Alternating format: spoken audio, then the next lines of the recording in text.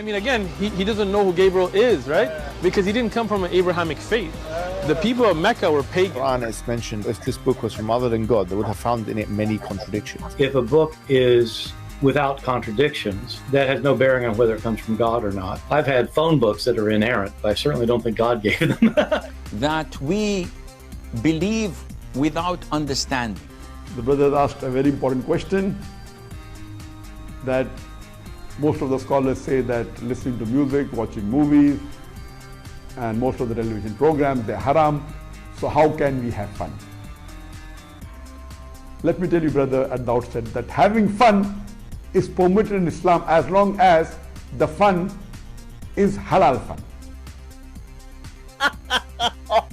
That the standard narrative has holes in it. The Prophet tells us because Satan or the devil sleeps over our nostrils. Those who oversleep and not pray Fajr on time, Satan urinates in their ears. I really do think Jesus was crucified and that he really was dead and buried. He thought that he was a son of God in the sense that he was specially chosen by God. I think Jesus really did think he was going to be the Messiah, the future king of Israel. I mean, that is, after all, why they crucified him.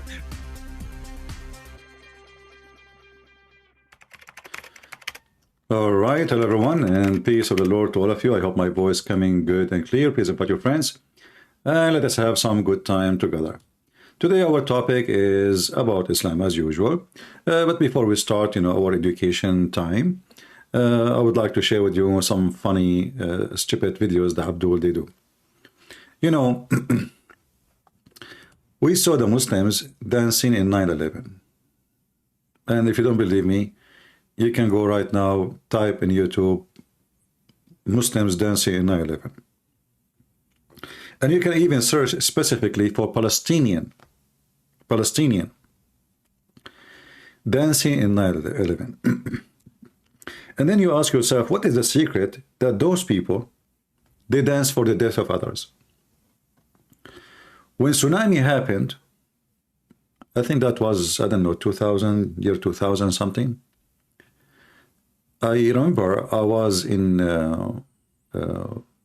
Paltalk at that time, and the Muslims, they opened a chat room praising Allah for Allah destruction the kuffar. Why? They heard the news that tsunami came and a lot of people from, tourists from Australia, etc., they died.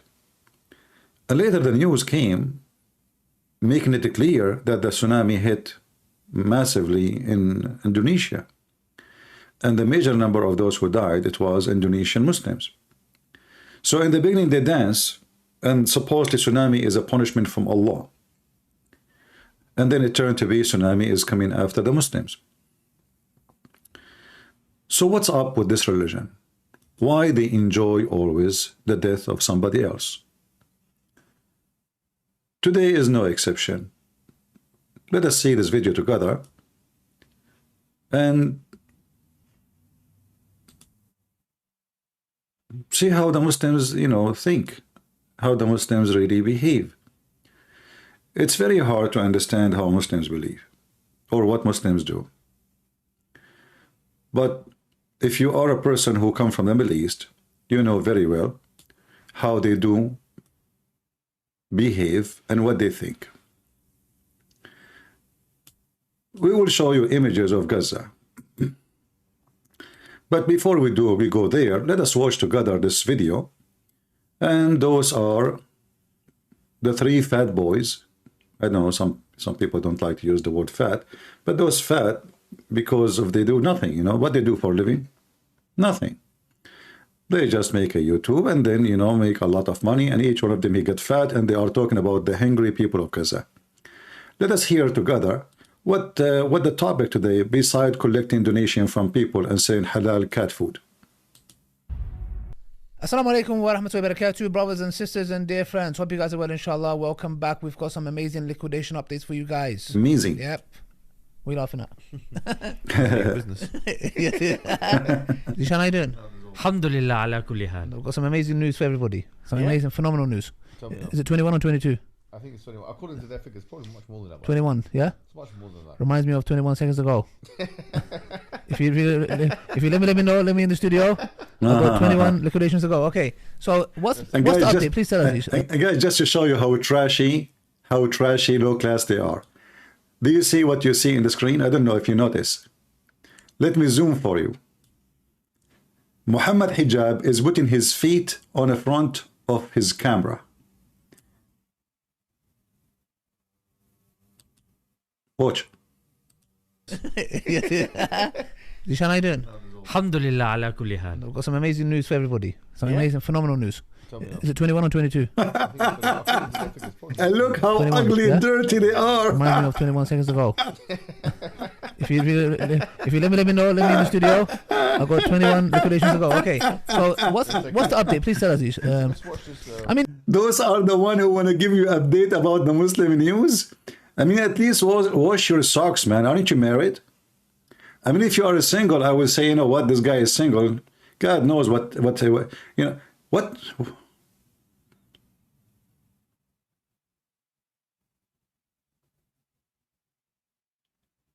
Those are the one reporting serious news for us. He is putting his foot in the front of the camera, showing his socks to the Abdul.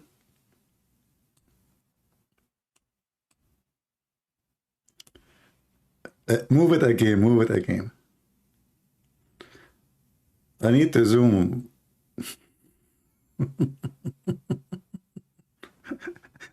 Let me take off my banner so people can see it better.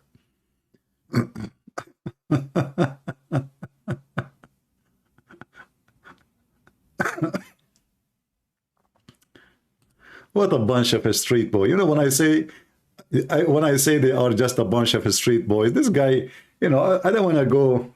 Let it go. Go. Tell us what happened. If you let me know, let me in the studio. I've got 21 liquidations to go. Okay, so what's the update? Please tell us, Ish. I mean, the people are waiting for the phenomenal news. Look at this. So please read slowly. Is there video watching? This is what it says. I'll just hear right. Israel suffers its deadliest day since the war on Gaza began.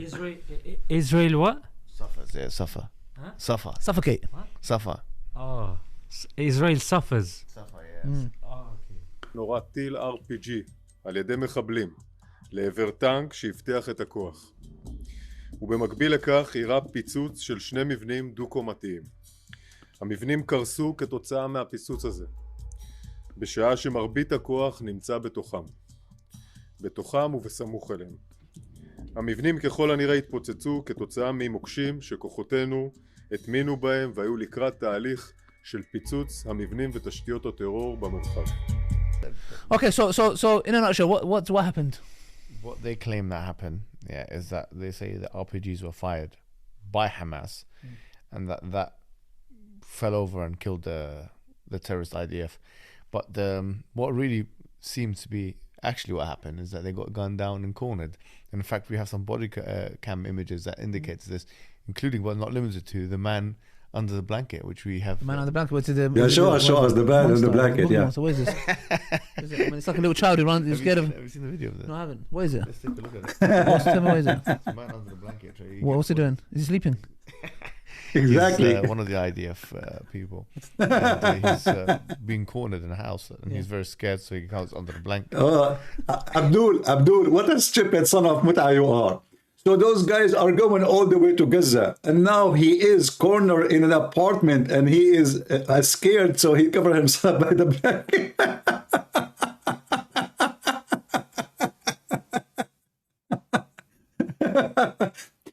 You know, if I go and now I show you how your Abdul is running like a rabbit in front of the IDF, people will die laughing.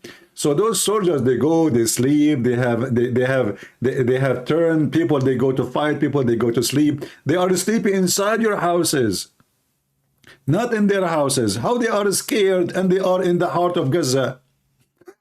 Who is the one who is scared? Corner? I mean, your Hamas is down in the tunnel like rats, and you are talking about corner. They don't even dare to put their head up, and if they do, they come like rats, they shoot and they run right away. So those are like now so happy for 21 people died. But this is the same guy. Just a day after. This is the same guy. Not even 24 hours after. Look what he is talking about. Painful matter, brother. Painful matter, brother and sisters. What happened, Ali Dawah? Yesterday you were laughing. Today is so sad. What happened? Brothers and sisters and dear friends, when I heard these news, I was as shocked as you guys were. Really? I didn't know that there are Muslims who are serving in the IDF. No way. It shocks you. It genuinely shocks you. Uh-huh. I don't know if these people are... there's firstly a big question mark when it comes to the scholars on this person's Islam or these individuals' Islam. For you to serve in the army, yes? I don't know if it's something that's forced or whatever for that matter. Wallahi, I don't want to talk big. Forced? But I would rather die or be killed or be shot in the back of the head than know that I'm going to go to Gaza and I'm going to go and massacre my own brothers and sisters, innocent men, women, and children. You know, in this matter. So this is the funeral prayer. When I first heard this, I thought, like, is this for real? Is this some kind of a joke? Yeah, no, it's true. This person, Abu Latif, or I don't know his name for that matter, who was killed in Gaza, yes, by the resistance.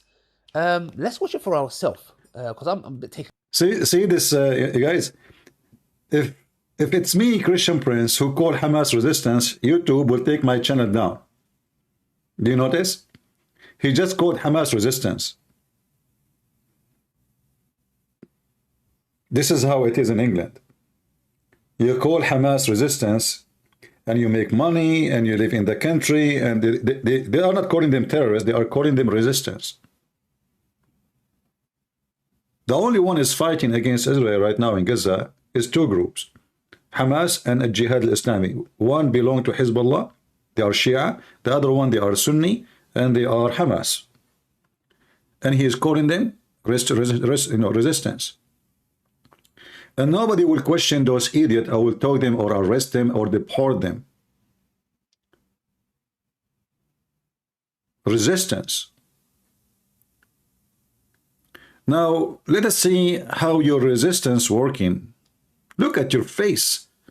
I don't know. I mean, yesterday you were laughing, devastating in news. Look at you. Just 24 hours ago. And then you learned that many of those 21 soldiers, they were Muslims, and now you are what? Come back to even doing this video. Like, let's watch the video, inshallah, and watch the funeral prayer.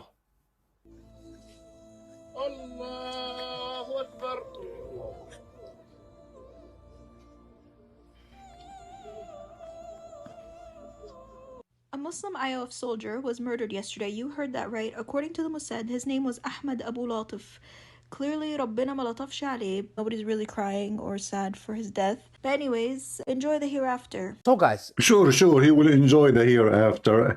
At least he will not go to the heaven of Muhammad, and he will not have a woman look like you. Because if you go to heaven, what will happen? Allah will give him whatever Muslim women he wish. So imagine he will have someone like you in the bedroom. In fact, if this has happened to me, I will take the first taxi back, wherever I came in from. If this is what God will give me in the bedroom as a reward. So brothers and sisters, what Ali? What happened now? Muslims are serving in the IDF, don't you know? Muslim Sunni, Druze, Shia, and there is a Christian for sure, a lot of them. So what you would do now? What the heck? SubhanAllah, as you can see. Now, I've spoken to my teachers. My teacher said very clearly, yep, there's maybe opinions here and there when it comes to, you know, you still need to do the janazah prayer.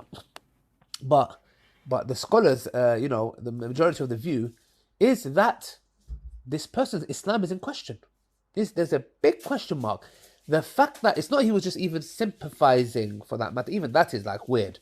But for him to go and outright join the IDF in the battleground, on the front lines, against the resistance, or whoever for that matter, and get killed, they use the evidence from Hatib ibn Abi Balta when he wrote a letter to his family or the Mushrikeen, or along those lines, if I'm not mistaken, that the Muslim armies are coming. And this letter was obviously by Wahi, that the Prophet ﷺ ordered Umar ibn Khattab or Ali radiallahu anh to go. There was a woman carrying this, and subhanAllah, they found this letter, they opened it, they confronted Hatib ibn Abi Balta radiallahu anh, and Khalid bin Walid said, let me hit the neck of this munafiq. And outright this. The person he's talking about, Khalid ibn Walid, he doesn't even know how to say his name correctly.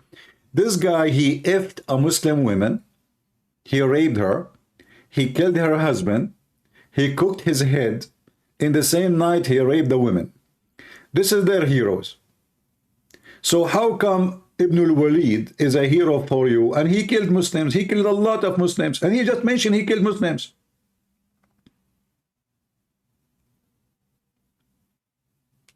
Continue. And by the way, touching your nose is not good. It's a bad sign. Go search it in internet, you know, why a person keep touching his nose. So this is hypocrisy. And obviously, Hatib made it very clear that he had no intentions of treachery, or that he's doubting his religion for that matter. It was none of that. And the Prophet ﷺ said, indeed, Hatib fought in Battle of Badr, and the Battle of Badr, Allah subhanahu wa ta'ala.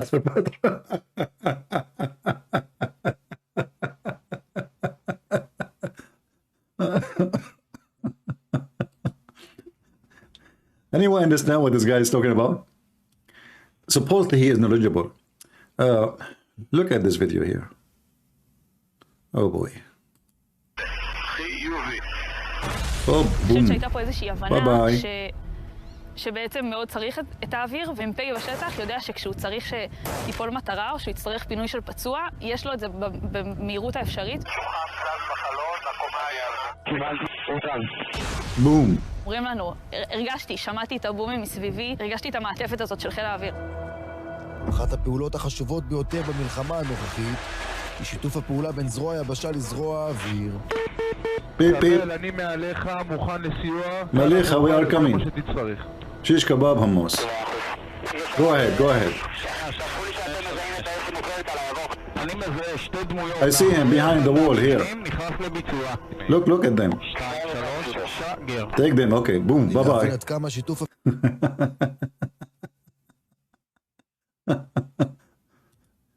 I don't know, I mean, those people are really weird. They go in war, they attack their neighbors. And the second their neighbor respond to them, they go by millions around the world, asking for ceasefire. You see, when somebody is making victory, there is no way he will ask for a ceasefire. Only losers, they will die for ceasefire.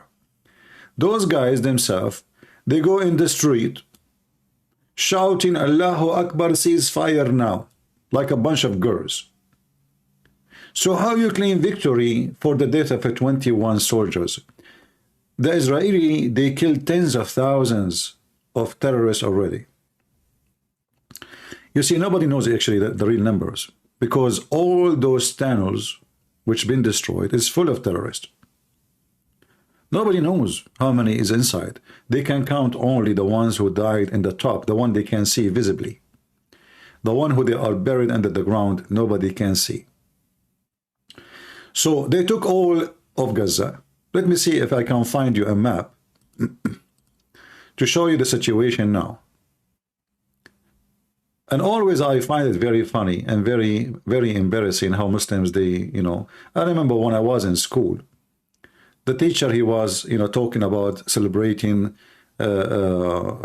October 6. You see, this time they attack in October 7 because October 6 was not holiday yet for the Jews, so they delay.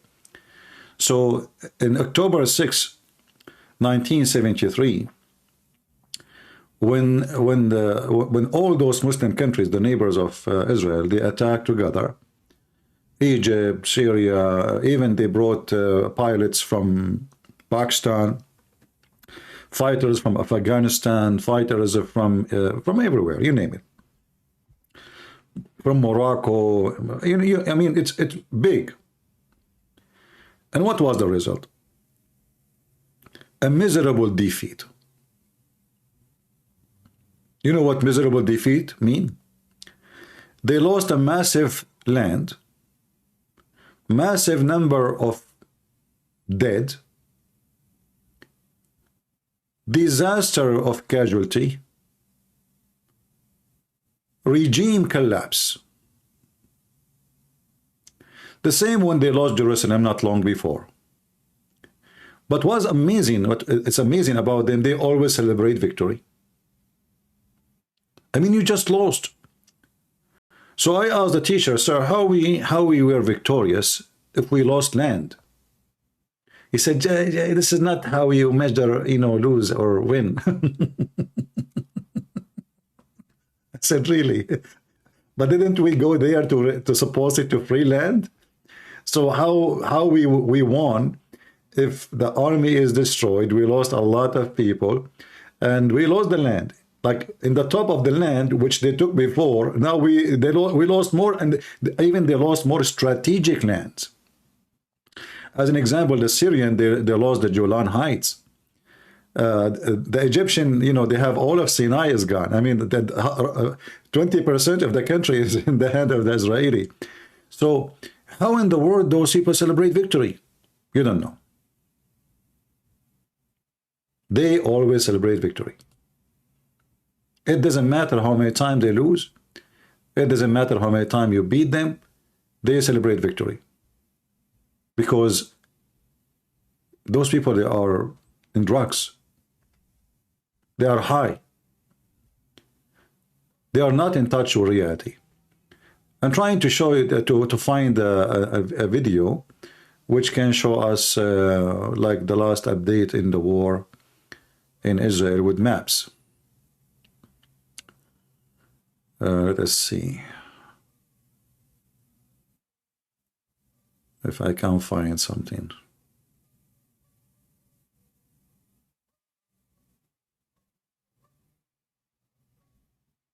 They took already, I mean, almost all of Gaza Strip is gone. And I know the plan of the Israeli. Like now all American and Western trying to push the Israeli to accept two-state. Netanyahu, he insists he will not accept two-state. And the good thing actually happening, that the Israeli who they were like very much divided. Let us see this map here. This one is 3 days ago. But it's okay. We'll do the job. This map, let me show you. 3 days ago. Not now. Let me bring it to you. Give me a second. So now it should be more advanced. They to control more territory. All right. So this is 3 days ago.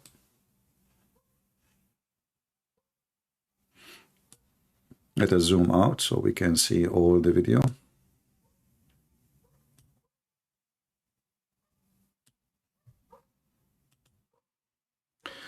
As you see, this is now in the south.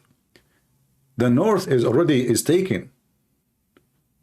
Now they are so close to the green area. Actually, I saw the video today, but because I don't speak Hebrew, so I cannot type exactly the words and find.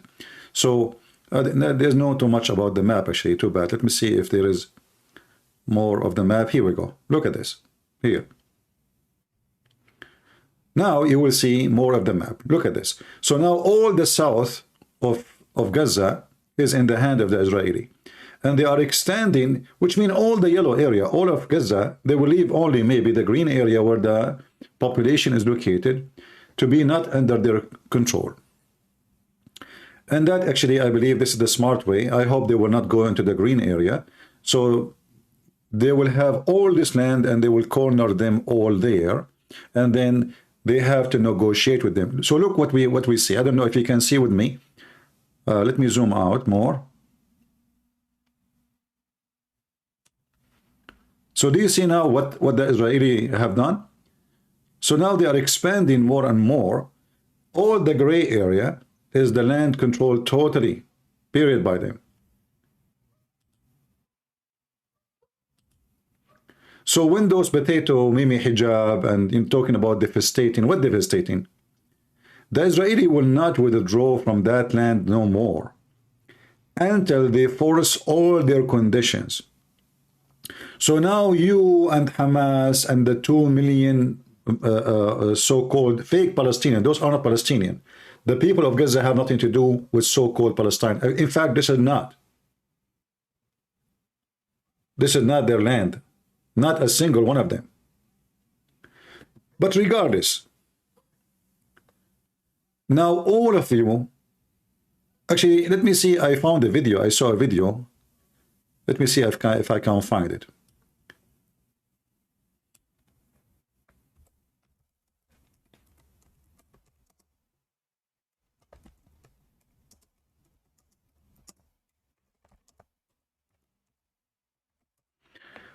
Very embarrassing. Let us see if I can find the video for you.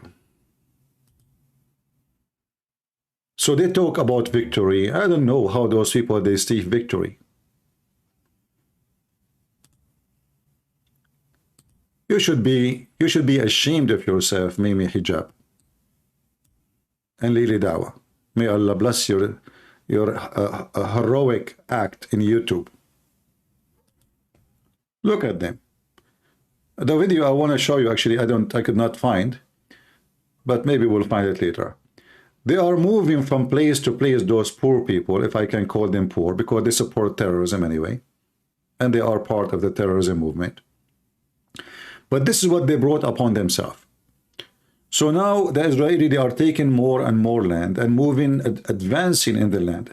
And now even those people, they are crying against Hamas. Actually, I saw, they don't, you see, those people, if they shout against Hamas, not because they hate Hamas, they hate the result. Otherwise, they support Hamas. So in their mind, even though they are civilians, they wish that every Jew will be destroyed and killed. But now, because Hamas have a big failure, so we will see, I will look for a video, I will show you how they are shouting against Hamas. Simply, they lost their houses. What they got? What exactly they got from this? This guy is saying, where I should go? Go to Rafah? Where we will go? Hey, Hamas, where we will go? The Arab neighbors don't want them. Egypt will not even open one gate of its gate to let one of those people get in.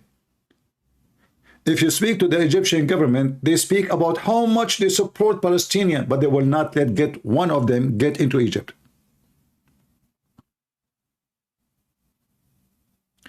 And if they got one of them smuggling himself, he will stay there for a bunch of years in jail.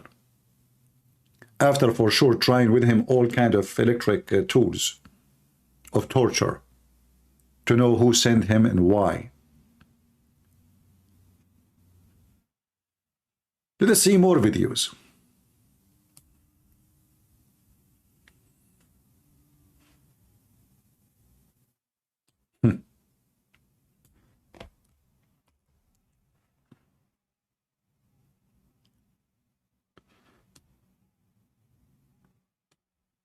Let us see.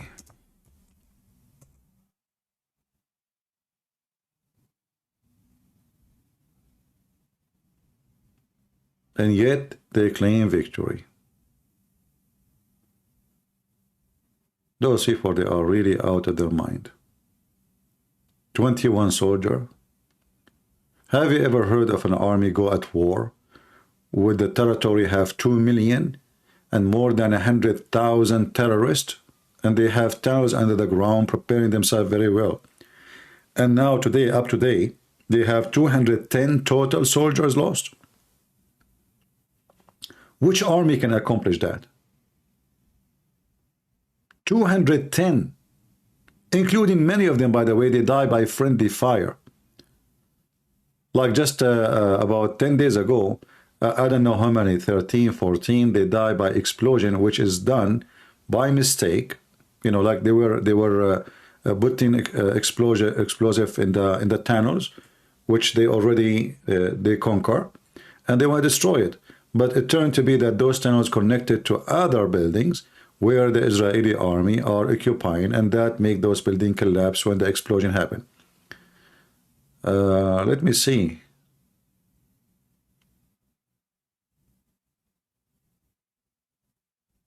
Yeah, you know what? Let me see if I can find it in the history. I want to show you this video.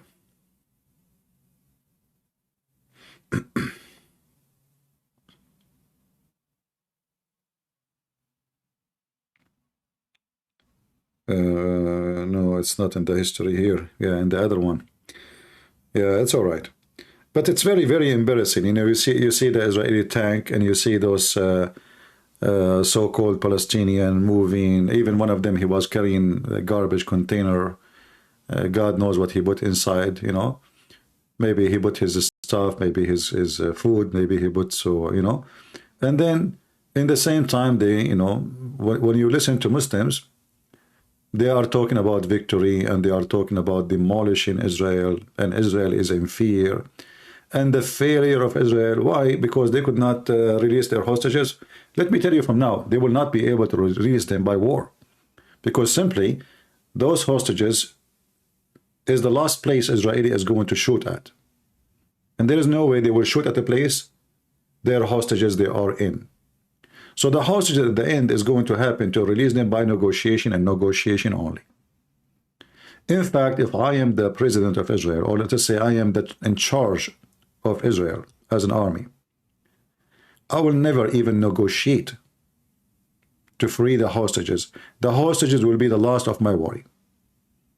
You cannot win war if you are worried about something else besides destroying your enemy. Those terrorists, they did not kidnap those hostages for nothing. They knew that if we kidnap them, they will negotiate. They will stop. So if you give them that opportunity to stop the attack because of what they, you know, what they took from you, then their plan work. Their plan is working then. You should not negotiate. Which one is more important, saving a nation from a future attack, or sacrificing the security of a nation for the sake of 100 people left? You lost already 200 soldiers to bring them back, which means you lost more, way more than the number of hostages. So hostages should not be even the plan. And I don't think even the war now is about hostages no more. This is why you see they are taking over all this area, because simply hostages release is going to happen as part of negotiation later. And the negotiating, maybe they will say, okay, we will let some of the leaders of Hamas to get out to Qatar in return of releasing the civilians. It might happen this way. And then the Mossad, they will go after them and assassinate them wherever they go. So they might allow them for the sake of the, you know, for the sake of their civilians. In the same time, it doesn't matter really where they go. The Mossad is a very powerful, you know, organization, and they can go after them and assassinate those cowards. Abdul Hamid, you are a potato. I call you many times, you never answer. You're just a potato like your prophet. I think, you know, I think Abdul Hamid, you are like your prophet. A Jewish woman, she put poison in the goat for you and you died. Even a Jewish woman, she is the one who killed their prophet. Don't mess with the Jews. How many times I told you, Muhammadan, don't mess with the Jews. Look, they killed your prophet like a rat. They took Jerusalem from you, which is not yours, by the way. You've been conquered. You've been demolished. Your Muslim countries are rushing to kiss the ass of the Jews to sign peace agreement. It's not the opposite. Why? Because only Israel can save your ass from the Shia of Iran. They are coming after you. In fact, I wish Israel will not sign any peace agreement with Saudi Arabia. You see, Saudi Arabia, they said, we can sign an agreement if they agree to make a two-state agreement to Palestinian and stop fire in Gaza. Who cares if you agree or not? It is you, Saudi, Muslim Sunni, who they are desperate for the protection of Israel. Iran, the Shia, is coming after you and they will conquer you. And all of you Muslim Sunni, you will spit at your prophet companion very soon, starting to spit at Aisha right now. The Iranian, they conquer Syria. According to the news I'm receiving, massive number of Muslim Sunni are converting to Shia in Syria. Same in Lebanon, same in Yemen. So the plan of Iran, you see, Israel is just, let us say, a tool for Iran to get a good reputation. Like they are the one who defend the faith, they are the one who want to free Jerusalem. But in reality, the Iranian, they would never go in war with Israeli. I mean, who's holding them? You will notice that the Iranian, they dare to shoot at an American ship, but they don't dare to shoot at an Israeli. They don't. They knew that those Americans, they are not going to go in war. We have Joe Biden and Trump before him. And both they make it clear they will not go in war with anyone. And both they make it clear that they will not expand the war. So because they keep saying their plan, the Iranian, they are playing in the backyard of the American. But in reality, they don't dare to go in war with America. But the question why is they don't dare to go at war with Israel. In fact, the Israeli, every few weeks, or if not every few days, attack inside Iran. Every few days. They do bombing inside Iran, destroying manufacturers, destroying all kinds of things, or even assassination for nuclear scientists or chemical scientists. So the Iranian, they will not be able to establish like a high advanced weapon. Yet Iran don't dare to threat, let us say they threat like by talking, but don't dare to go at war with Israel. So what they do? They have those Shia militants in Lebanon, in Yemen. They make them bark. But even those, they don't dare really to make a real attack. You see, when October 7 happened, Hezbollah did not join at all. If Hezbollah joined, actually, that will be a big issue. You know, the Israelis were not ready, obviously, and the death penalty, like the death total, will be really way more higher if Hezbollah joined the attack with Hamas. But because Hamas, they are stupid, Hezbollah are smart. The Shia are not the same as the Sunni. Sunni always is stupid people. I never saw a Sunni person who is a militant is not stupid. They always, they don't think much, you know, their brain is just tiny, like a rat. Shia are way smarter. They think of the consequences. Last time Hezbollah attacked Israel in 2006, Hezbollah territory demolished by the Israeli. And Hezbollah knew that if the Israeli decide to go at war with them, they will demolish them again, and this time even it might be more massive. So Sunni are stupid. They go at war without calculating their numbers. Like now, what is the accomplishment? If we ask any Muslim Sunni, what is the exactly what happened? What you did? Look at this guy. What exactly those Muslim Sunni did? Did you win anything? Did you take like 1 meter more? No. Okay. Did you kill of them a lot of people and you know like none, maybe few of you? No. Okay. Are you now more a threat to them than before? No. So, what the accomplishment they did? They took all of Gaza. Look at this. Look at this. This is the city of Gaza. And the gray area, by the way, this is not only the city of Gaza, this is what around city of Gaza. So they lost Gaza, and maybe forever, because now the Israeli, who can force them to let them go back? Nobody. Who in the world can force them? Nobody. And I believe strongly what the Israeli will do, they will say, we will never get out of here unless we get guarantee that no terrorist will be here ever again. Never. So this is Gaza here.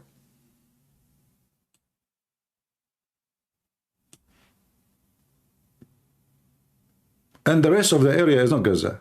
It's just little tiny towns, all controlled by the Israeli. That's it. You lost control on it. And this is for now. The plan is expanding and the territory is getting bigger and bigger. So soon, maybe 2 months, maybe 3 months, the Israeli are not in a rush.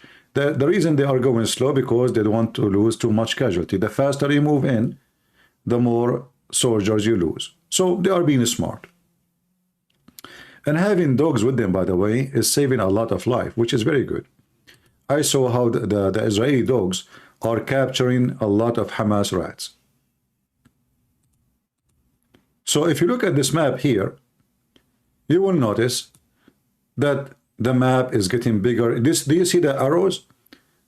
Do you see the arrows of the Israeli army? So they are moving those arrows. This is the direction, this is the next direction. And remember, this is 3 days ago. This is the map 3 days ago. So now I do not know, really have an update about what it is now. Maybe I should check in the same channel if they have something new. Soon, if you look here, they will close this area, Let us go back a little bit. Do you see what they are doing? So they go from all sides. And now soon this will be closed. You see the arrow? This area will be closed. So all this area, very, very soon, is going to be totally controlled by the Israeli. All this, that's it. And now those Hamas, who they are in this area, they will be killed like rats because they cannot go anywhere. That's it. There is no space for them. In the same time, the Israeli army is going all the way in the borders with Egypt. So they are going to close the line. So all the tunnels between Gaza and Egypt, they are going to be demolished. And that actually where all terrorist equipment is coming from Egypt. So what is the accomplishment for Hamas is nothing. They lost the land, they lost cities, they lost territory, they lost tens of thousands of fighters. Their cities is demolished actually, there is no city left. And now the Israeli, they are in total control and they will not let them go back unless everybody agree with their condition. CP, do you believe Egypt will attack Israel when they take Gaza? My friend, you see, maybe you do not know much about Egypt. Egypt is a poor country and it is bankrupt. War need money. War need money. If you do you know those shells, they use them like like just for let us say it's kind of fun fighting. 55 each one of them cost about $800, but those in a wartime, I mean, you need maybe 1,000 of them in day or two. So imagine every second you shoot one of them, you are spending $800. And those are like bullets. They are not even considered as really a weapon. So Egypt is a country depend on USA to feed their people with the bread. They take a lot of assistance from USA. Country is bankrupt. They can't even afford to feed their kids. They are doing their best to convince the population to reduce the number of their babies. Even Saudi Arabia, bankrupt by going with war with the Houthi in Yemen. You know how much Saudi Arabia is rich? Their economy collapsed. That's why they stopped. When Saddam Hussein, he went at war with Iran for almost 9 years. The money of Saudi Arabia, Emirat, Bahrain, all of it goes to Baghdad. Then all of them, they are bankrupt. They can't continue no more. So Saddam Hussein, he have to surrender. He stopped the war. He negotiate. He agree with whatever the Iranian they want to stop the war, because they are out of men, out of money, out of resource, out of everything. War is not a joke. And those countries, all their money, if they have money, it's not even in their land. It's in our land. If you go check where is the money of Qatar right now, you will see all of it. It's in Switzerland, in England, in America, everywhere, but not in Qatar. Because Qatar can lose its sovereignty anytime. It's a small, tiny island, the same as Emirat. If you ask where is the money of the royal family of Emirat, they are not royal. They are a bunch of Bedouin, all of them. They used to take a shower once a year, but thanks to the British intelligence, they make them states.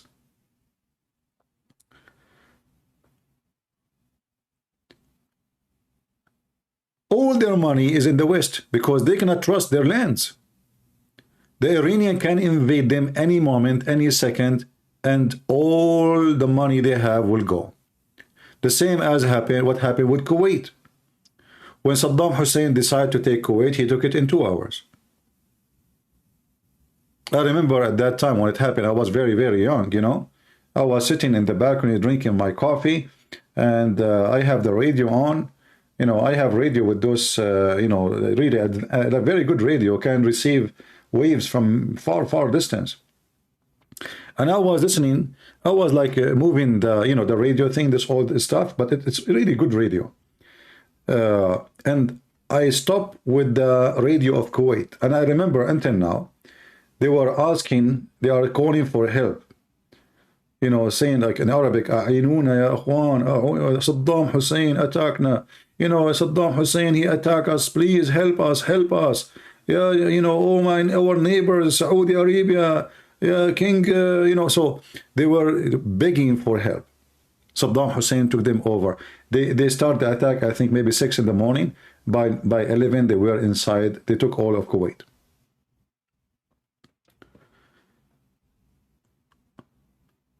Iran itself is a bankrupt country. Iran itself, you see those Iranians, they are spending too much money in weapon, right?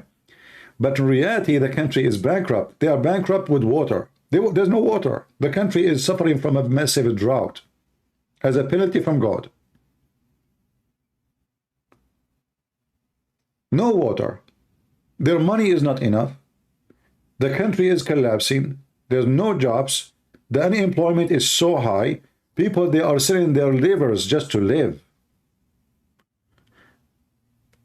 The prostitution business, there's a documentary done by an Iranian woman.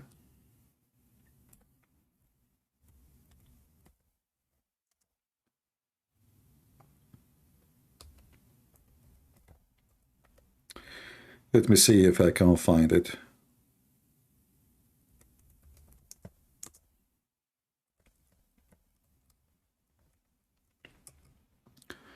They have tons of interviews with women who they are selling their body. Same as in Iraq. Same, I mean, you see, in the appearance there is mullahs and, and all those things you see is not what's happening in the ground. what's happening in the ground is totally different story. See, in one hand, they want to, they want to present themselves that they are advanced country, have weapon, etc. Yeah, they have weapon, but their weapon doesn't stand the wartime, the real wartime.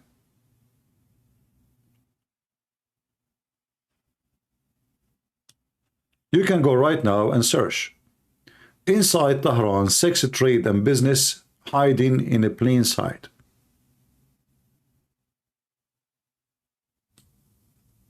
Uncovering Iraqi religious front for child prostitution, Iraq.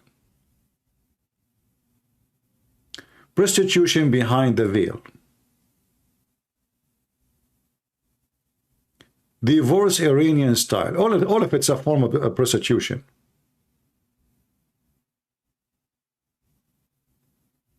Everything is for sale. In the same time, you see in the TV, they put for you airplanes, they made a drone. Yeah, they are making drones. These days, anyone can make drones. But none of those drones is really made by them. They are buying parts from USA itself. A lot of microchips are bought from USA through agents. And that's why the American, they keep arresting agent. In fact, just I think 10 days ago, an Israeli man who live in USA, he was arrested by the CIA for providing Iran. Imagine, he's an Israeli man. You see, some people, they don't care. They worship money. They are using him, they recruit him, they pay him a lot of money so they can get microchips, which is not allowed for Iran to have it, so they can use it for their drones and their weapon. And this Israeli, because Israeli, I mean, they will not suspect him that he will, I mean, this is the last one you will think he will sell, such a thing to Iran, right? So he buy it, and then he ship it to different country, and then from there they ship it to Iran.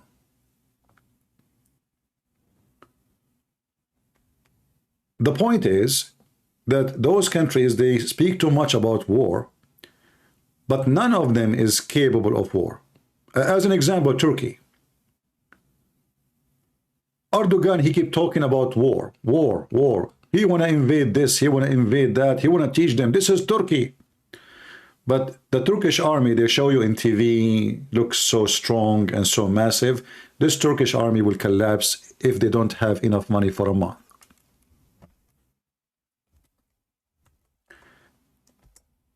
The Turkish currency is like a toilet paper. Has no value.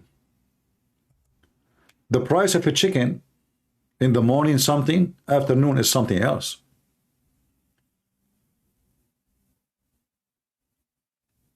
Every day, this Turkish currency is dead. Look at this. This is 1 month. 1 day is not available. 1 month. 1 year. Do you see? So a country cannot support its own currency. That means their economy is really miserable. Nobody trusts even to put his money from the Turkish people in the Turkish lira. So how those people, they are going to go in war with Israel or anyone? So Erdogan, he go and shout and scream, but in reality, this country is bankrupt.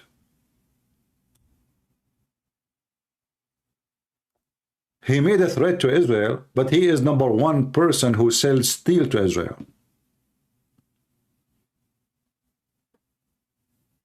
All of them, they say things, but in reality, they do the opposite. So what they say in public is just for the audience, those naive people who shout, Allahu Akbar, oh, this leader, he is real.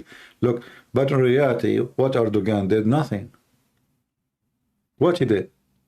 Okay, now Israel is taking Gaza. What he did? Did he even shut down the Israeli embassy? The Israelis themselves, they left the embassy.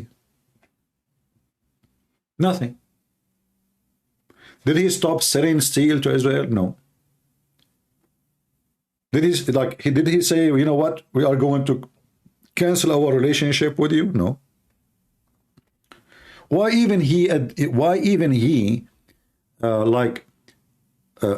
consider Israel as a country if this is an occupation country? Why he have even an embassy for Israel in Turkey? In fact, the Mossad, they have a big center in Turkey with the agreement with the Turkish government. Same as Azerbaijan, same as Qatar, same as Emirat. I mean, all of them. So in public they say something, but behind the door there is a different story. Only naive people will believe those dummies. Those people, they are not what they claim to be. I'm going to open my Skype if there is any Muslim would like to join us. So you feel free. And we can switch to talk about the Quran, because the Quran, by the way, mentions some funny prophecies about the Jews. The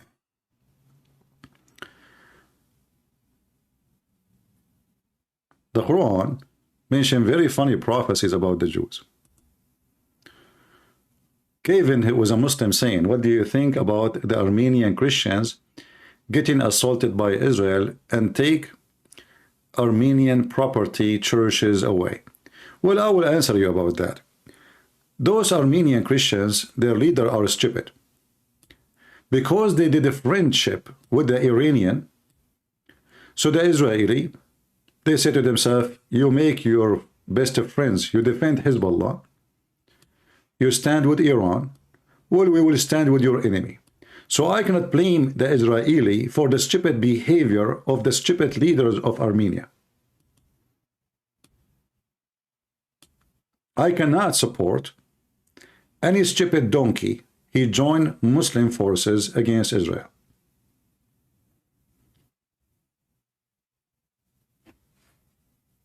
If they are smart, they should not have good friendship with Iran. The Armenian, obviously, they are having the wrong friends. Their number one best friend is Putin. Putin, he sold them out to Azerbaijan and to Turkey.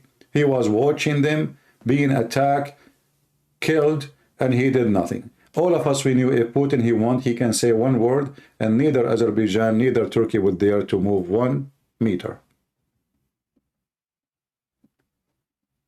The stupid Armenian leader, the president, he thought Iran will join him in case of an attack. But the Iranian right away, they announced that this is the land belong to Azerbaijan and they will not deal with it. Why? Because Iran itself have more than 25 million citizens who they are originally from Azerbaijan. So the leaders of Armenia, they were stupid. However, a land you lose in war, you can take back by war too. No problem. Do we have any Muhammadan would like to join us live?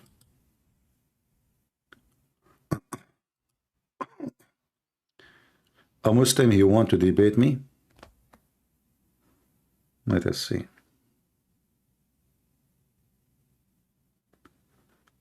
But he want to know if you are in Discord. No, I don't have a Discord. If you want, he can call me here.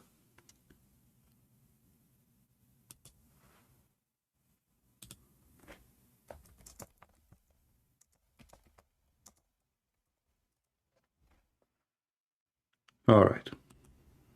Let him call me here.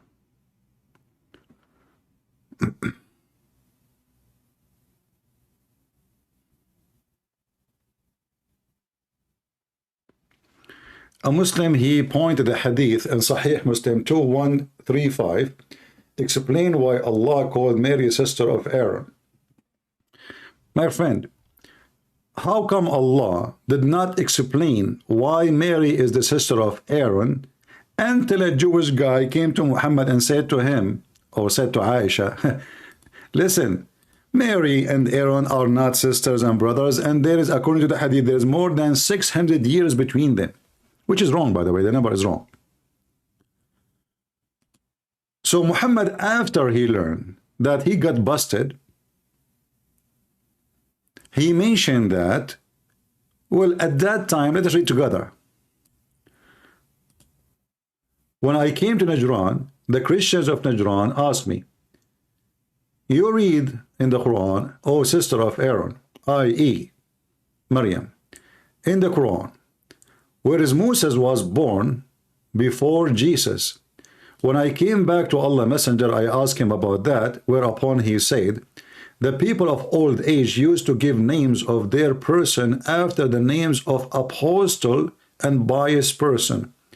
However, Aaron was not an apostle, neither was a pious person according to Islam. Isn't it Aaron, according to your Muslim stories, is the one who told people to worship the cow? Same time, who is the one who deserved to be called by? Moses or Aaron? Which one is greater? Why he chose Aaron? He's a stupid. Because in the Old Testament it says Aaron have a sister, her name is Maryam. Maryam, exactly the same name. And you know, when Muhammad, he tried to fix that, actually, he made another poo-poo. Why? Because simply, you cannot fix that mistake for a very simple reason. Already Muhammad, in the Quran, he called the Maryam that she is the daughter of Imran. She is what? The daughter of Imran, which is the father of Aaron. So, if the Muslims, this is what Muhammad, when he learned that he is wrong, he is stupid, he tried to fix it, but it's already too late. Because in the Quran, she is the daughter of Imran, and Imran is the father of Aaron and Moses. This is why there is a chapter in the Quran called the chapter of Imran, of Ali Imran, the family of Imran. So the stupid Muhammad, he speak about Moses and all of them as they are the family, about Moses and Aaron and Mary, as all of them, they are the family of Imran. This is how stupid he is. Allah chose Adam, Noah, and the family of Ibrahim, and the family of Imran. What is the family of Moses? The family of Imran. Okay, what is the family of Mary? The family of Imran. And this is why here we see right away Muhammad, he speak about Imran, which is in the Hebrew Amram, not Imran, and you know, saying, claiming that the wife of Imran, she vowed that if she gave birth to a child, because she is old, she cannot have babies. If she gave birth to a child, that child is going to be devoted to God. And when she gave birth to Mary, she had to keep the vow. And this was, according to Muslims, was the first Christian nun. So according to Islam, Mary, she was a nun. In the same time, the same stupid Muhammad, he claimed that being a nun or a monk is a fabrication the Christians, they come with.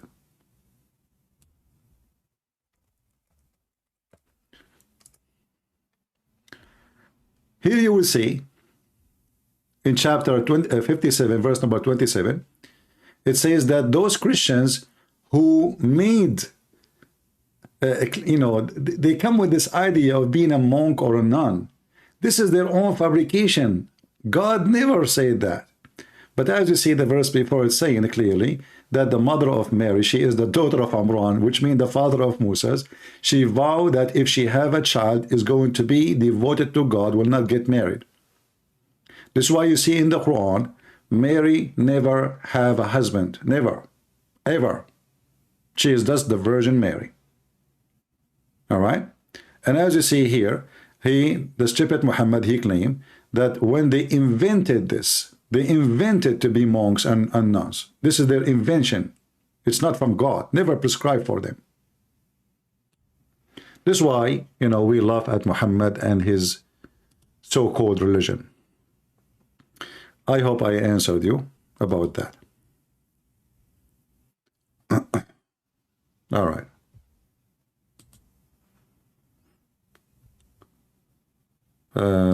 Any Muslim?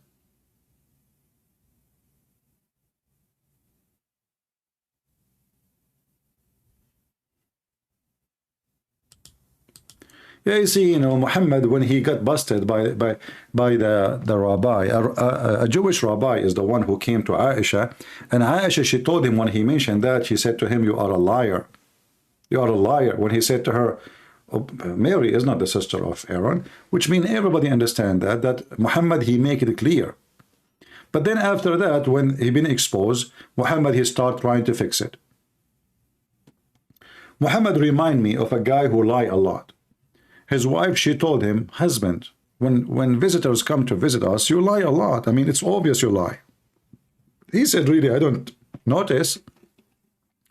So he told her from now on, if you notice that I'm lying a lot and it's too much like exposed, exaggeration, what about you start coughing? Just to give me a signal so I can fix it. So this guy, he said, well, you know what? I had a contract now from the government to build a wall. And the wall is 20 million long kilometer. 20 million. Long. The people, they said to him, 20 million? Long? The wife, she started coughing. So the husband now, he noticed that this was too much, man. 20 million wall long. So he said, yeah, it is really 20 million long, but it's 1 millimeter wide. Supposedly now he fixed it, like, he exaggerated with the length of the wall, but it's so thin, it's 1 millimeter, Yeah. And this is Muhammad. He make poo-poo. They got him busted. And he tried to fix it by the 1 millimeter hadith. Do we have any Abdul? And now let us talk about the false prophecies Muhammad, he mentioned about the Jews.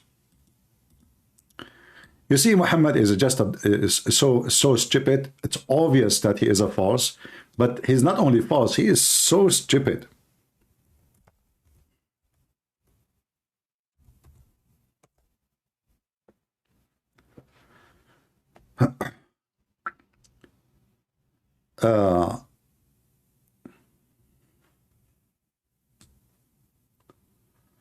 Let's see what Muhammad, he said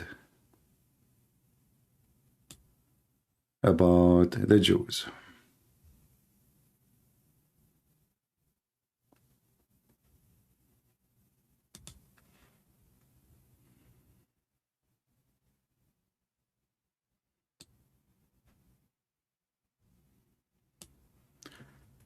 According to Muhammad, according to the Quran, the Jews is the one who start wars. Each time the Jews, they establish a war, Allah, he distinguish it. But if we look, since Israel is established as a new state, not a single time the Jews, they establish a war. It was the Muslims, the Jews, they call them Arab, but not all the Arab, they really want war with the Jews. The Muslims, you have to know it's a Muslims. Christians don't really care for having war with the Jews. They don't. Muslims. That's why you see a Muslim from Pakistan, he want to go at war with you. A Muslim from Afghanistan, from Taliban, from India, he just because a Muslim, he want to go on war. Islam is religion of evil and killing and blood and war. So according to the Quran, each time the Jews, they go at war, Allah distinguished the war. But if you look, it is the Muslim who established a war against the Jews, and the Israeli is the one who distinguished who stopped the war, who eliminate the fire of the war. So this is a false prophecy Muhammad, he mentioned. According to Muhammad, the Jews is the one who do mischievement in earth.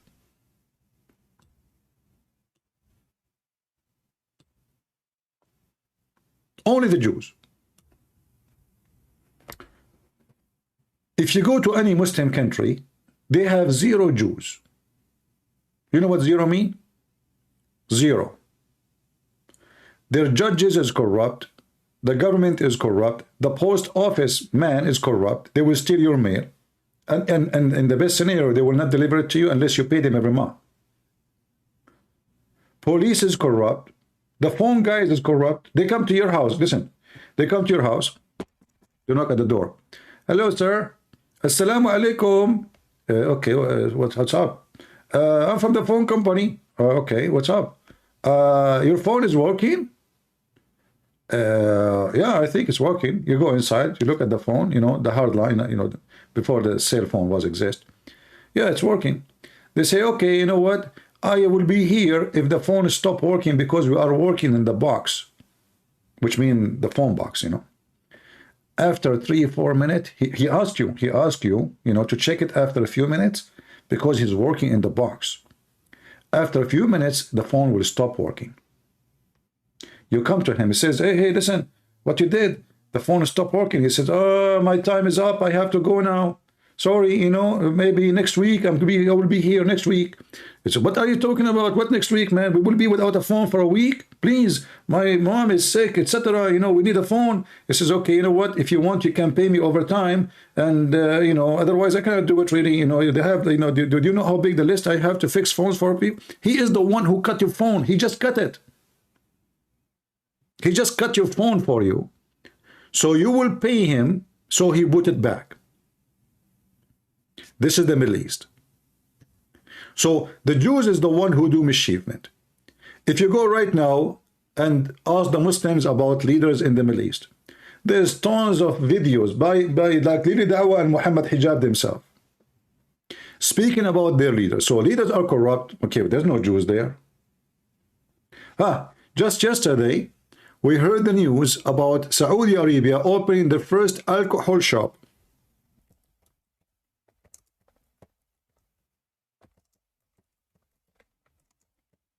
Your graduation.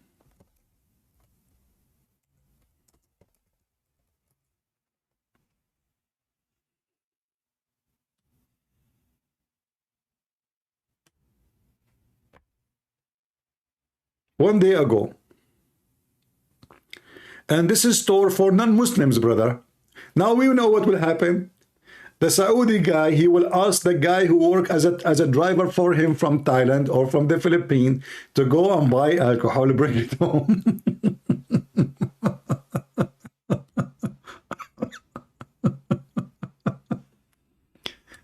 And do you know why they open it? Because simply they are buying alcohol anyway. And it's very expensive and the government are losing a lot of money. So they said to themselves, let us sell it legally. Come on, let us get money. We need money. So now supposedly for non-Muslim, but to just wait. A year from now, maybe 2 years maximum, is going to be available for everybody. And those Muhammadan, they drink like crazy. You see, in the Middle East, I never got drunk.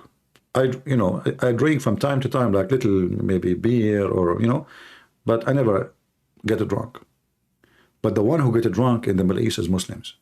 Because when they drink like goats. They go and buy the alcohol from the Christians. If you go to the alcohol store, you will not find Christians buying alcohol. You will find long line of Muslims doing shopping for alcohol. And they are expert. You know, when I come to the state, I know only one name of beer, you know, just one name. I go in the airplane, you know, I said, because it helped me to sleep, because I don't drink. When you don't drink, if you drink anything, you know, you will feel sleepy right away. So it helped me to sleep. So I go in the airplane, you know, what is the name of the beer? I forgot. It's a European beer. I forgot the name. Can we read it? This is how much I am so good in. So anyway, but if you speak to a Muslim about alcohol, they are expert with every single kind and every name and what taste and etc. But they are the ones supposedly who the alcohol forbidden for them. If you speak about the music is haram for Muslims. Remember Muhammad said, those who play music, Allah will make them pigs and monkeys, and even He made the earth swallow them. If we go to YouTube right now, and I type anything about Muslim countries, You will not believe what you will find there.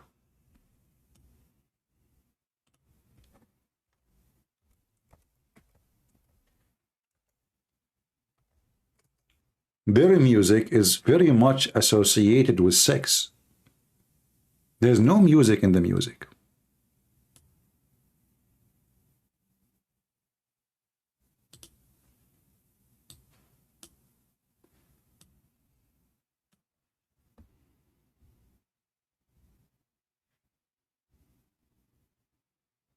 Very much. It is very, very sexual. And you will see they are wearing hijab, and you know, and those are the real Muslim countries who they are supposedly the conservative ones.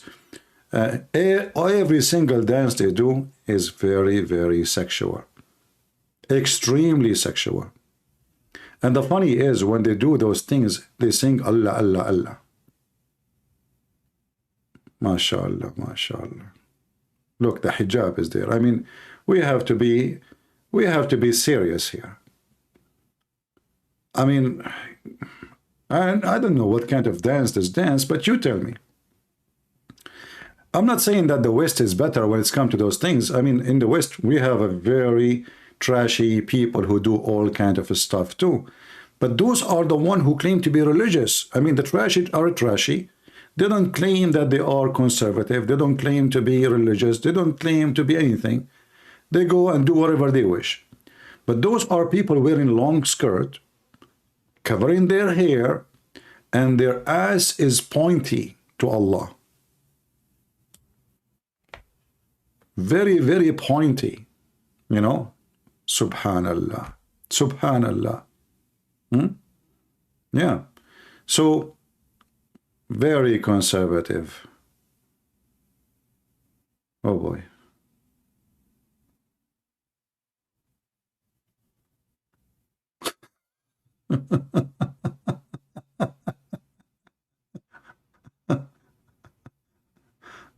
Oh boy. Anyway, let us stop here. Case sensitive. So in one hand, you know, the Mohammedan, they present themselves as a very conservative society, but homosexuality, gay, you know, actually in Islamic countries, homosexuality is very, very, very, very massive in number. If remember, I made a video a long time ago from the Saudi TV. I translated myself, where a Saudi woman doctor, she worked in the military hospital. She said that between, I think, as I remember, you know, you can remind me, that about 45% of the population of Jeddah, they have sexual intimacy with a family member, which means family, like incest inside the house. And the same about homosexuality, like male with male, female with female. Why? Because simply the Islamic society does not allow human being to grow normal growth. Anything is not normal will go in the opposite and wrong direction. So if we don't allow girls to see boys, normally see them, talk to them, nobody talking about having sex with them. So now there's a taboo. What will happen in the Middle East for Muslims? The girl, she said, can I invite my cousin to sleep over, or my friend, she is a girl. Both family don't mind. Girl, she is visiting a girl, she will sleep in the one bedroom together, so why not? And here you create a lot of big generation of lesbian. Because those are teenage, they cannot go to boys, and they go to girls. Same for boys. The boy, he say, can I invite my cousin or my friend, he want to stay over? Oh, two boys, yeah, okay, no problem. Come here. And then, you know, and then with all the satellite and the internet, and, you know, things is really messed up in the Middle East. And now, things is really changing. Like if I go right now and type nightlife in Saudi Arabia, you will see that Saudi Arabia 10 years ago is not the same as now. Now they have nightclub, women and men, they are mixing. They go for a date. They have, I'm not talking about Emirat. Emirat, you know, boyfriend and girlfriend is very normal, long time ago, more than 20 years ago. If I type here,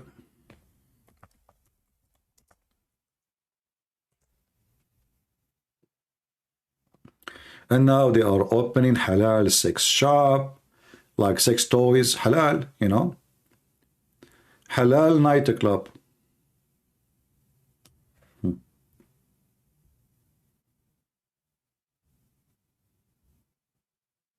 Yeah. Ah, look what they Saudi going astray. Look who coming up. The goat. Hold on.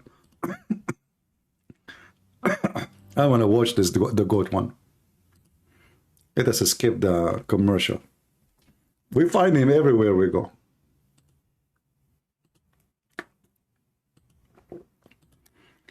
Listen to what happened in Saudi Arabia. Don't listen to me. Believe the Abdul. Abdul will tell you. I mean, maybe Christian Prince is lying. Right? Who can tell you what's going on in Saudi Arabia more than Abdul Lili Dawah? Peace be upon her. Listen carefully. Raising funds to establish a masjid and community center in Norway. Every person who prays there, donate. Yeah. Good deeds. Click the link. Okay. Where is the video? Hold, start.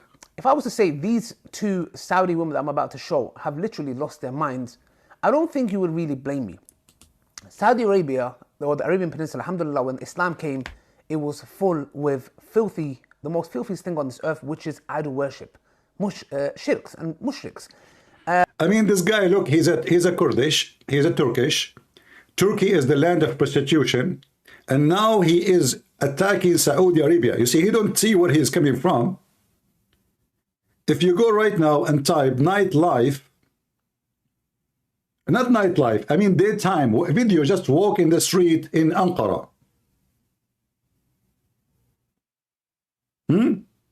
Anywhere you want. What you will see naked women. So now he is complaining about what's happening in Saudi Arabia. Listen carefully. Alhamdulillah, Islam came and abolished that. And one of the signs of the Day of Judgment is that the region, the Arabian Peninsula, will go back into idol worship. But obviously Shaitan takes his time. That's the end goal. But today we're going to be watching a video and reacting to called Like Heaven. Saudis enjoy sun, sea with opposite sex. Let's watch this video and let's see if we can hold our stomach. So why you live in England? And why you go to Starbucks and it's mixed with women?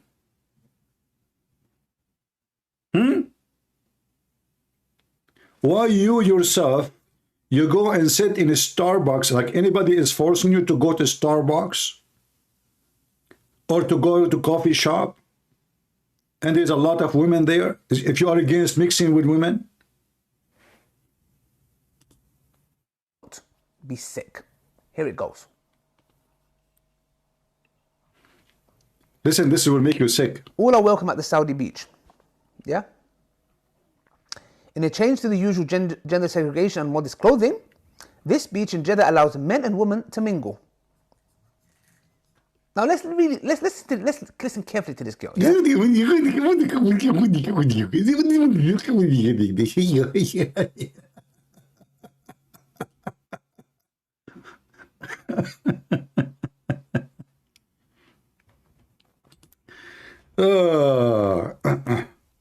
I will type Turkey beach, and wherever YouTube show me, I will put it there. Oh boy. Okay.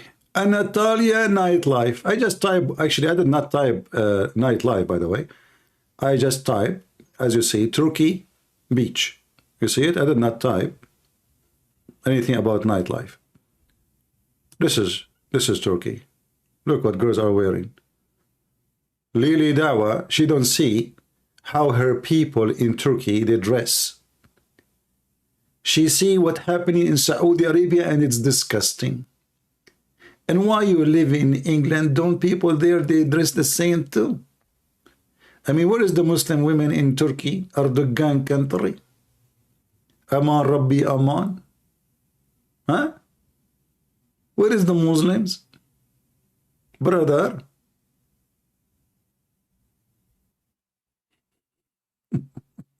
Turkey.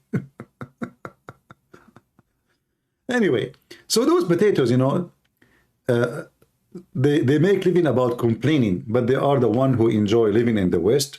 And I assure you, when they go in the street and they saw women, you know, wearing short skirt, their eyes is all over their asses. A bunch of coward hypocrite. And just wait when your daughter, she grow up and she come to you with her boyfriend. Let us see what you will do. You will say to her, haram. She will send you in the garage. Anyway, do we have any Muhammadan here? We used to those trashy.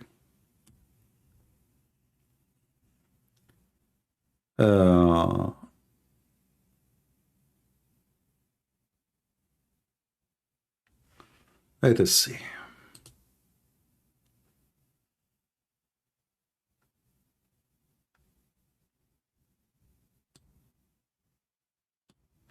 Do we have any Muhammadan would like to join us? Any Muhammadan? Okay, can non-Muslim join? Okay, no problem.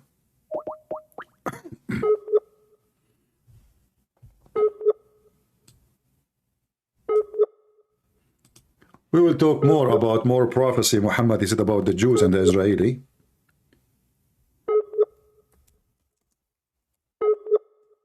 Let us call this person first.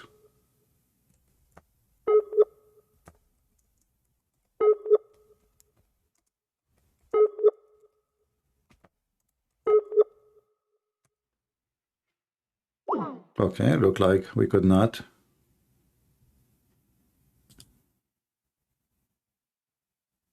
Call the person. All right.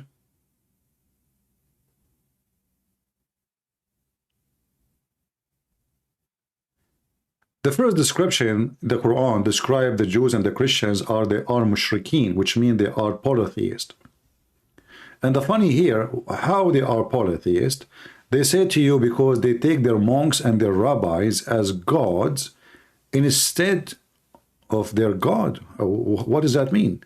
The Jews don't take rabbi and monks, neither the Christians as gods. They say to you, by taking the command from the man over the command of God, you are not monotheist no more.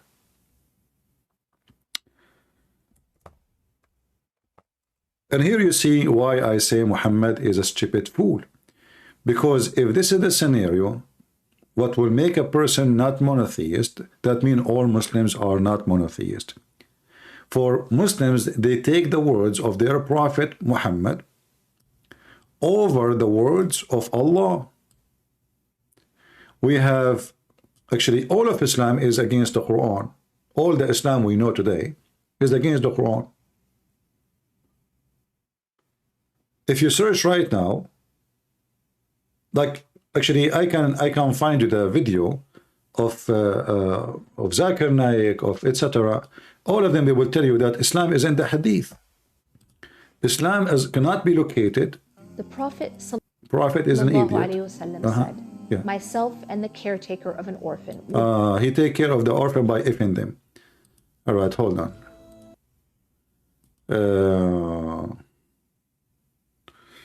Let us see here. Zakir.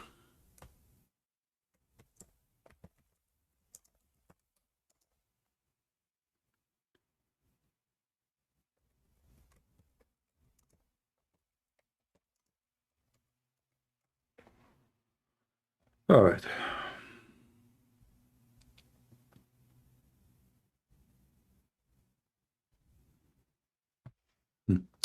This is Zakir on Yuka. Listen to him.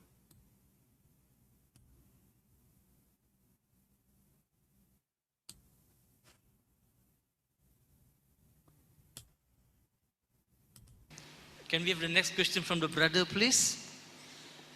Sorry. Assalamualaikum. My name is Muhammad Junaidi. I want to ask, can we unite accept the people that they probably say they Muslim but they don't accept hadith, then they do the haram things, like Siti Kasim. They probably invite people to accept the ideology. They're Muslim but they don't accept hadith.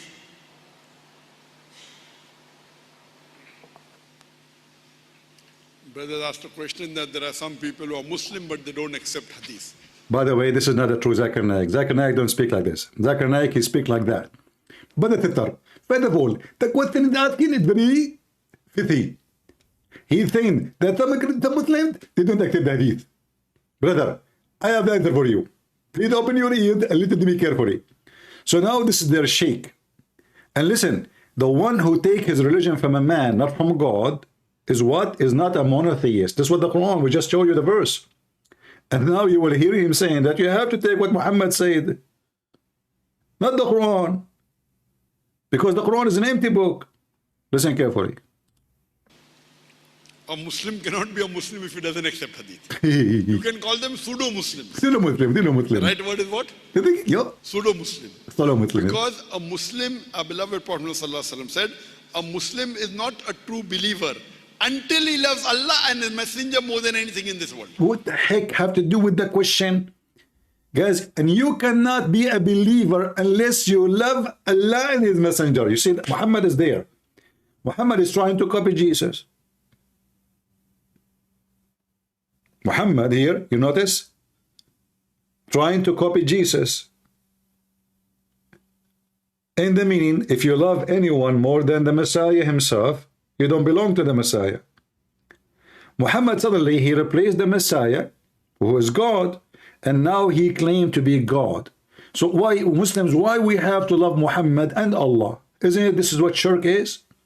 So now the Muslims, they associate the love of Allah with the love with the man. Why everybody have to love Muhammad? What Muhammad have to do with being saved to go to heaven? Isn't it the purpose supposedly is to love God? Muhammad is, when the Muslims they claim that they are monotheist, that's a big fat lie. In fact, they worship the filthy Muhammad. And now he is forcing everyone to be in love with Muhammad. And give me one reason to love Muhammad. For what reason? Because his eyes fall into your wife. You have to divorce her so the Prophet can F her.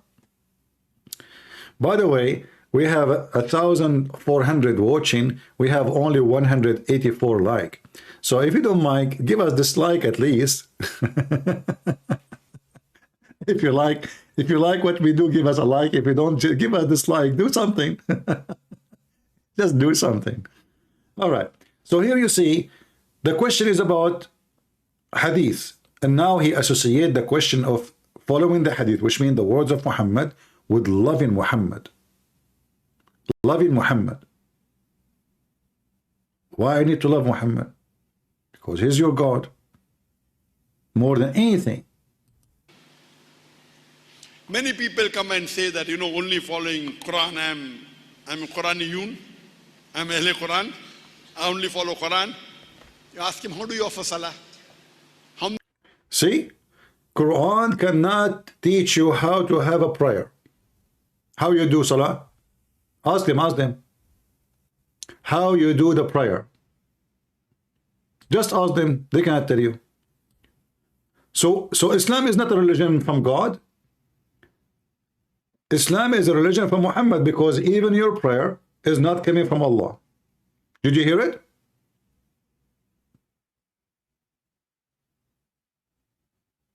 Ask him how you can offer Salah, which means without following Muhammad words.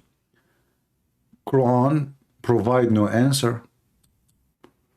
For very simple thing, prayer, just a prayer. I'm Ahle Quran, I only follow Quran. You ask him, how do you offer Salah? How many rakat to pray in Fajr Salah?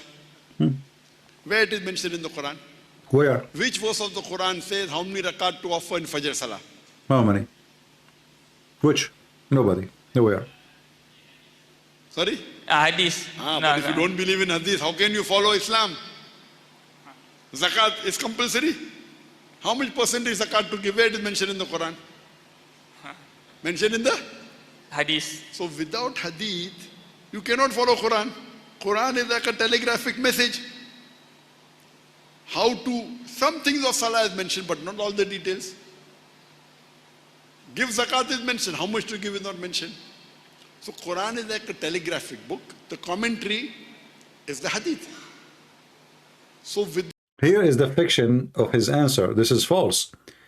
The hadith is not a commentary about the Quran. The hadith is the opposite of the Quran. As an example, the Quran says you do mut'ah. Muhammad, he say in the hadith, don't do mut'ah no more. So Quran cancelled by hadith. Can you believe it that a word of a man can cancel a word of God? This is not a commentary, as he said. That's a big fat lie. There's tons of commands and orders in the Quran cancelled totally by a statement from Muhammad. Do we have any Muhammadan here who would like to join us?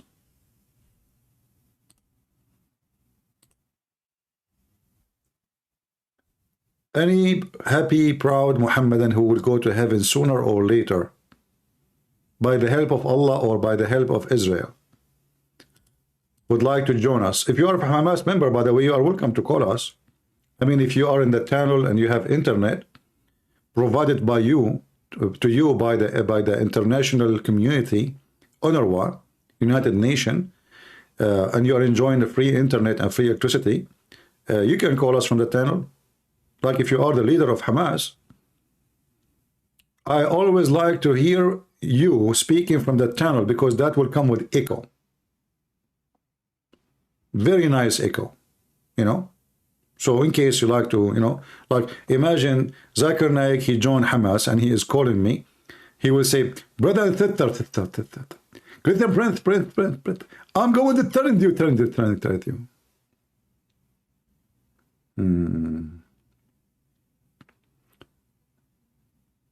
Any Muhammadan? In fact, if you ask Zakir Naik, okay, is the hadith is preserved? He will say no. So how you ask Muslims to go and follow the hadith and nobody can guarantee which one is correct and which one is wrong? Because every Muslim have different opinion about the same hadith.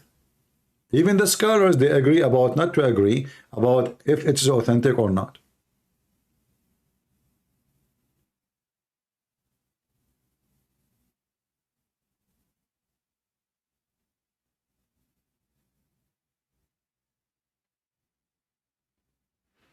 Any Muhammadan? Tell us more, Zakir Naik. Tell us more. Without the hadith, you cannot follow Islam. That's the reason. And if you follow Quran, only following Quran also, you have to follow hadith. Because and here, by the way, do you know what he did? He just destroyed Islam. Why? Because the Quran claimed that this is a book explained in details. And the Quran says that today I completed my favor upon you. So why Allah saying that I completed my favor upon you? Islam became complete in the Quran, but we hear them saying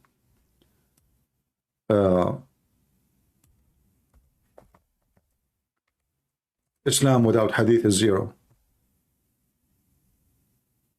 This day, read carefully. I mean, this translation is really weird. The translation of a small verse become like a journal, like a case study, like a paper of attorney. It says here, this day,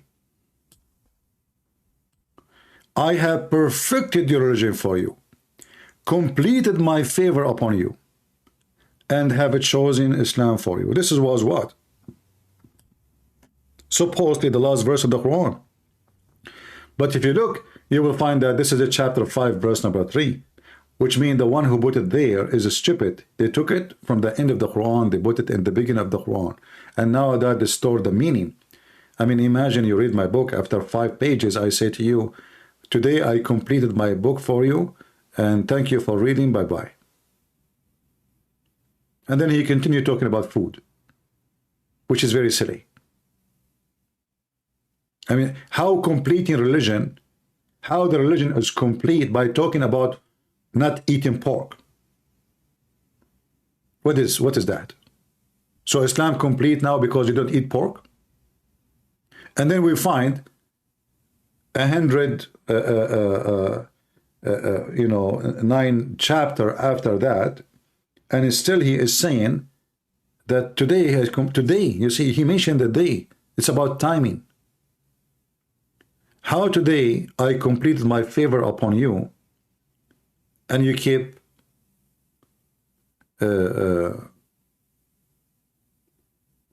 giving me more verses. By the way, the person, his name, Elita, can you please do me a favor? Don't force me to block you. Don't donate no more. Please. People, they donate once a month, maybe. You donate $10 maybe. I don't like what are you doing. So don't force me to block you.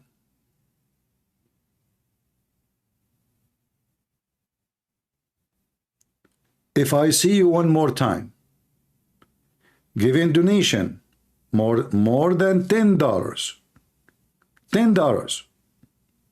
I will block you, specifically you. Don't force me.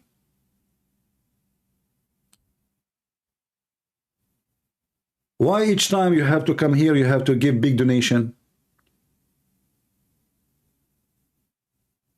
Is she here? Is she listening? I don't see her text.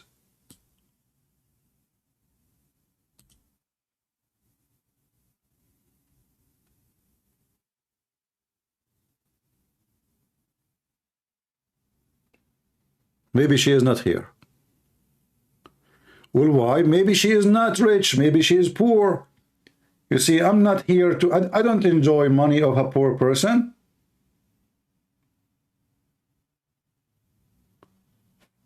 My experience in life that poor people, they give more than the rich ones.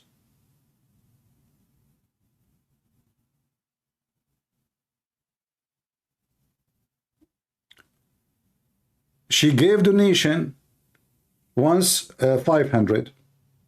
Second time, I think same, maybe. Then I scream at her. And then she continue.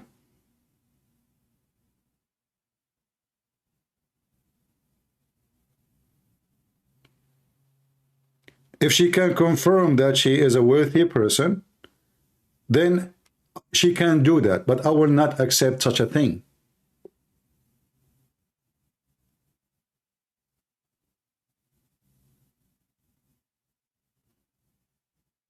Are you there, Elita?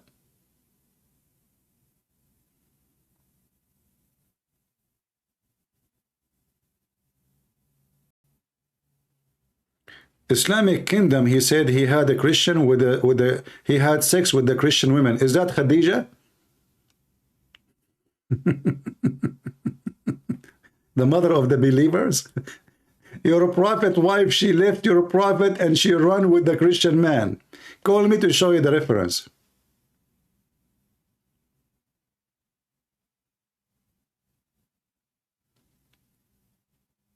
All right? Potato.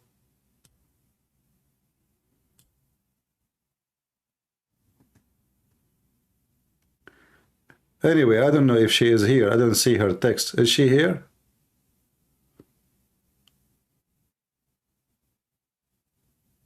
Well, I don't think she is worthy.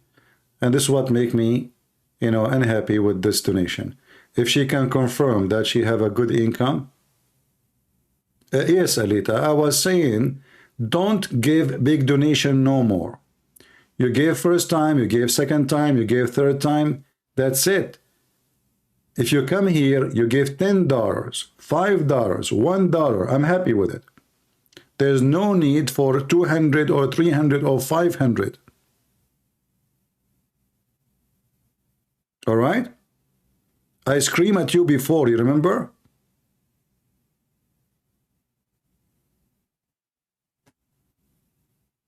I know many of you will be wondering, like, what kind of guy he get upset because people give him donation. I'm not upset from donation, but there are some people, they have a very good heart and they want to support you, but they don't really have the money.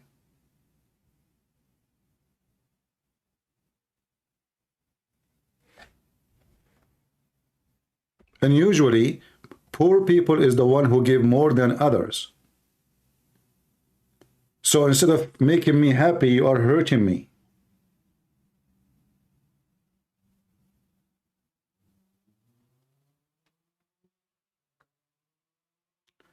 All right, we continue with our topic.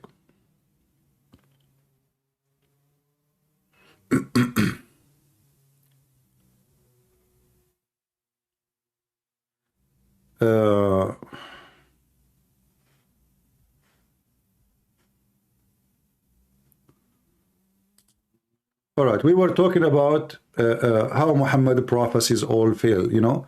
And the Quran, as you see, is not a book to teach you religion. I mean, even prayer is not there.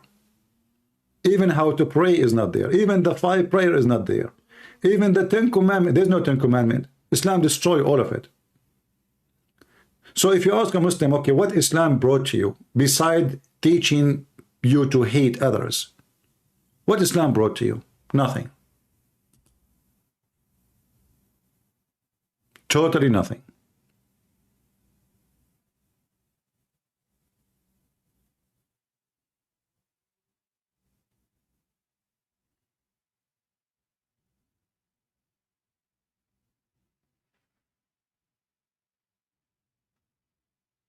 Do we have any Muhammadan there to challenge me?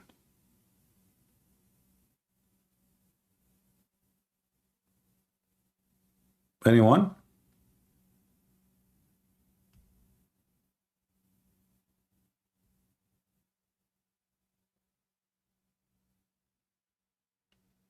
Any brave Muhammadan there to challenge me?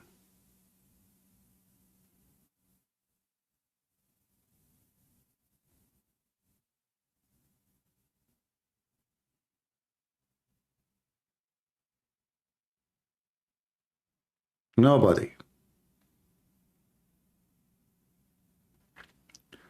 A Muslim friend told me Islam is peace and love. Well, if Islam peace and love, so how come we don't see it? Find me one Muslim country, they have peace and love. Can you? What about Pakistan? In Pakistan, it's controlled 100% by Muslims, Abdul. Do they have peace? What about Afghanistan? What about Bangladesh? What about Indonesia? Name for me one Muslim country love peace. Just a few years ago, the Indonesian Muslim, they attacked the Christians in the east of Timor. All of us we knew they commit genocide against them.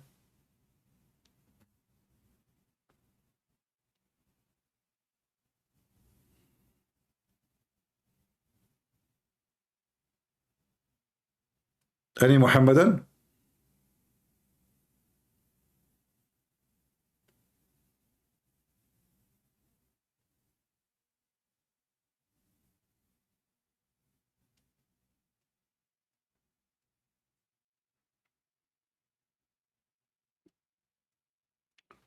You want to donate 100 million euro? What I would do with it? You know, there is a lot of people there, their dream is about accomplishing things, right? The accomplish you do, like today I ate some a chicken, rice, and yogurt, but I cannot eat more, you know? So if you give me 100 million euro, am I going to eat more chicken? Am I going to be able to drive like 2 cars in the same time? I mean, what will happen? Why people, they are so much about the money?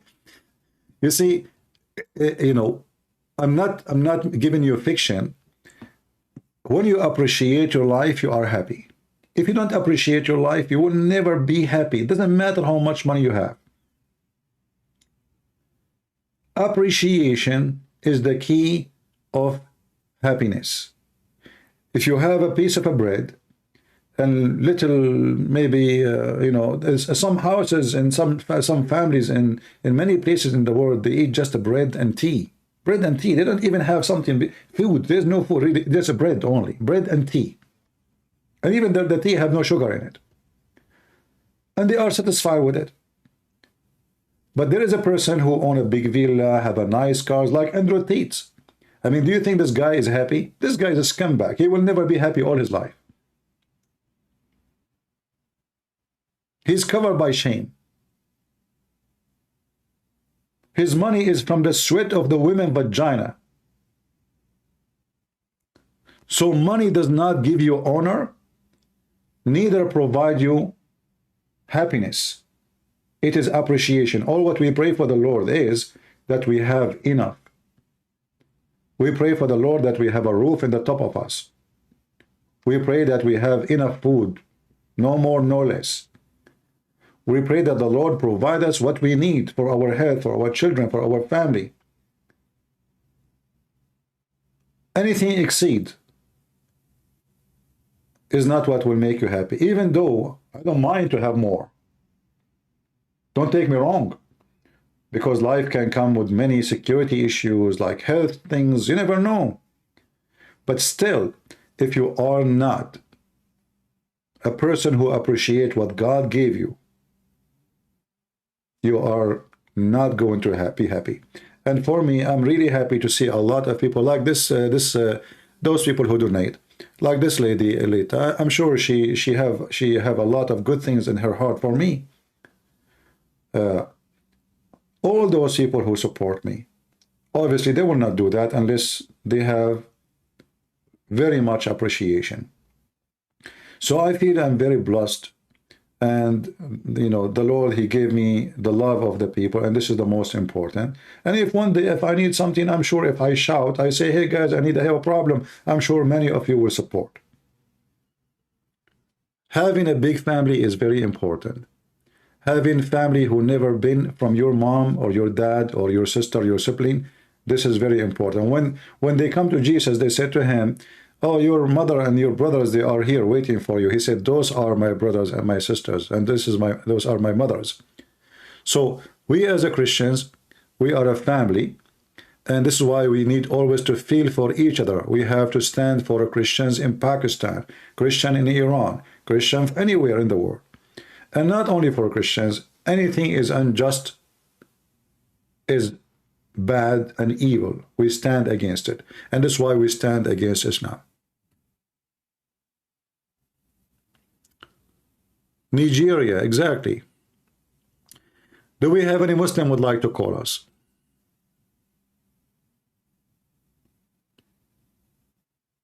Like those potato, you know, they are selling halal cat food. They cannot even make one single video without asking for money.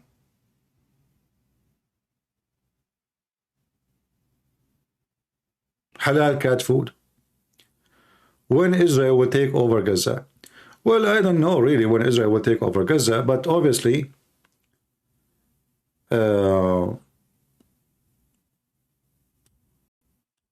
doing, you know, I mean, they are moving slow for sure, but that for a reason, because they don't want to lose. I mean, the faster you move, the more casualty you will have, you know, very simple. But maybe, you know, you see the map I showed you already about Gaza.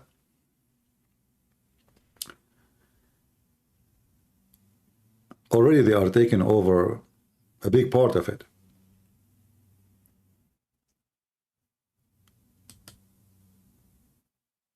And I believe the important is to take over Gaza and not where the civilians are, and then they will force their negotiation on the international community, not on the Palestinians. Those Palestinians, there's no government. It's just terrorists. You cannot negotiate with terrorists. Terrorists are going to be forced to agree. They are not going to negotiate with Hamas. Hamas, at the end of the day, because they lost all their territory, and then the population is getting more and more angry. If I go right now and search in YouTube,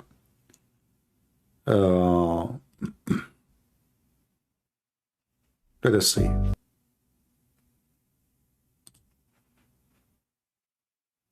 And again, they are shouting against Hamas not because they are against terrorism. Don't take me wrong. They hate Israel. They hate the Jews. They hate the Christians. But because they saw the result, it was a big failure from the side of Hamas.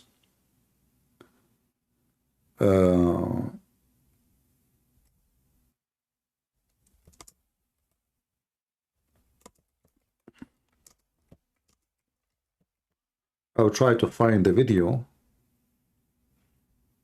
if I can find it. Like there is a group of so-called Palestinian, they were shouting at Hamas, asking them to stop the war, give the hostages. Yeah, because they lost everything. They lost their houses. I mean, for how long they will stay? Like, what will happen now? What will happen exactly? What is the accomplishment of Hamas? Nothing. They free 200 prisoners. Israel captured more than 4,000. So what is the accomplishment then? At least 20,000 fighters, 25,000 from Hamas is killed. Depend on the numbers, who is coming from who. Remember, Hamas, they tried to put Hamas members as civilians. So each time the number of death coming, they claim it is a civilian, But reality is the opposite.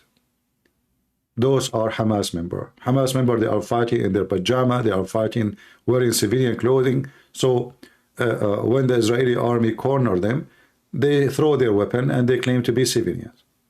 We know the game. I'm just trying to find the video. Give me a minute.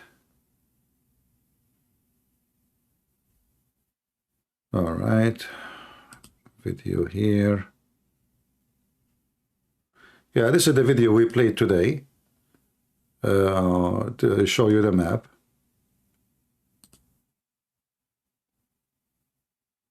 Yeah.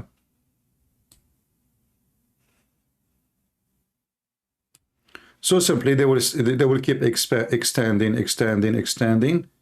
until all the yellow area, which is not controlled by them, is going to be totally controlled by the Israeli.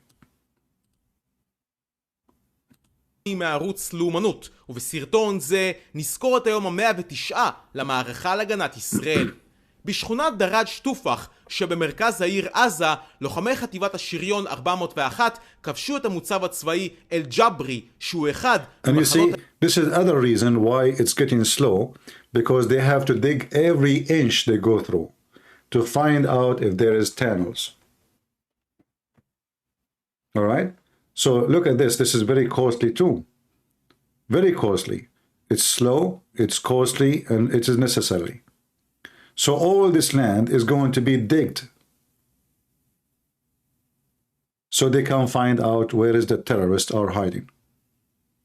האימונים הגדולים ברצועה, ובו יש מתחמים לאימון ירי, ירי מרגמות, צליפה, בוחן מסלול, ואפילו בריכת שחייה למחבלים. See how they are hiding the rocket launchers?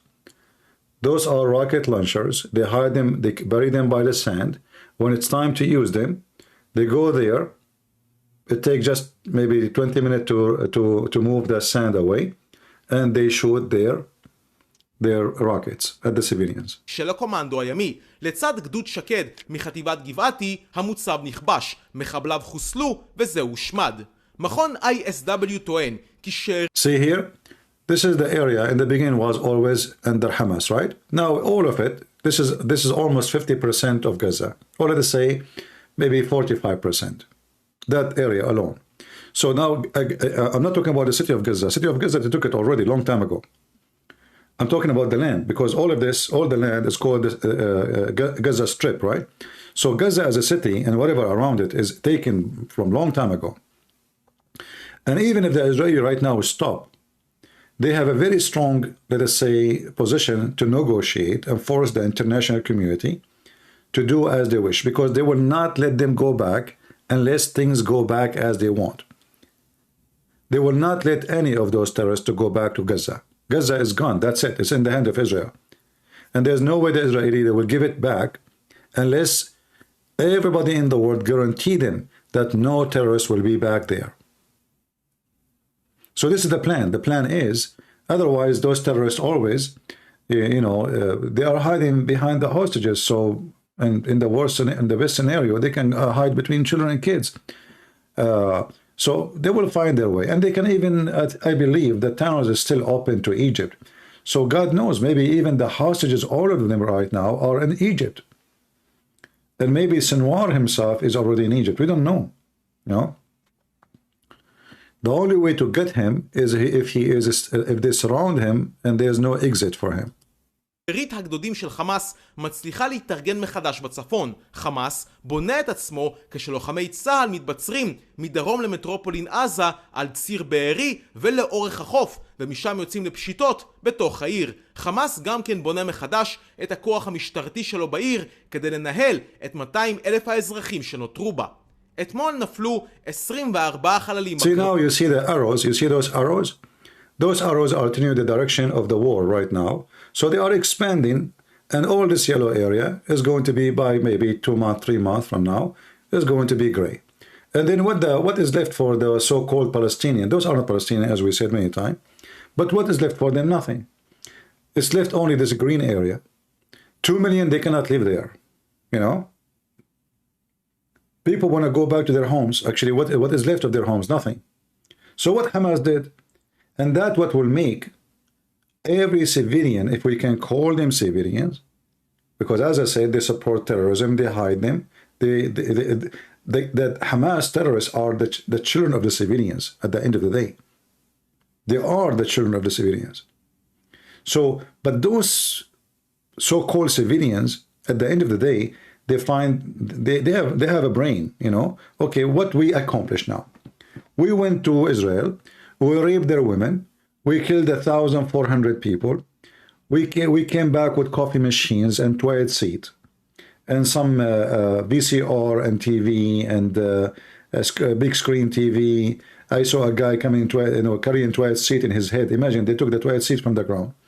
Other guy, he is, he have a garbage bag. He put inside it, whatever he found in the house. An Israeli woman, she talked about a Muslim kid. He is like 19 years old. She thought he is going to, like he put a knife in her neck and he will ask her for her diamonds. He said to her, "Where is the ice cream?" So anyway,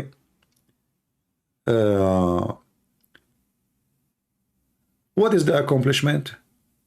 This is how Islamic countries always, and this is why always I never felt comfortable in any Muslim countries. They are stupid, they are arrogant, they celebrate death, and they die, and they never have victory. They celebrate victory when they are the one is losing. They could not get a single centimeter from Israel except by signing an agreement with Israel, not by war, because always they attack, they lose more. Imagine the neighbor country, Egypt, is 100 million citizens. How many? 100 million. 100 million, yet they could not Not only 100 million, 100 million with all the neighbors, all Syria, Iraq, Jordan, Morocco. I mean, all the scumbags, terrorists, they joined the fight. Yet they could not conquer Israel.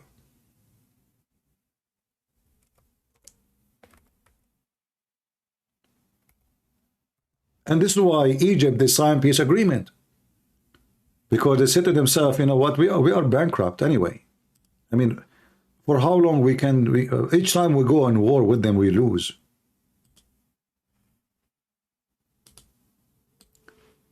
Muslim leaders, through centuries, they made their hatred to the Christians and the Jews as a business. So like this is the way they can earn support. Like the same as those on YouTube, you know.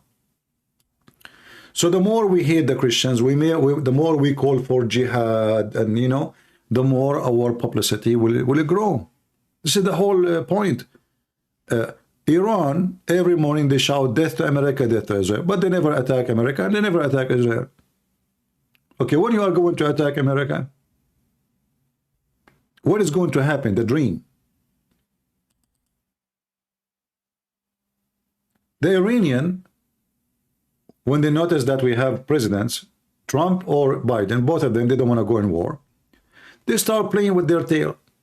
So they hit a ship here, they attack a container there, they send rockets at Iraq, but they're not never there to announce war, because they knew they are no match. And those things only happen when you have a leader who is not a warrior. You see, I know many of you here support Trump, and I voted for Trump, and if I go for election, I will vote for him again. But Trump is not a warrior. He's not. And this is why those cowards, they don't fear him. However, they fear him way more than Biden. They knew that the country is very much divided. They knew the Congress is divided. They knew the senators are divided. They knew everything in this country is divided. And divide and conquer. And you believe it or not, all the enemy of USA, they are involved in the election of USA. To divide us more. And we do not need enemy to divide us. I mean, thanks to Biden and his gang and the Democrat. That alone is enough. They can't even close the border. So, as long the Islamic, let us say, tongue, when I say the Islamic tongue, which means speaking as a person who defends Islam, will give you a reputation to be supported, then all Muslim leaders, they have to do so. Like, as an example, Erdogan. Erdogan, suddenly, he is a person who supports Hamas. But all of us, we knew that Erdogan will not allow one Palestinian to live in Turkey. Erdogan, he buy oil from ISIS when they control this area. But he will never allow one of ISIS live in Turkey.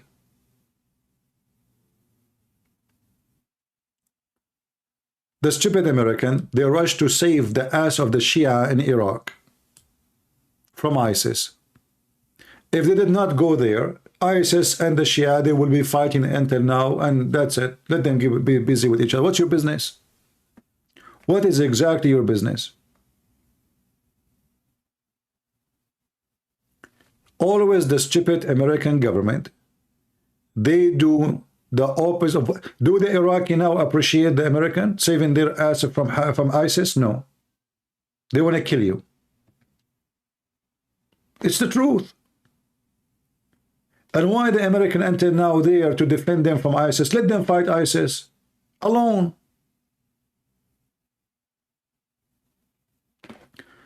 We support the King of Jordan. In fact, his salary, his food, his everything this country has is from USA.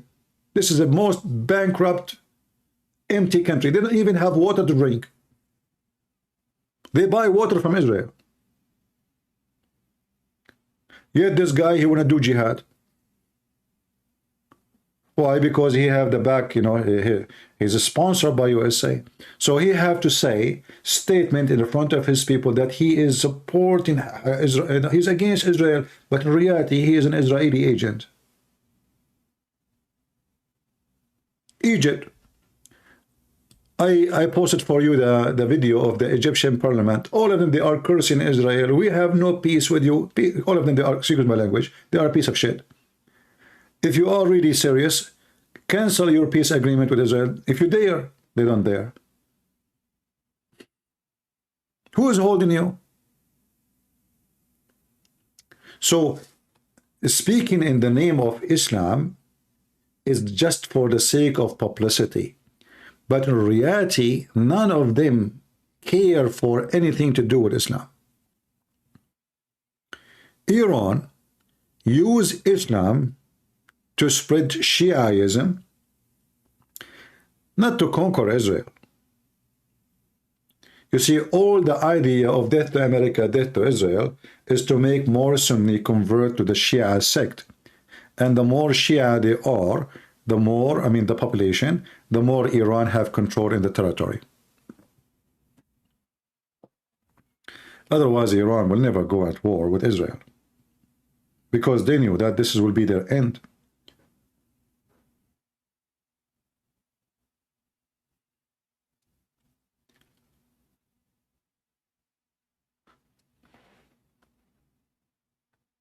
We will be part of World War III.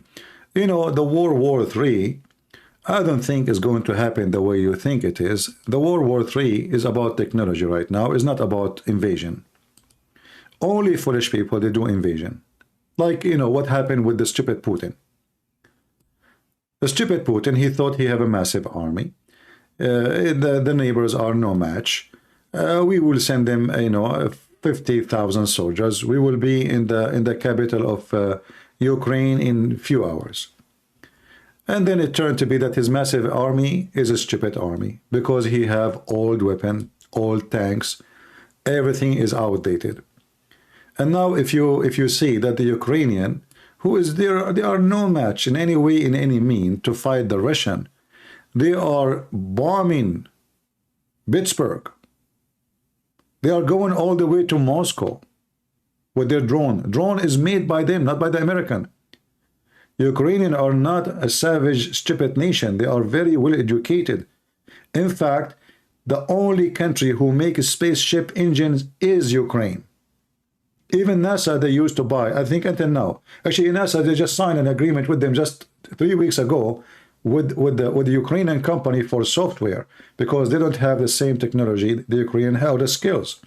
So Ukrainians are not just a bunch of idiot, still stupid idiot. His name is Putin. He thought he can do invasion. The time of invasion is over. That invasion can happen if the nation you are going after have no support from anybody. Same time, they are limited with knowledge and technology. And these days, technology is available for everybody. I mean, even ISIS, they are using drones. So today, the World War III is not about invasion. It's about technology, information. It's about conquering the space, using technology which nobody have. Those, you know, those drones is going to be a toy very soon. Actually, they are already toys. So soon, you will have the American army, they have fighters in the ground who they are made from steel. Then the invasion have different vision. It's not an army invading army, it's just a machines invading countries. Soon, you will find that the weapon, which is shells, like, you know, the way we know it, is not used no more. They use laser, they will use a spaceship, things will change. So all the weapon you see in the industry today, like in the let's say the standard industry, this is going to be toys, like what Iran have. The real weapon is what they are preparing, which we do not even know. And I believe strongly that nobody will dare to do invasion, because simply there's no need. You know, you can invade America without invading America. The Soviet Union, they invade America by the Democrat. I played for you the video, remember? The video of the KGB agent. He explained very well how the Soviet Union invade America without invading America. They created generations who lost their mind. And those are the Democrats. So now Soviet Union is gone, but the plan of the Soviet Union was very successful. They create a generation in every way, in every mean. You can describe it as a stupid, in denial.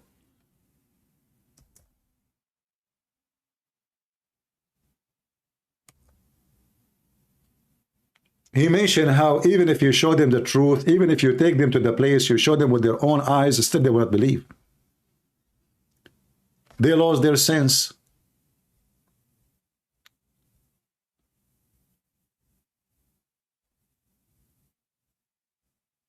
And he mentioned it take about 20 years, you know, already that, you know, happened long time ago.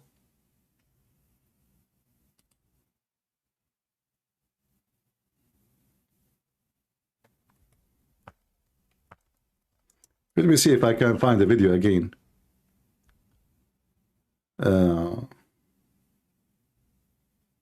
What was the name of the video? Anyone remember? So we can search for it.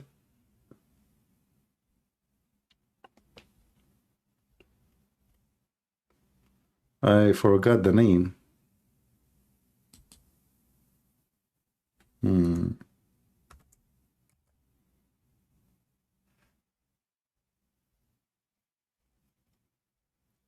I mean, do you need to you know to make a country weak more than having Democrat in your country?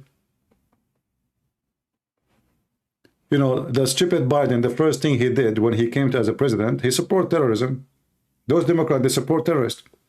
The first thing they did, they left al-Houthi from the terrorist group. Now they want to put it back. Why you left it? Why you left the ban from them? He stopped building the wall in the border. Now they want to build the wall again. They are mentally ill.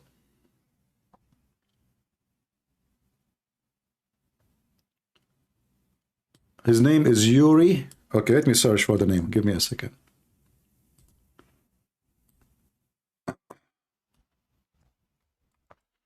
Everything you see in his video actually is absolutely what happened.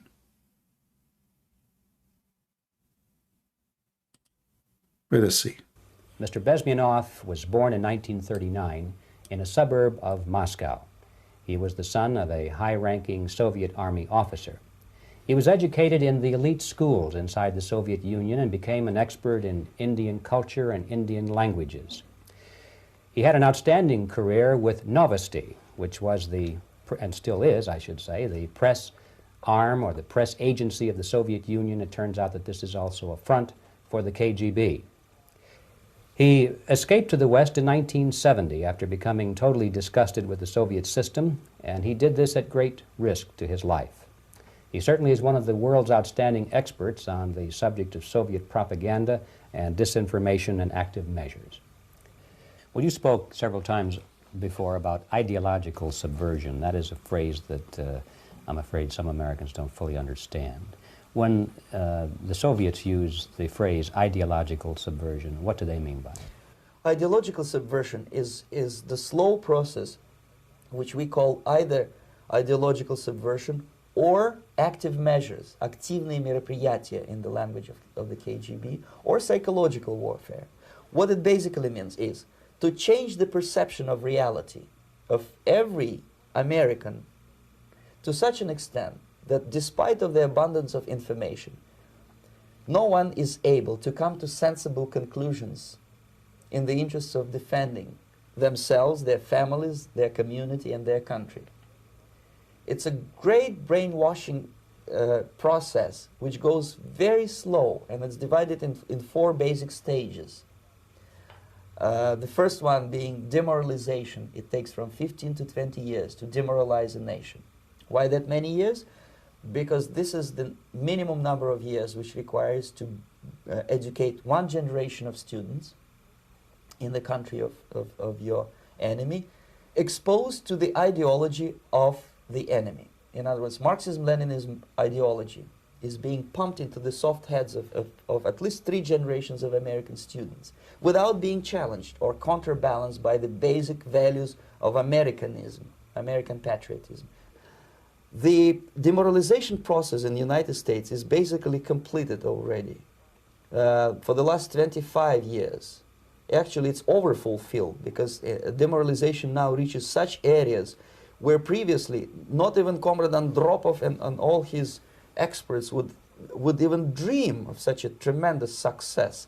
Most of it is done by Americans to Americans, thanks to lack of moral standards. As I mentioned before, exposure to true information does not matter anymore.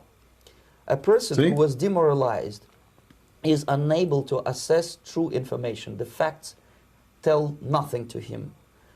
Even if I shower him with information, with authentic proof, with documents, with pictures, even if I take him by force to the Soviet Union and show him concentration camp, he will refuse to believe it until he is going to receive a kick in his fat bottom.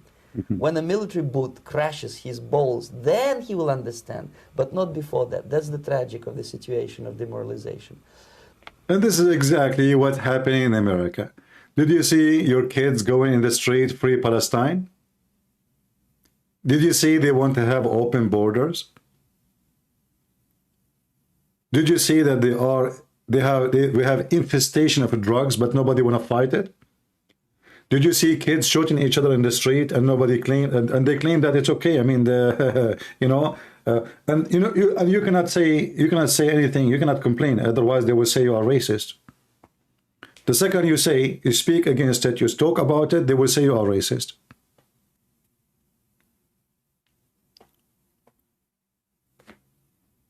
Soviet Union is gone, but now there is others are taking over, the Muslims.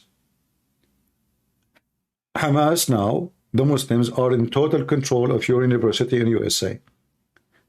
If you don't know why, go check out how much donation they receive, those universities from Qatar and Saudi Arabia and Emirat. Did you ask yourself what is the interest of Qatar to give hundreds of millions of dollars donation to university who they are already rich? What about building schools in Zimbabwe? What about building a school in Somalia? What about giving, opening a hospital or schools in Indonesia? Why they want to donate to Harvard University, to Columbia University? Do even those people need the Muslim donation? They are buying. They are buying them. So slowly, they sneak in and then they control your children. And this is what the KGB is talking about. So now the Soviet Union is gone. There is someone else is replacing them. Al-Qaeda, ISIS, Qatar. Qatar is the head of the snake. And everybody praising Qatar. Even Trump. Even the dumb Trump. In fact, Trump, he protected Qatar when he was a president.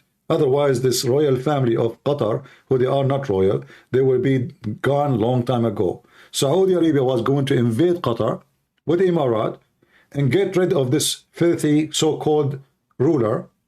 And then the stupid Trump is the one who protected Qatar.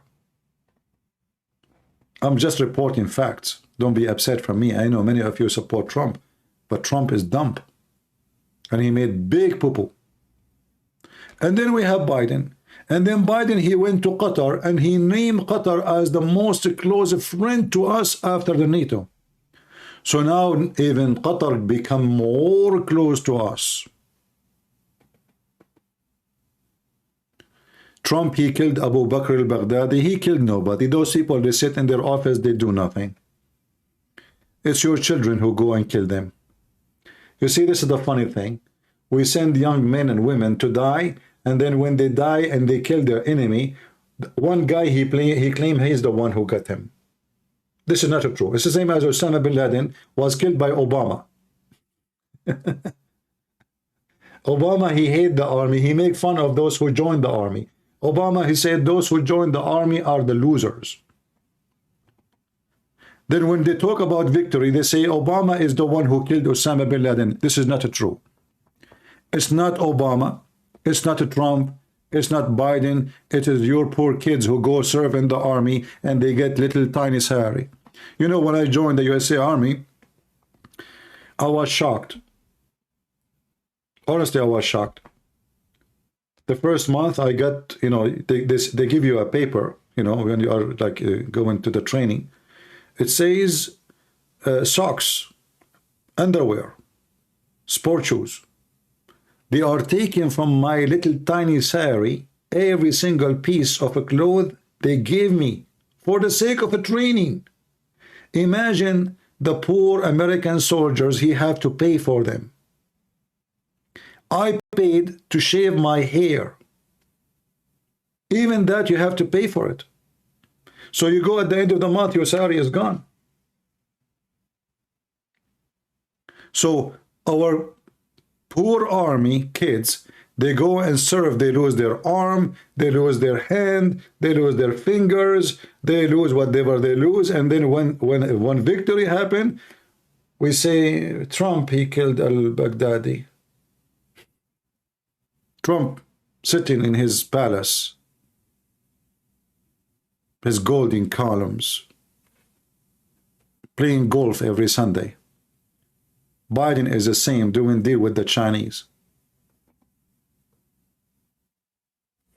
You always give victory to false men.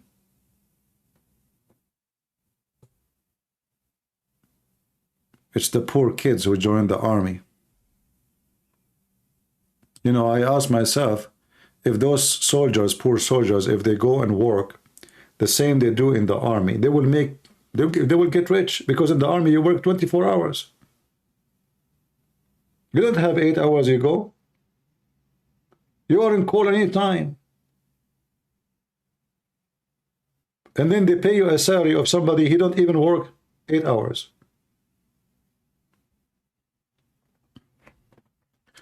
Anyway, what I'm saying is true. If you don't believe me, you can ask, check. If you have any of your friends, family who joined, you know, he joined the army, he will tell you that everything we are saying here is true.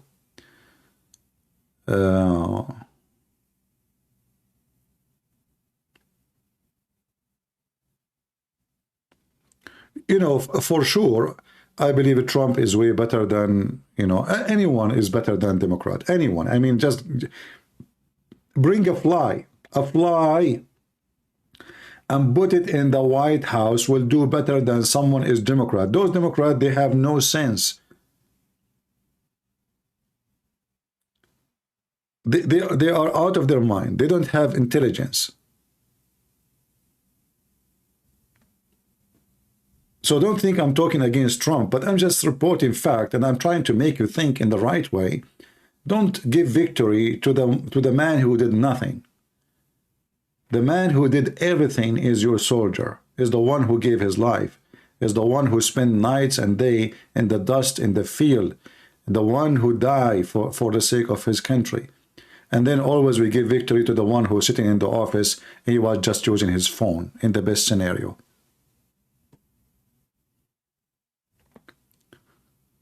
Yeah. Anyway, anyone have a question?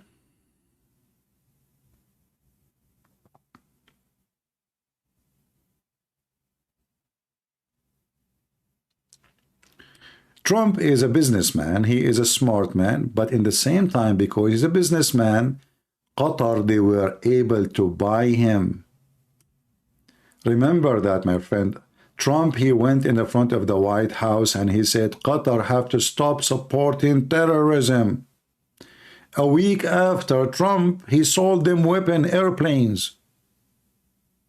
How a week ago they are supporting terrorism, and a week after they are our friends? The answer is very simple. Qatar rented a building from his son-in-law, the one who right now betrayed Trump. Did you notice that Trump and his daughter, they don't appear together no more? Any one of you notice? Guys, did you notice that? Trump, daughter, and his son-in-law, they never appear together anymore.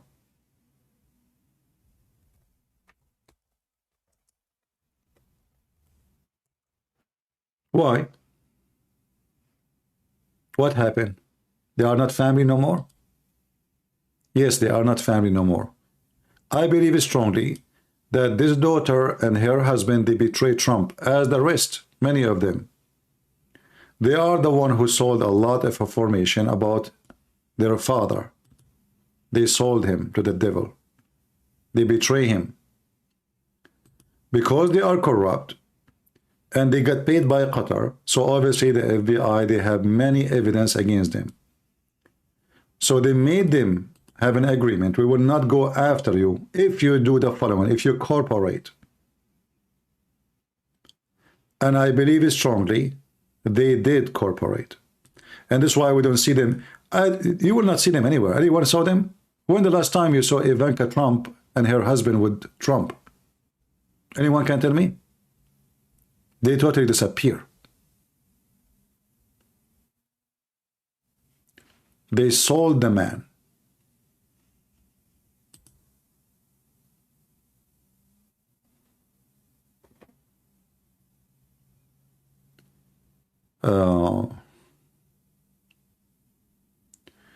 Can non-Muslim join and call? Yeah, you can call me, no problem. Just text me first, I will call you. You have to text me first. And tell me what, like, you know, tell me what you want to talk about. Maybe you have different topics, so just tell me, please, before you, when you text.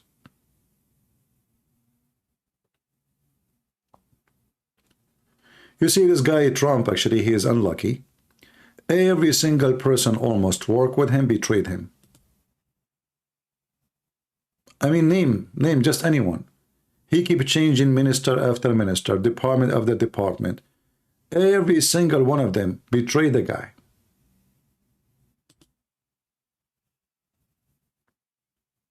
Like, look at this idiot Pence, you know, now he claimed to be conservative. Or what about Chris Christie? What his name? Chris Christie. Just send him to eat pizza. He can't even breathe. What do you think about Iran in the future? Will depend who is going to be the coming president. You see, the problem in USA, I wish we have dictator. Like, I wish we can put a Trump as a dictator, not as a president. Which means give him full power. Then Iran will collapse. You need a dictator. You know, in order to accomplish things, to keep moving in one direction, you need a dictator.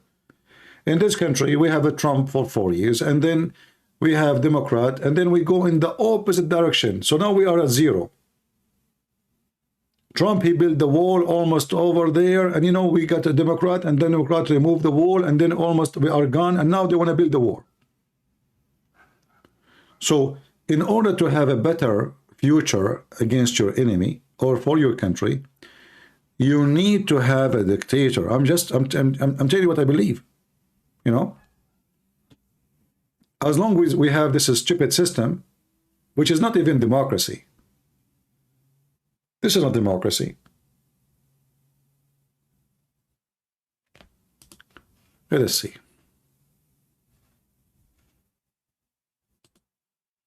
People, they can vote by mail.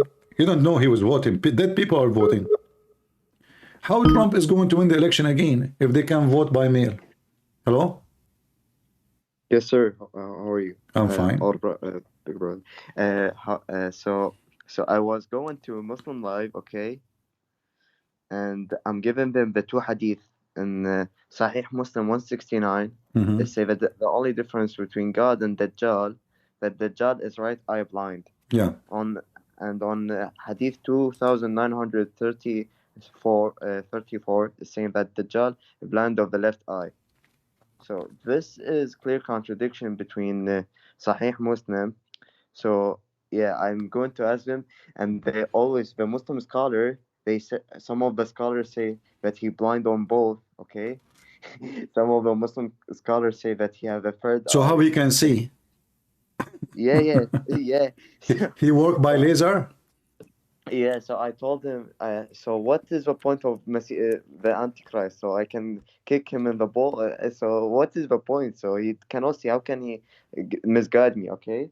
Yeah, so I was asking every sheikh and no one answered, okay? Not Some only of the that, sheikhs- you know, there's more important question you should ask. Why, okay, if Allah, the difference between him and the Dajjal is only the eye, that means Allah is a man because the Dajjal is a man. Remember, he will come, he will claim to be Isa, right? So he claimed to be the Messiah, and if he is the Messiah, claiming to be the Messiah, that means he's a man. So how only difference between him and Allah is just one eye? That means Allah is a man. Exactly. Not only that, he created Adam on his image, and Adam is 60 tall. Yeah, but they will deny this one. They will say he don't mean that. He was talking about description of Adam. But this Dajjal hadith is so clear that Allah is a man, because the only difference between Allah, look, and the Dajjal, the false Messiah, is one eye. Not only that, the water and air is eternal according to Muslims. Say again? The water and air is eternal. Someone asked the Prophet. Yeah, I mean, you know, Muhammad, he is crazy. You know, he not only that, even time. Like in Muhammad, he says, don't curse the time, for time is God. Yeah, man.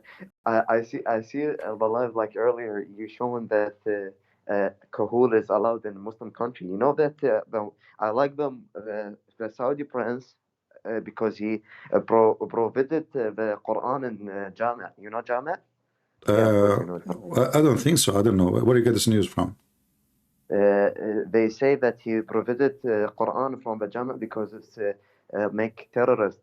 No, I don't believe this is true. I don't believe this is true. No, like search it up right now. He stop. He said stop Quran classes in Jami'. Because maybe what he did, he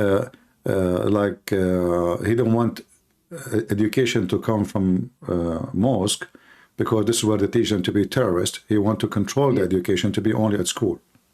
Yeah, that's what okay. Yeah, this is I heard that myself too. But not stop teaching Quran in the mosque. He don't want the young generation to learn Quran or Islam from anywhere except in school, where the text is controlled. You know, which mean the classroom, before you enter the classroom, you know exactly what the text in the book, and there's people watching what the teacher is saying. Yeah. So that's that's a great move. So they know, all the Muslims, so all the people know that Islam makes terrorist people. That's insane, man. Yeah, well, messed up religion. What you can say? All right, my friend. Thank you for calling. Wait a second, yeah. CP. Anything else? So I've seen a lot of Muslims in TikTok. Okay. Yeah. They say they are Christian. No, they say or they converted or Muslim trying to be a Christian, and let the other Muslim ask him, okay, questions. So I go to him and ask him, what is the secret of the church? What is the 7 secrets? Okay. He say, I don't know. It's not important to know. I said, how is not important? It's like the 5 pillars of Islam. Okay. And you don't answer. So they trying to publish Islam by destroying Christians. Yeah, it's okay. But you know, at the end, you know, if you want to do a good job, instead of focusing on those potatoes, just make videos about how stupid Islam is. That will be hurt more. I mean, those people, they will find always somebody listen to them and believe them, no matter what you do. But always there is a way to hit in Islam, hit the head of the snake. Don't focus on the people. Always, nothing hurt as much as showing people how stupid Muhammad is. So last thing, CP. So I go into the Muslim scholar, the Arab scholar, not the English, because my main language is Arabic. Okay. I tell them about him marrying children. They don't care. Say okay. I tell them he did that and did that and did that. He kill the innocent ones. They say yeah. So what? So what? So if I say bad thing about the Prophet, okay, it's okay. That such a bad act is okay. But if I say something bad about the Prophet, as the Prophet was having men in his apartment or his home, and Aisha telling him they are my brother and breastfeeding, okay, you know Sahih Muslim 1455, right? Yeah. So they get mad.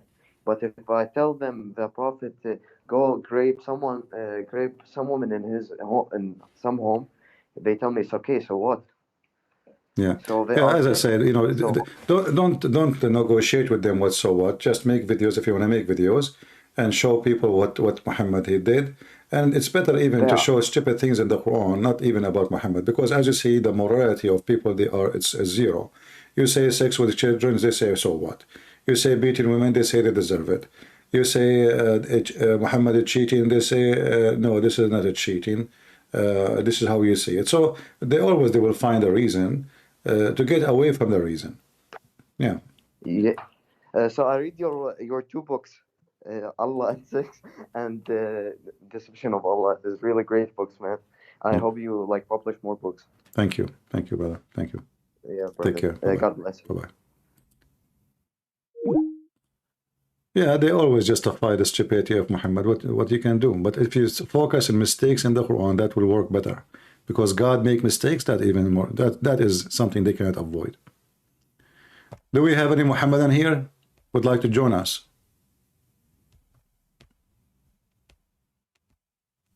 Anyone?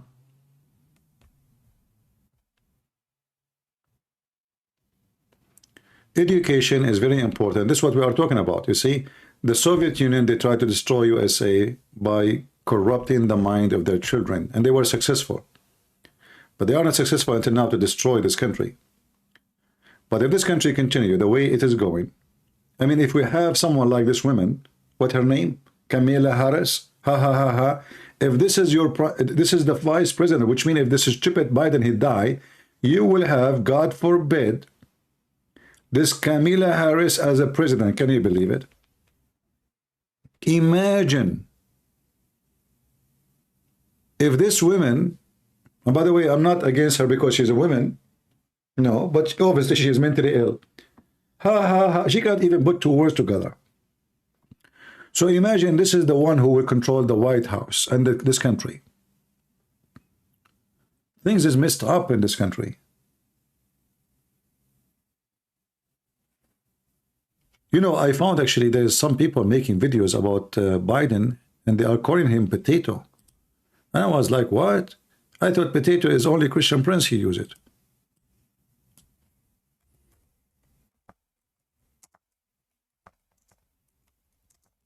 Honestly, there's tons of videos. I forgot the name of the channel. They call him Potato Head. I mean, this guy is really, really weird.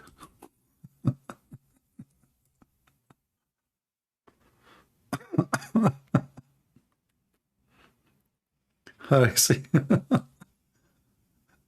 Mr. Potato Head Joe Biden.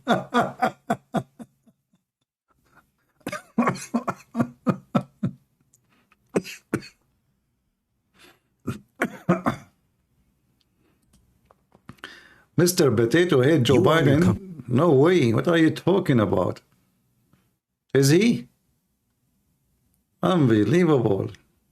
I mean, this guy is a genius. What are you talking about?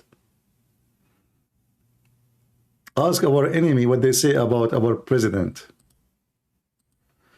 What this video is about. Who is the most extreme? Oh my gosh. Come on, man. He's the president of the United States. Even a yams for brains like me wins every time. All right. Potato Head.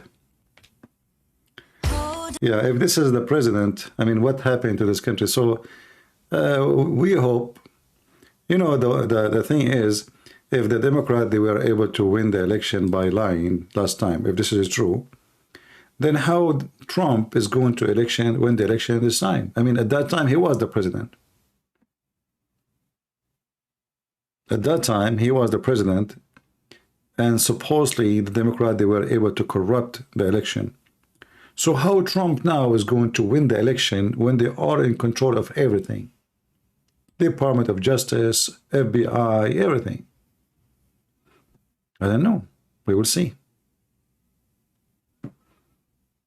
Yeah, okay, Trump won, no problem. But how he will win now? I mean, why he is going for election if they corrupted the election? Hello? Hello, CP. Hey, we are live on air. Go ahead. Hey, yeah. So I got this Muslim from Discord. Okay. So I gave him your Skype. So he should be calling. I'm not sure if he did or not. He said he's new to Skype. So. All right. I will check and see. Do you know what the name he's using? His name on here is Hammond. Hammond? Yeah, Hammond too, but I'm not sure if that's his real name or not. All right, no problem. Thank you, my friend. Thank you for inviting Muslims. God bless. For sure. Bye-bye. Bye. All right, let's see if a Muslim would join us. Oh, actually, he did call us. Sorry, guys, I'm coughing. All right. Hello? Hello, bro. How you doing? I'm fine, thank you very much. Are you a Muslim? Yes, I am. Okay, very nice of you to call me brother, because I thought Muslims, they cannot call non-Muslims brothers. Huh? What are you talking about? Yeah, you know, isn't it the Quran says you cannot take non-Christian, non-Muslims as brothers? No. Really? Yes, and I know what verse you're talking about. I don't know. I heard, I don't know much about Islam, really. I'm learning. But I heard that if somebody, even if you have a real brother from his mother and his father, if they are not Muslims, he cannot even be loving to them. Okay. So, I can bring up the verse if you want, and I can explain it. So, we cannot take them as leaders. Like, for example, I cannot consider Biden as a leader. I will not consider him as a leader. I will not accept him as a leader. I'm talking about your brother from your family. Your brother from, like, can I talk to him? And of course I can. No. No. Yes, I can. Okay, I will ask my friend who teach me always if he can provide me the verse. Oh, he just gave it to me. Chapter 58, verse number 22. Can you read it? Okay.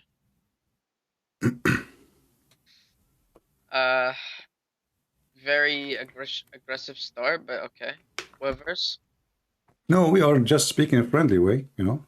Here we do check facts, you know. I don't let things go without checking facts.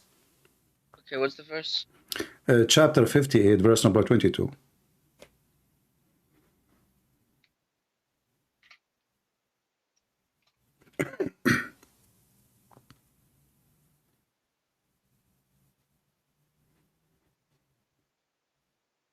You said chapter 5, right? Chapter 58, verse number 22.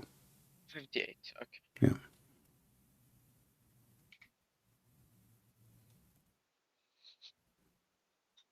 Uh, 22.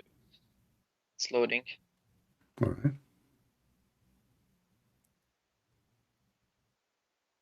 Okay.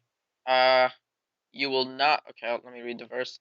You will not find a people who believe in Allah in the last day having affection for those who oppose Allah and His Messenger, even if they were their fathers or their sons or their brothers or their kindred.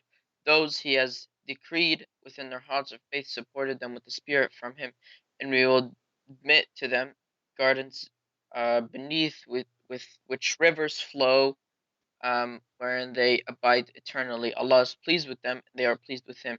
And those in the party of Allah, unquestionably the party of Allah, they are the successful. So what's confusing about that? No, hold on. First of all, we don't believe in Allah. Secondly, we oppose Muhammad. We believe Muhammad is a false prophet. And the Quran confirmed that. And we as a Christian, we believe in Jesus as God, not in Allah.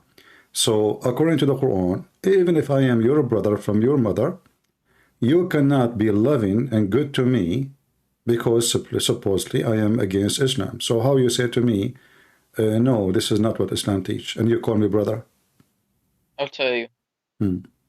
Does opposed mean that you don't believe in something, or does opposed mean that you genuinely oppose something, which is like you try to fight or you try to be rude? No, like, oppose mean you don't believe, because the Quran confirmed. Okay, the Quran confirmed that those who believe not in Allah and His messengers, they are kuffar.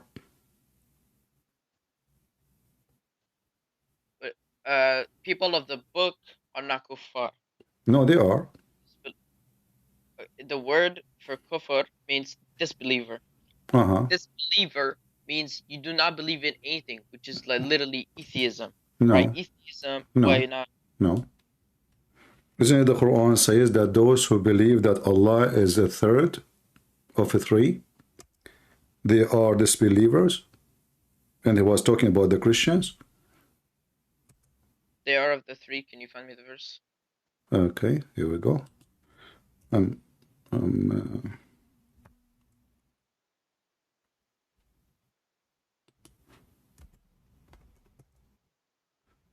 Let us go to chapter 5, verse number 73. Okay.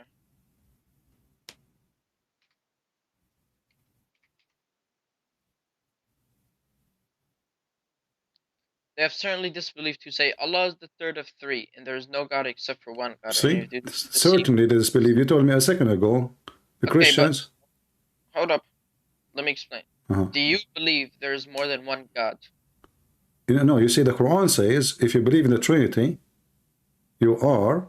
He mentioned the word Trinity specifically. If you believe in the Trinity, you are a disbeliever. So we believe in the Trinity. We believe in one God, yes, but we believe in Trinity. Okay, you're right about that. I'll give you that. All right.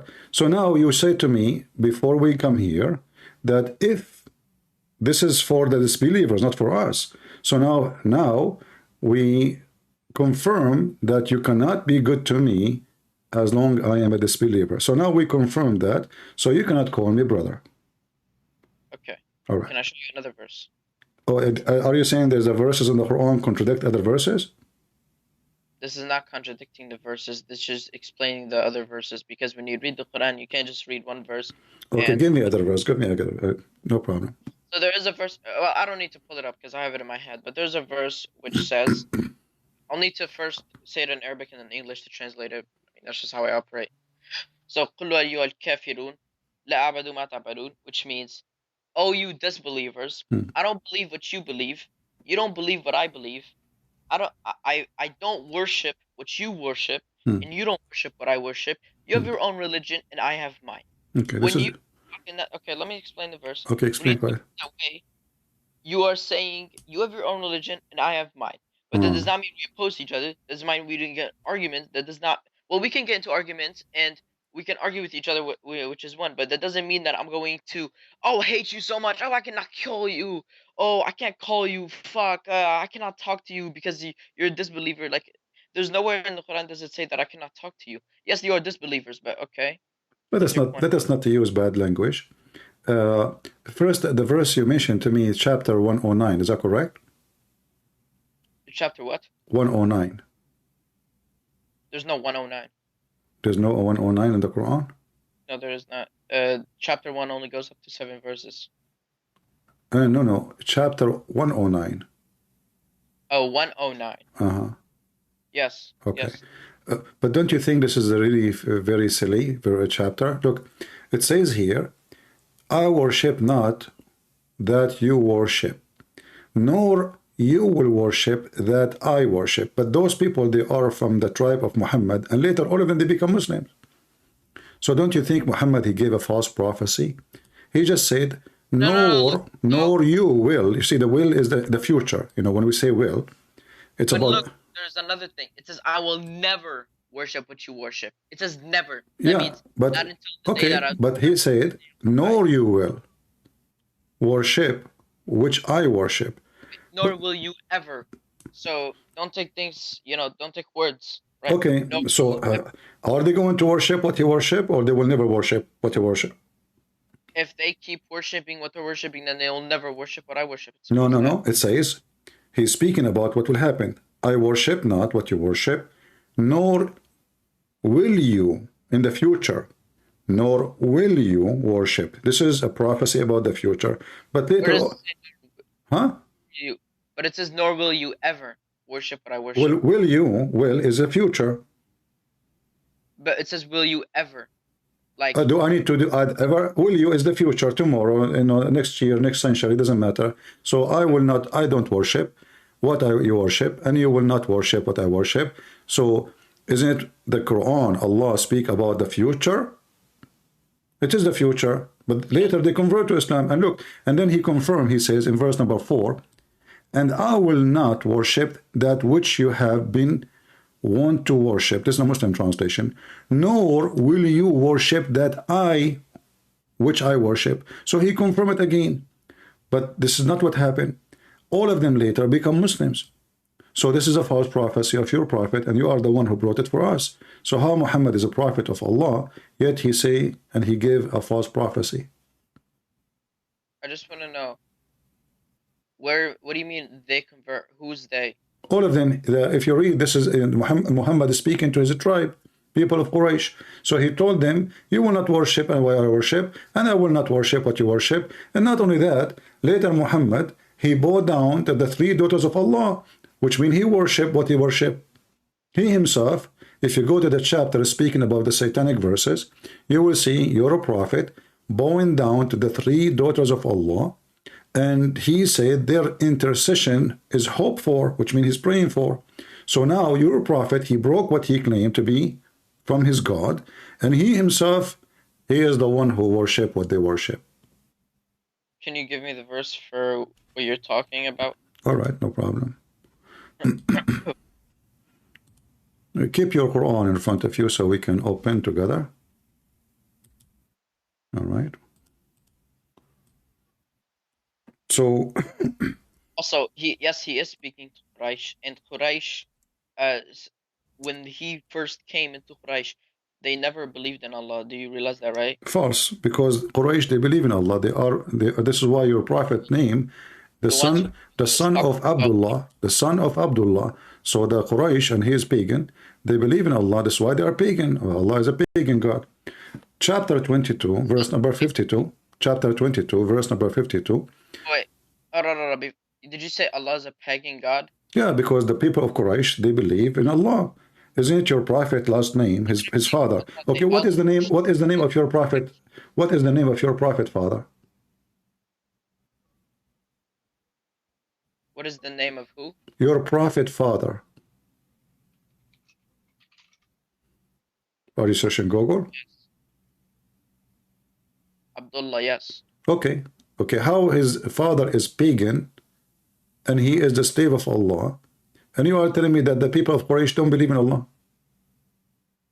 His father is pagan. Okay.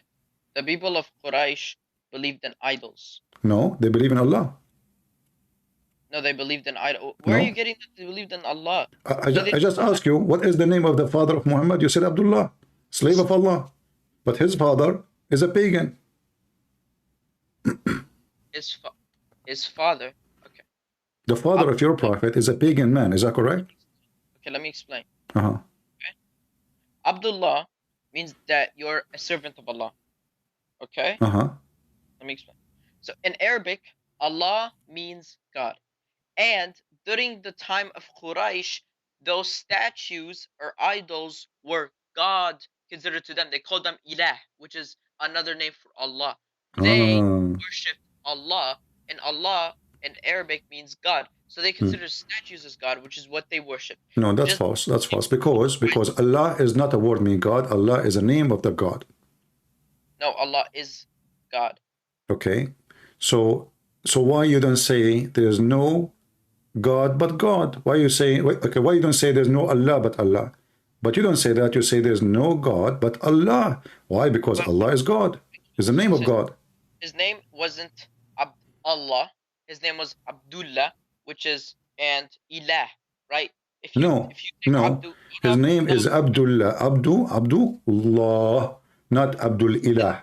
Not Abdul Ilah. Abdul name, his name is Abdullah. There's no A What A? in his name. No, there is. All it says is ABDU Ilah.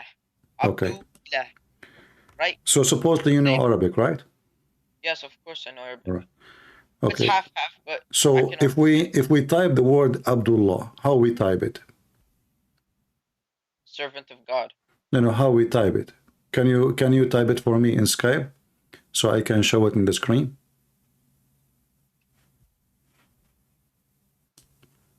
Isn't it 2 words, Abd and Allah?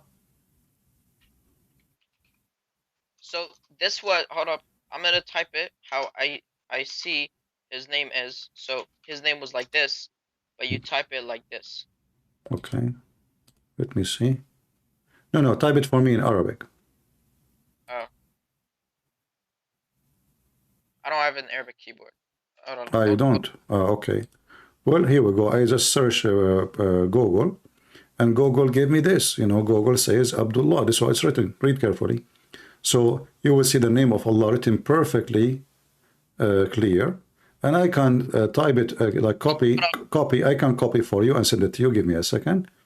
You know. Okay. Suppose his name was actually Abdullah with the A. Abdullah. Yeah, Abdullah with the alif. Yeah, with the alif. What does that change?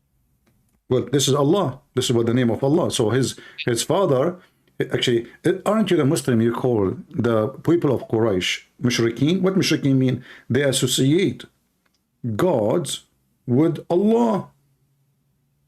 They worship Allah. All of them, they worship Allah, and they associate with Allah gods like the daughters of Allah. Isn't it Allah have 3 daughters? What? No, he does not. Well, okay, this is the read for me chapter 22. Chapter 22, verse number 52 is about your prophet worshipping the 3 daughters of Allah. 22:52. Okay. I like that you are laughing. That's good. And we did not send any. We did not send before you any messengers or prophets except that when he spoke or recited, Satan threw it into some misunderstanding. But Allah abolishes that which Satan throws in. Then Allah makes precise his verses, and Allah is knowing and all wise. Where's the 3 daughters? What are you talking about? If you read the story behind it, you will see that your prophet, he bowed down worshipping the 3 daughters of Allah. Huh? Where'd you get the story from? I saw, you know, I think, I don't know, Fox News, somebody in the news was talking about it. You're going to trust Fox News? So what do you trust? Okay, where do you get the answer for this verse? What it says? I understand it from just basically from the Quran, and that's it. Not from the, like, what about interpretation? I don't read interpretation. Why? Are you like a scholar yourself? I'm not a scholar, but my father is, and I get it from my father. Okay, can your father join us to tell us what this verse means? He's sleeping right now. Oh, okay. Well, maybe next time then when he wake up. But let us go to the interpretation. Is that okay? As long as your father is a scholar in sleep. Can we go to the interpretation? I don't read interpretation. Why? What's wrong? Aren't they the scholars too? They are scholars. I'll tell you. Uh-huh. Interpretations comes from all Sunnis, and I'm not from the Sunni. I am kind of a Muslim who is a Quranist, which means I only believe in the word of God, and I'm not a Sunni or a Shia. I only take. Doesn't matter. Okay, if you are a person who believes in the Quran, still you have to explain the Quran. Then no problem. Explain what happened. What happened here? Okay, explain to me. You believe in the Quran only. What happened? Okay, well let's read the verses before. Uh-huh. Say, O people, I am clear warner, and those who have believed and done righteous deeds, for them is forgiveness and royal provision. But the ones who strove against our verses, seeking to cause failure, those are the companions of hellfire. And we did not send before you any messenger or prophet except for what he has spoken or recited. Satan threw it into some misunderstanding. But Allah abolishes that which Satan throws in it, and Allah makes precise his verses.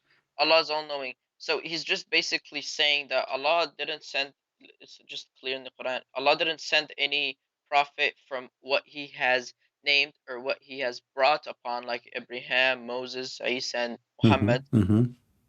And Satan threw into misunderstanding, because Satan originally, the story of Satan is that Allah asked him to create Adam, but the name of Satan in the Arabic was Iblis, and Iblis refused Allah's command.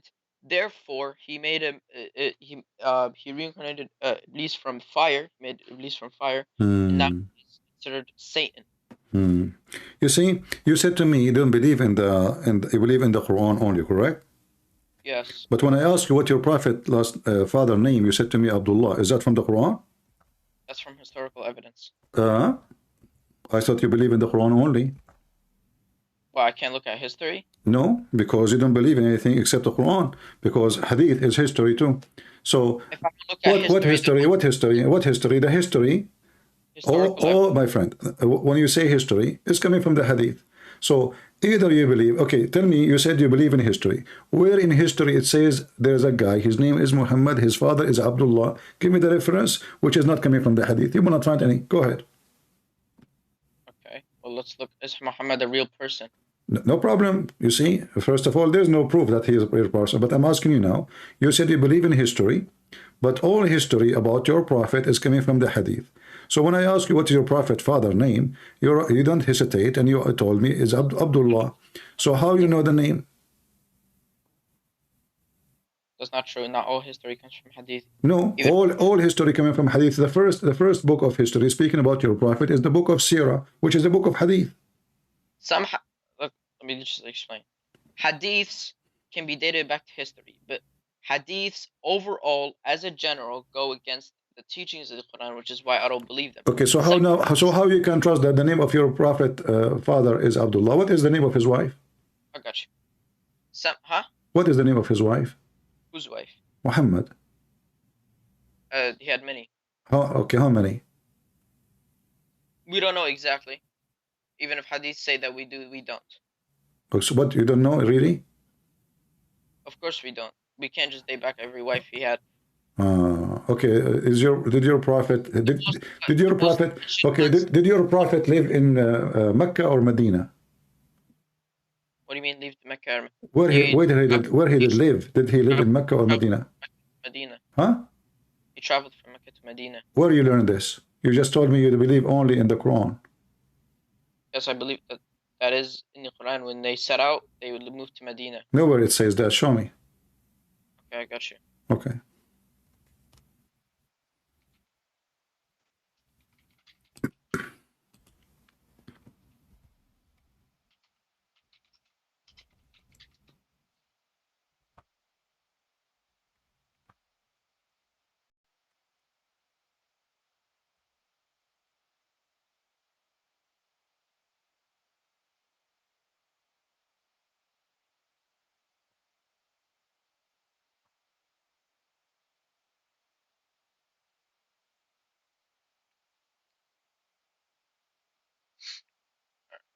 Let's go to this verse. Go to chapter 15, verse 6. Okay, chapter 15.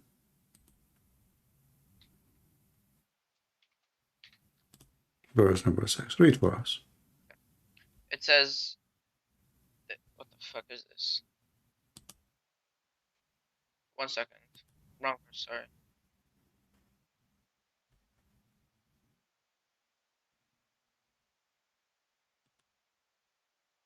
Okay, never mind. I'm not wrong. Astaghfirullah. Okay. So, when they are talking about here, they were in Mecca. And they said, say... No, hold on. You said to me chapter 15, verse number 6, correct? Yes. Okay, what it says? This is Quraysh mocking the Prophet right, during Mecca, when he was in Mecca. And they were mocking him. And how he was just making up the stuff that he was saying. I thought you will give me verses about your that's the city of Medina mentioned in the Quran. But okay, so let me ask you a question. So the Battle of Badr, which is the first battle they faced against okay, where you learned about Badr from? It's actually in the Quran. Okay, can you show me where it says the Badr in the Quran? Okay, I got you. Okay.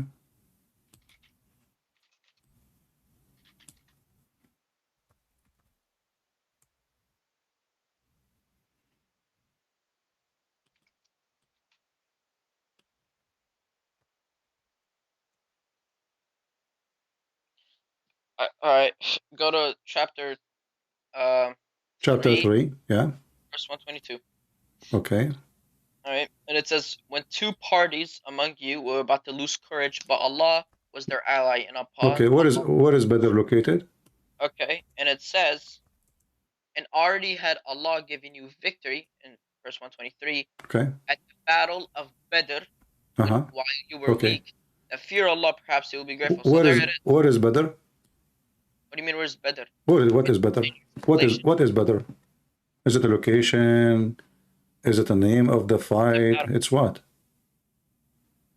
The name of the battle. It's called the Battle of Badr.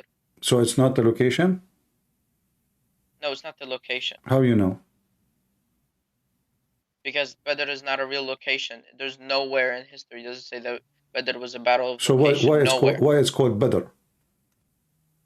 Because that's the battle's name. Why? There's a reason. I mean, you are Quran only, so how you can understand your book? Okay, let's go back to zero. So now Muhammad, when he went to the Battle of Badr, where he was? And I'll tell you, the word Badr means like the full moon. Just. Oh, okay. Full moon. All right. Okay. So it's just the name given for the battle. The battle. Maybe because it happened when the moon was up in the sky? Maybe, we don't know. Oh, okay. So, all your religion Before, hold up, let me lead up. all your religion information, you see, is coming from the hadith, and you are just trying to go around it, so you will not go to the hadith, because the hadith is an embarrassing, correct? Okay, hold up. 1 second. When I said about the Battle of Badr, the reason I mentioned it is because the Battle of Badr did not happen in Mecca, and rather they had to go. So we know that. How you know it not happened in Mecca? How you know? Because they were in the battlefield. So what? It can be. You told me it's not a name of a location. Everybody heard you. So it might be happen that they come to Mecca and they call it the Battle of Badr. As long as it's not a location, according to you. It was a battlefield. It was a battlefield. What is the word field? You see, it's you. Like when you mentioned to me the chapter of Al-Kafirun, you said to me, does it say forever? Like you are the one who wanted details. We need to add them in the sentence to make it as we wish. So now, does it say in the battlefield or it is in Badr? That's all. When the battle happened, right, it says that the enemy came attacking the believers, which are like the Muslims. Okay, if you read the verse before it, you will find something strange. Remember, when you're two of your parties, what is this about? You know, who is the two party? Was their ally, and upon Allah the believers should rely. What about it? Who is the two party? The two parties, there was two enemies, right? Okay. One were the believers and one of the disbelievers. But because Allah was the ally of the believers, He was the one that helped them, and He sent angels down on them in order to help them in the battle. Which one of the parties was the believers? The Muslims. How you know? Because they're believers in the Quran.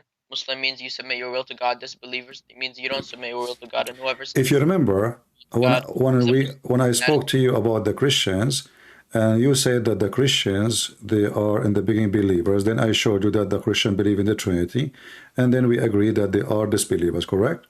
Okay, sure. All right. The Quran says that the Christians, they will be victorious. So maybe those are the Christians, because you are Quran only. Where does it say that Christians are victorious? Okay, here we go.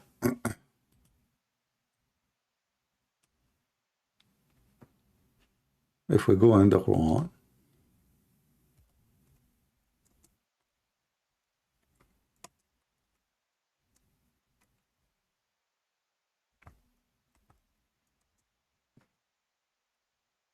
this open. Also, I just want to make it clear that some hadiths may not be completely untrue, but most hadiths are untrue because they go against the teachings of the Quran, which is why I don't believe in them mostly. Some hadith are true? Yes, hadiths can be historical evidence of things, but not like 90% of them are not. Oh, okay. Right? So they can be historical evidence, but most of them are scripted, the same thing as the Bible. What you said about the Bible? I said the hadiths are scripted the same way that the Bible are. The Bible is. How the Bible is? I'll tell you, what original was the gospel brought upon? Which one? What language was the gospel written? Or I don't know. Tell me which was the language? Aramaic. That's the language. Aramaic. Okay, as long as you are saying Aramaic, so why your God, he chose the Greek name? Why it's Quran? Why your God, he says the word Injil? Aramaic is not the same as Greek. Injil is a Greek. This is the name of the Bible in Greek language. So if Jesus' language was Aramaic, why your God, he called the book of Jesus Injil? This is all over the Quran. Well, in Aramaic, Jesus' name was Yeshua, and it's Isa in Arabic. So what's your point? It's just No, the this is not name. the question. I'm asking you. I'm not talking about the name of Jesus. No, I'm talking about, and Isa is not the same as Yeshua. I mean, there's a huge difference. Yes, that's what I'm saying. Like, Okay. it really doesn't matter. It's the No, name. it matters. Isa is a name of a camel. What? Isa is a camel. Isa is a camel? Yeah. A camel? Is is a camel. Is is a camel. Don't you know? Yeah. Wait. Is Is. a camel? Uh-huh. I don't. Okay, let me just double check because I'm definitely not sure of that. I don't know where you got that from, but let me double check actually. Camel in Arabic is Jamal. Where's Is? Jamal. Yes. Oh, okay, I'm learning from you. Isn't it even the poetry says العيش يقتلها الظما والماء على ظهورها محمول. The Is, they die from thirst, and yet they are carrying water in their back. Place. I'm not sure what verse you're talking about. All right. So now let's focus here. I was saying to you that the word Injil is a Greek word. And you said that the Messiah, he spoke Aramaic. So how he speak Aramaic and his book is in Greek? Because his book is in Greek, his book is in Aramaic. It's supposed to be. Well, no. Okay, did Allah give him a Greek book or he gave him Aramaic book? He didn't give him a book. No, the Quran says, chapter 3, verse number 3, Allah, he sent down the Torah and the Injil. Chapter 3, verse number 48, it says, it teach him... He didn't send down the full book ready to go. They had to wrote it down. Well, this, how you know? It says, you said you are Quran only. There it says Kitab. Doesn't say any word else. Doesn't say even a verse. It says Kitab. Well, isn't it you told me Christians and Jews are people of the book, so we are the people of the book. Okay, so why we are called people of the book? Because followers, the original followers of the people of the book. So, okay, let me give it to you like this. The people who believed in Musa from his time into all the way to Isa, which was probably the last book that went away, and there was no more original Torah left, then the revelations of the original gospel. There's no original Torah left? There isn't, no. Okay, you are Quran only, correct? Yes, that's the only revelation that is left. That we all can right, okay. And supposed to you know Arabic, correct? Yes. Half, I said. Not fully. I didn't get to learn that much. But okay, yes. I could know Arabic. All right, read for me chapter 2, verse number 89. Chapter 2? Verse number 89. Okay, let me go there. Okay. وَمَنَّ النَّاسِ مَنْ يَقُولُ آمَنَّا بِاللَّهِ وَبَالْيَوْمِ. Chapter 2, verse number 89. Oh, 89. Uh-huh. Okay. I was reading the wrong one.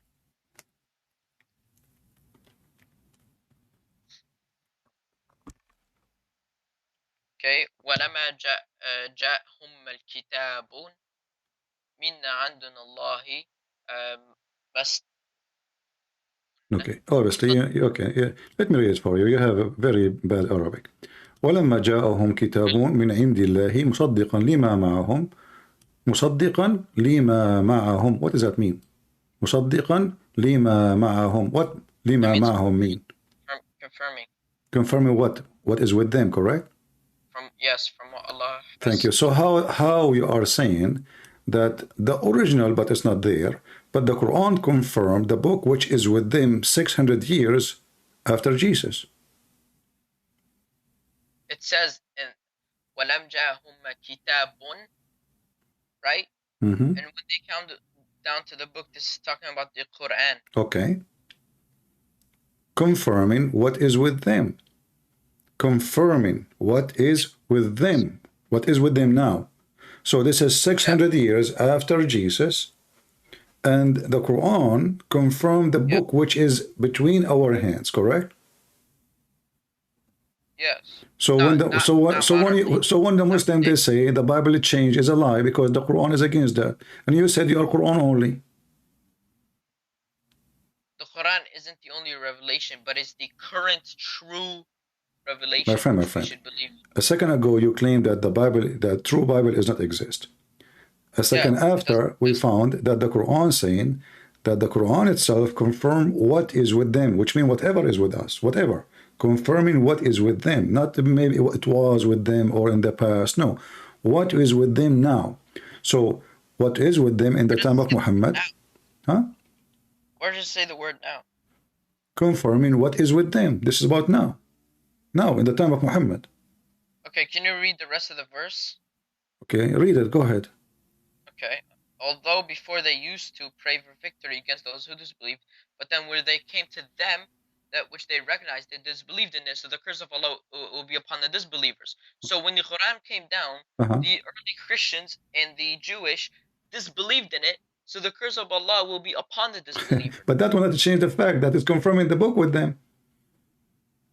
That is not, it's confirming for what was for before them. What is the word before? You see, you are the one who said you are a Quran only, and now you are adding the words to the Quran. Where it says the word before, it says confirming what is with them. So now just because they refuse Muhammad, suddenly they are bad, but it was confirmed, the Quran confirmed what is with them. So why the Jews, they will follow Muhammad if the Quran confirm what with them?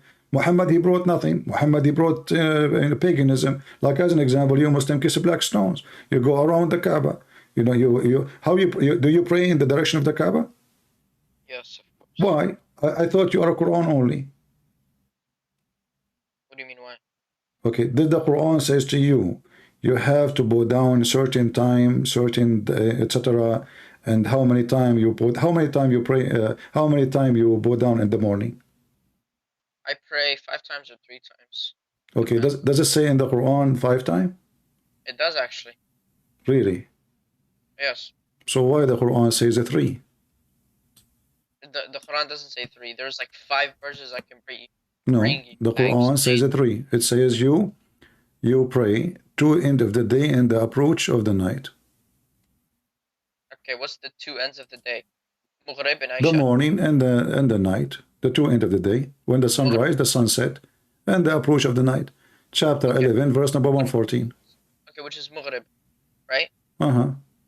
Okay, there's Maghrib and Fajr, and then there's another verse I can bring you. Let me pull it up real quick. No, there is the approach of the night, not the night. It's not night yet. It's not night. There's Salah, my friend. Okay, does it say 3 times? Does it say 3 times? The 2 end of the day and the approach of the night. There's many verses to it. Can I show it? Chapter 11, verse number 114. Can I show the verses that I'm talking about? Sure, go ahead. Thank you.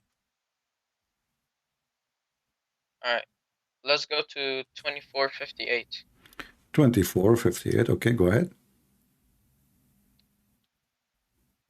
Okay, and it says, "O you who believed, let those whom your right hand possesses, and those who have not yet reached puberty among you ask permission of you before entering at 3 times, before the dawn prayer, and when you put aside your clothing for rest at noon, which is the Dhuhr prayer, and then after the night prayer, which is Isha." So you got Fajr, you got Dhuhr, and you got Isha, and in the other verse you got Fajr and Maghrib. And now, if we want to confirm the Asr prayer, let's go to... No, hold on. You skip. It says the noon time. Doesn't say it's a prayer noon time. Does it say the word of prayer? You said you are Quran only. Does it say the noon prayer? Okay, what is noon? You are the one who said it says noon prayer. Okay, but what is noon in Arabic? Dhuhr. Yes. Okay, what is the noon prayer? Does it say prayer? It says when you put down your clothes. You put down your clothes. This is the time you rest. So the time you rest, you put down your clothes, you are taking a nap, and then the second, and after that, speaking about the Isha prayer. So there's no, you are adding prayer, you are adding word prayer as you wish. It's not as I wish. Okay, look, I'm reading your translation. Here we go. It says here, this is your Muslim translation. It says, and while you put off your clothes for noonday, between two bracket rest. Do you see the word prayer? There's no prayer. This is your translation. This is your Muslim translation. Let's look at other verses. So this one did not work. It's not that it did not work. Ah, okay. Give me other verse. Still, there are three. You know, the Quran say three. Where are you from? Me? Yes, you. I'm black, blonde, African American from Japan.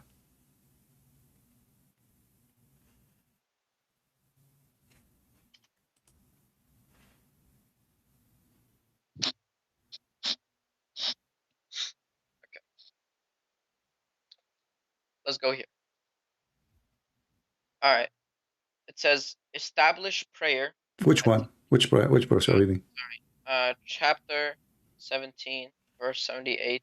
Okay, 17, 78. Okay, go ahead. It says establish prayer at the decline of the sun until the darkness of the night, and also the Quran recitation of the dawn and the recitation. So until the darkness this of is the three. night, which is Azhar. This is the three. Huh? This is the three. What is it? What do you mean three? This is the three. It's mentioned 3 times here. Three what? Okay. When the sunset, when the sunrise, and the approach of the night. Yes. Okay. This is the same as the chapter 11, verse number 14, 114 saying 3 times. At the decline of the sun until the darkness of the Decline. night. Okay, the decline. This is there. It says and the approach of the night. So it's using the same language. 3 times. And it says My friend. You see, you Muslims, you get away from the hadith because your prophet, he say embarrassing stuff. If there is one hadith you agree with in the whole book of hadith, or all your prophet words is gone? No, I don't. There's not one hadith that I agree with. They may be Okay. historical. So how you follow the Quran if the Quran says you have to obey the messenger and obey Allah? How you obey the messenger? Okay, I'll tell you. How do you obey your father? He tell me something, I listen to him, I do what he say. Good. Okay. I'll give you an example. Your father told you, don't hang out with this guy, right? He's terrible, he's bad, he gives bad advice, and he's just overall bad person to hang out with, okay? Okay. 20 years later, he dies, and he's 20 years later, after he dies, that person has became good, he became an amazing person, he changed, he's a genuinely good person to hang around with. Would you still obey your father's orders? But you know, the funny is, you are comparing the command. No. You're a prophet. He is saying clearly who you can friend, who is not. No, don't change topic. Your prophet says, friend not those who oppose Allah. He didn't say don't friend them if they become believers. Actually, the Quran says the opposite. If they become believers, you can friend them. They are your brothers. So the answer for this is in the Quran for you. So you gave me false reasoning. Why you don't want to follow your prophet teaching? Give me a reason. The only way to follow Islam is to follow Muhammad. Huh? This is a general question. This is not a Quranic question or anything. This is just a general question. How you can obey Muhammad? In order to obey Muhammad, you have to know what Muhammad said, correct? Yes. Okay. But the commands that he gave out 1,400 years ago may not be the Quran. No, the Quran. So are you saying there's a command of Muhammad is not valid no more? Yes, because 1,400 years ago. Can you give me an example? Okay, I actually will. Okay. It's a hadith, right? That I'm not sure what hadith. Actually, I'll search it up so you don't think I'm just bullshitting. But while I was searching it up, let me explain the story. So there's a hadith which explains that at the time of the Prophet, people used to buy donkey meat. Right? To buy what? Donkey meat. Donkey meat. Okay. Yes.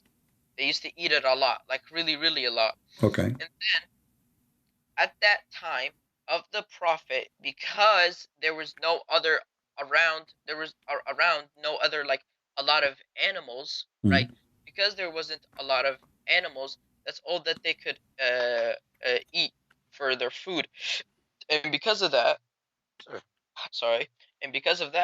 then he made it haram, right? Muhammad made it haram for them to buy any more of the donkey meat, because they were declining so much that like we will not have enough to eat. So the people decided to like do trades from outside in order to get food instead of just eating that donkey.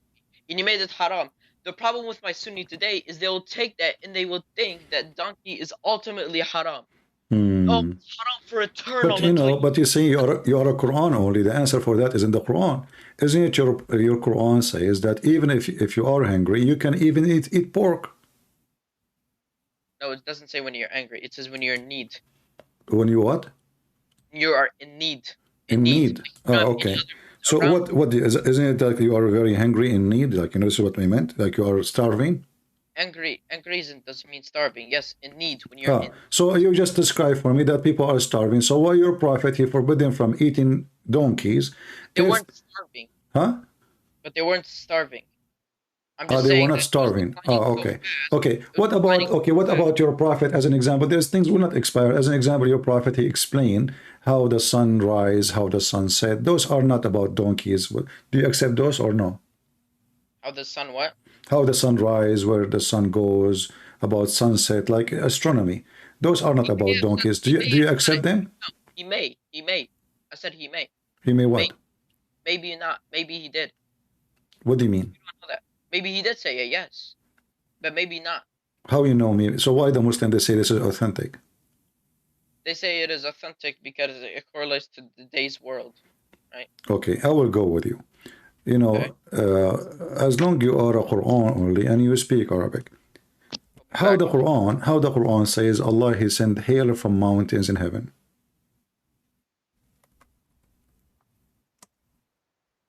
Is that what really science teach? You go to school? Hello? Hello?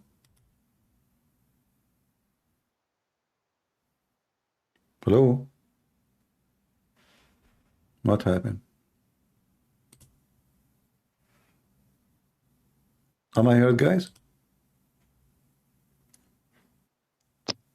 Hello? I'm back. All right. Can you repeat what you just said when I said I'll be back? How the Quran, this is not hadith now, how the Quran says that Allah he sent from mountains in heaven hail. Do you really believe that there is mountain of hails flying in the sky and Allah break hail from it and he throw it at us? Can you give me the verse?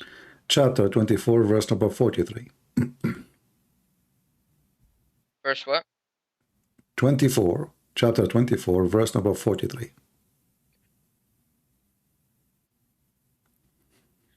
And do you not see that Allah drives clouds, that he brings them together and he makes them into a mass, and you see the rain emerge from within it, and he sends down from the sky mountains of clouds within, which is hail, and he strikes it from who he wills, evits it from who he wills. The flash of lightning almost takes away the eyesight. What is wrong with this verse? It says Allah he throw hail from mountains in heaven, not from cloud in heaven. That's false translation. You claim you speak Arabic, so read with me. It says, وَيُنزِلُ مِنَ السَّمَاءِ مِنْ جِبَالٍ فِيهَا مِنْ بَرَدٍ فَيُصِيبُ بِهِ مَنْ يَشَاءُ. وَيُنزِلُ, confirm with me please. يُنزِلُ mean send down, correct? Yes, وَيَنزِلُ. مِنَ السَّمَاءِ, from the sky, correct? مِنَ السَّمَاءِ, yes. Okay, which means from the sky, correct? Yes. Min jibalin fiha, from mountains in it, correct? Where does it say mount? Oh, jibali, yes. Okay, so how Allah he says such a thing? So Allah he send hail from mountains in it?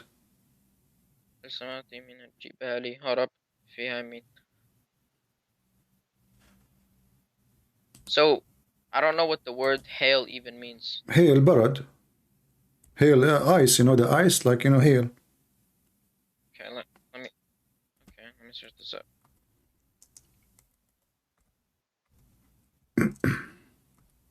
Okay, he sounds on, well, it means cold. No, hail is not cold. Hail is ice. Hail. You know, like the sometimes we have, instead of rain, we have ice like big like rocks. Sometimes they can be big like balls. All right. Yes. So how Allah, He is God, and He doesn't know how hail is made? How such a thing can happen? How does he not know which is hail is made? Well, science says, I mean, we go in elementary school, they teach you like cold air when the rain is coming. Very cold air will make this rain into ice, and then the ice hit each other and will become bigger like a snowball.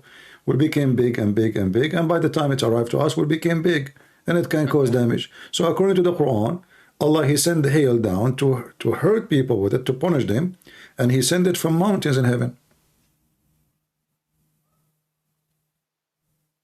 He sends hails to hurt people? Focus with me. I don't care about what the reason now.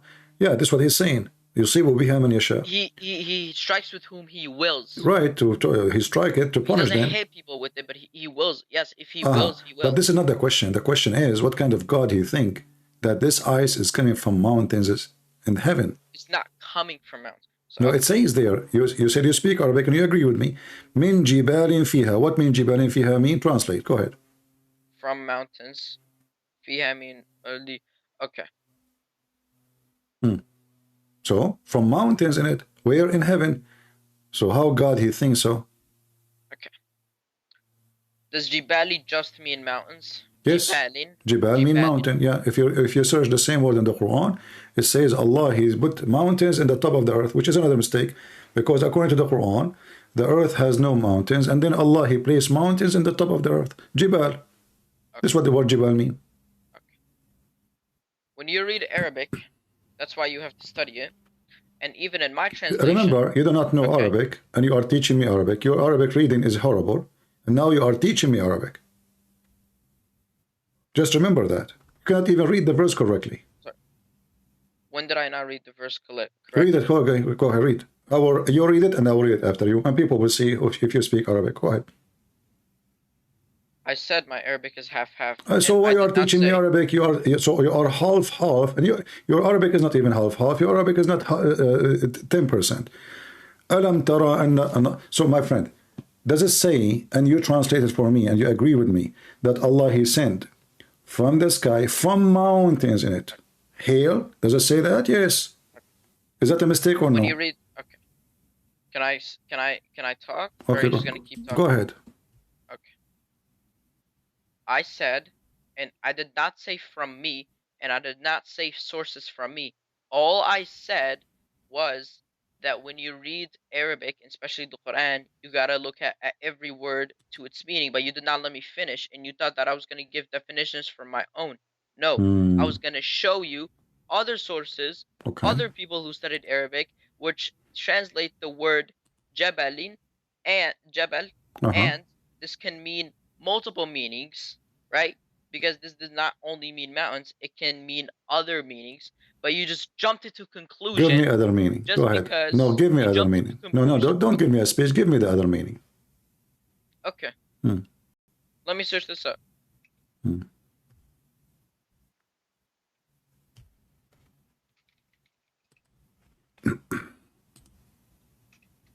Because even in my translation, it doesn't just say mountains. I don't know what translation you're reading, but it says mountains of clouds. Here we go. This is Tafsir al-Jalalain, and he is a scholar, and you are not. And he is an Arab. He speaks Arabic very well. Okay. Well, he said, when I said read carefully, read carefully. You said to me they research it and they study it. Here we go. Yeah, you are talking too. Here we go. Al-Jalalain. Why Al-Jalalain will lie? He is a Muslim, big scholar. He is saying He sent hail out of mountains. Do you see it? Out of mountains. So those are mountains in heaven, and there's no other meaning. So now you are trying to get your own, just to defend the Quran, when even your scholars. Because from my translation it says of clouds. This is false translation. And why you need translation? You said you speak Arabic. When you agreed with me, it says min jibalin, and now you are saying to me the word jibal have many meaning. The word jibal have only one meaning, mean mountains. Yeah, if you type the word Jilal. In my Jilal, translation, it says mountains of clouds, and that is not from me. my friend, That is from what is the word cloud? What is the word cloud? What is the word cloud? of clouds. What is the word of mountains cloud? What is the word of clouds. cloud? What is the word of cloud? It says here. Like I said, this is why you have to look at. I am looking, my friend. I speak Arabic. I speak Arabic. So they are fabricating. Okay, how come Al-Jalalain? How come Ibn Kathir? How come Al-Qurtubi? How come Al-Tabari? They did not see the word cloud. What does the word daraba mean? Daraba? What is? Don't change topic. No, because I want to explain Focus to you me. how Don't Arabic explain is. to me something with something have nothing to do with the topic. Jibal only have one meaning, mountains. And here we go. Those are your scholars. He sent down from heaven out of mountains. Out of mountains. There's no cloud. Can you tell me the verse again? Chapter 24, verse number 43. And this is Al-Jalalain. And I have it on the screen. Everybody can read it. This is not Christian Prince is explaining, translating. This is your Muslim website. This is the official government website of the King of Jordan. And this is your scholars. We can change. We can go to Ibn Abbas. We can go to Ibn Kathir. We can go to Al-Qurtubi. So you are reading false translation who they are trying to cover the mistake, a clear mistake in the Quran. It's not false because this is, it says literally Sahih International Translation. Ah, it's called Sahih. So do you accept Sahih Hadith? So now you accept Sahih International by a guy from Pakistan. A Pakistani guy. He don't even speak Arabic. Because Sahih, okay. Sahih. It's a name. It's a name. He called his book Sahih. He called his book Sahih International. Okay. So now because he called it Sahih, it is correct. Can I talk? Okay. If you talk, I listen, and when you talk, I listen. No problem. No problem. Go ahead. Right? Yeah. This is how we have a conversation. So No you can't problem. just overtalk. Okay. Okay. When I say Thank you for that teaching me. Thank you. Sahih, Of course. When I say Sahih International Translation, right? I know they call hadiths like Sahih, but when I'm talking about the Quran, then there are people who study the Quran. I don't believe in the Quran because I don't believe in hadiths because no matter how much you study hadiths, even if you prove that it's Sahih, there's still some hadiths that no matter how much you can translate it into or how much you can explain it, they still go against the Quran. But when you study the Quran, when people study the Quran, then I will take their advice. When people study the hadiths, I will not take their advice because some hadiths go against the Quran. Okay, understood? I don't understand anything from what you say. What does this have to do with my topic? I'm asking you. But you're saying, oh, why Sahih, you are taking? Yeah, you are the one who said to me, Sahih. "This is Sahih International." So what? This is a translation, and there's tons of false translation of the Quran. So I'm asking you now, why all your scholars they say it is a mountain, have nothing to do with the cloud, and how come in the translation, which one is more important, Al-Jalalain, or the guy who is from Pakistan who do not even speak good Arabic? Which one we follow? Al-Qurtubi, or this guy who nobody knows who is he? I'm giving you scholars. I'm not giving you. We can go to your prophet, cousin. I mean, all of them they don't know Arabic. They don't speak with Arabic. And the guy from Pakistan speak with Arabic. I mean, of course, anybody can learn Arabic. No. This is not about anyone know Arabic. We are talking about scholars who they are really scholars, not just guys making up a translation. So does it say, here we go, this is Ibn Abbas, the cousin of your prophet. He sent down from heaven mountain where is hail. I'll tell you. And it says, right, when you understand it, it says, when is Sama, there is mountains and then there is hails. It doesn't, yes. So there's in the Sama there's mountains? He sent down mountains. And then he sent down mountains. Hills. So according to the Quran, Allah he sent down mountains? Well, he placed them. But this is not what it says. I know, in different verse, yeah. You're right. But this is against science too. Because mountains... Why is it against science? Yeah, because mountains are not throwing from the sky. Otherwise, the earth will destroy it. If a little rock... They're not falling from the sky. Allah sent them down on the sky. He put them... Exactly. Okay, no problem. The earth, my friend, all the mountains in the earth is coming from inside the earth, not the opposite.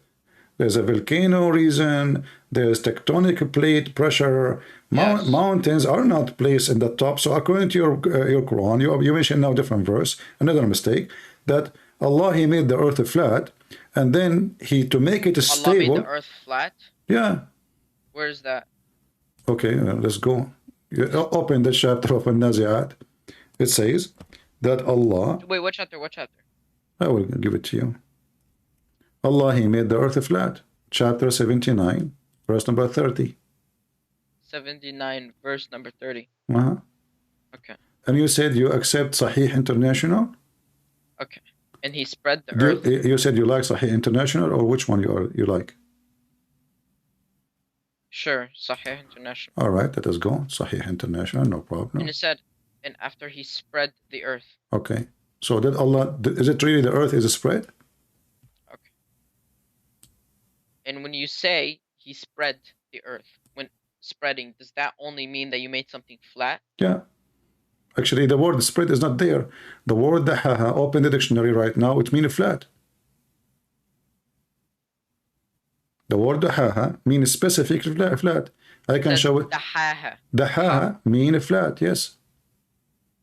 That does not only mean flat. It mean only mean flat. No, it means to spread. You want to bet? Sure. Okay, here we go. Chapter 79, verse number 30. Let us go. And let us see what the Islamic scholar they I say. don't know why you want to bet, because it's haram to bet, but I just said bet. You want to bet that betting is haram? Yeah, it is haram. But you just bet with me. So you want to bet that betting is haram? Well, I always say to my friends, okay, you want to bet that betting is not haram? Tayyib. Let's move on. All right, here we go. This is your interpretation, And Allah, He made the earth flat, This is this is Al-Jalalain. Let me show it to you on the screen. Give me a second. And I wouldn't know who this guy is because I've never. Al-Jalalain is one of the biggest scholars ever Muslims have. You don't know who's Al-Jalalain? Full name? Huh? Just search Tafsir Al-Jalalain. He have a long list of What's his full name? They have many names. You want his name as the old name or the one they call him everybody? The one they call him. You never heard of somebody his name as Al-Imam Al-Suyuti? Imam Al-Suyuti? Yeah.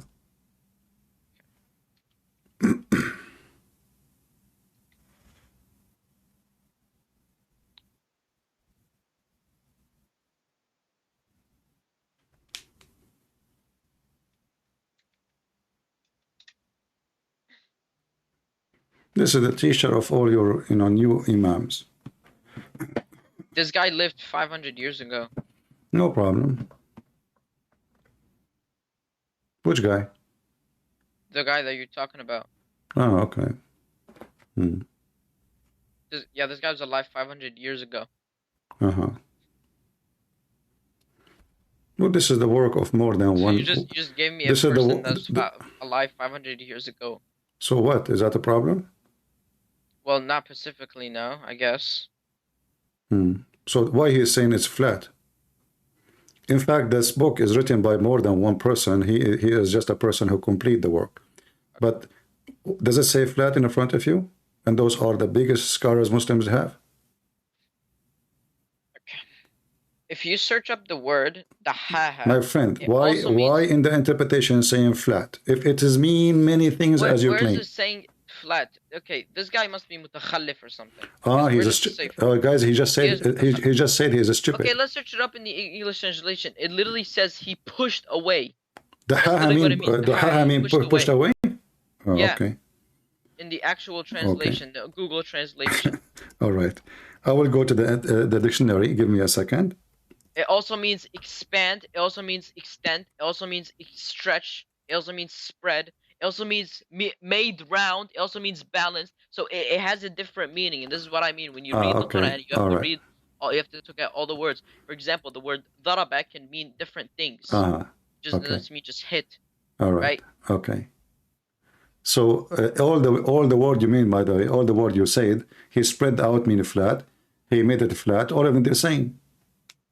There is a guy. There is a guy. His name is Muhammad Hijab. He's very well known in the internet. Yes, he said that this is mean flat. But this is the same guy that said anyone who doesn't believe in hadith is a kafir, which is he's an idiot. Who says that? Well, he's an idiot. I agree with you. I mean, this guy, he don't like the hadith about breastfeeding for adult, which I like it very much. But all your scholars agree that this is a flat. Why they are saying flat? If it's not flat, I mean, why did not choose the other name? Why they choose a flat from all the meaning? So now, okay, you see, okay, now that this is dead end between me and you, and the excuse is there is many meaning, but the fact, no, all of them, they are the same. Same time, if you go to the chapter we are reading from. Yeah. All right. Here it says, according to your knowledge, which one Allah created first? Oh, is it where the earth and the stars? Is that what you're gonna ask? Yeah. Okay. I'm actually not sure about that. Okay, forget about the earth. What about the mountains? All I know, okay, all I know is that they were some kind of, they were a joint entity and they were separated apart. So, no, this is I don't know which one was created. This is not when he created them. This is when he split them. Yes. Okay, but the creation happened before that. You split the thing after you create the thing, correct? Okay. Okay. So now I'm asking you. You split it and then you create it. No. Never mind. I'm sorry. No. You create it and you spread it. Yes. No. You split after you create, right? Yeah. Okay. So now, which one Allah created first? As long as we are in this chapter, the stars or the mountains? I'm not sure. I have to research about this. What do you mean? You are a Quran only. The Quran make it clear for you. Okay. Read the chapter. Because, like I said. Read the chapter. Read the chapter. A million times. What chapter though? What verse actually? Chapter 79. It says. We can read. We can read. You can read verse from verse number 27 or even before.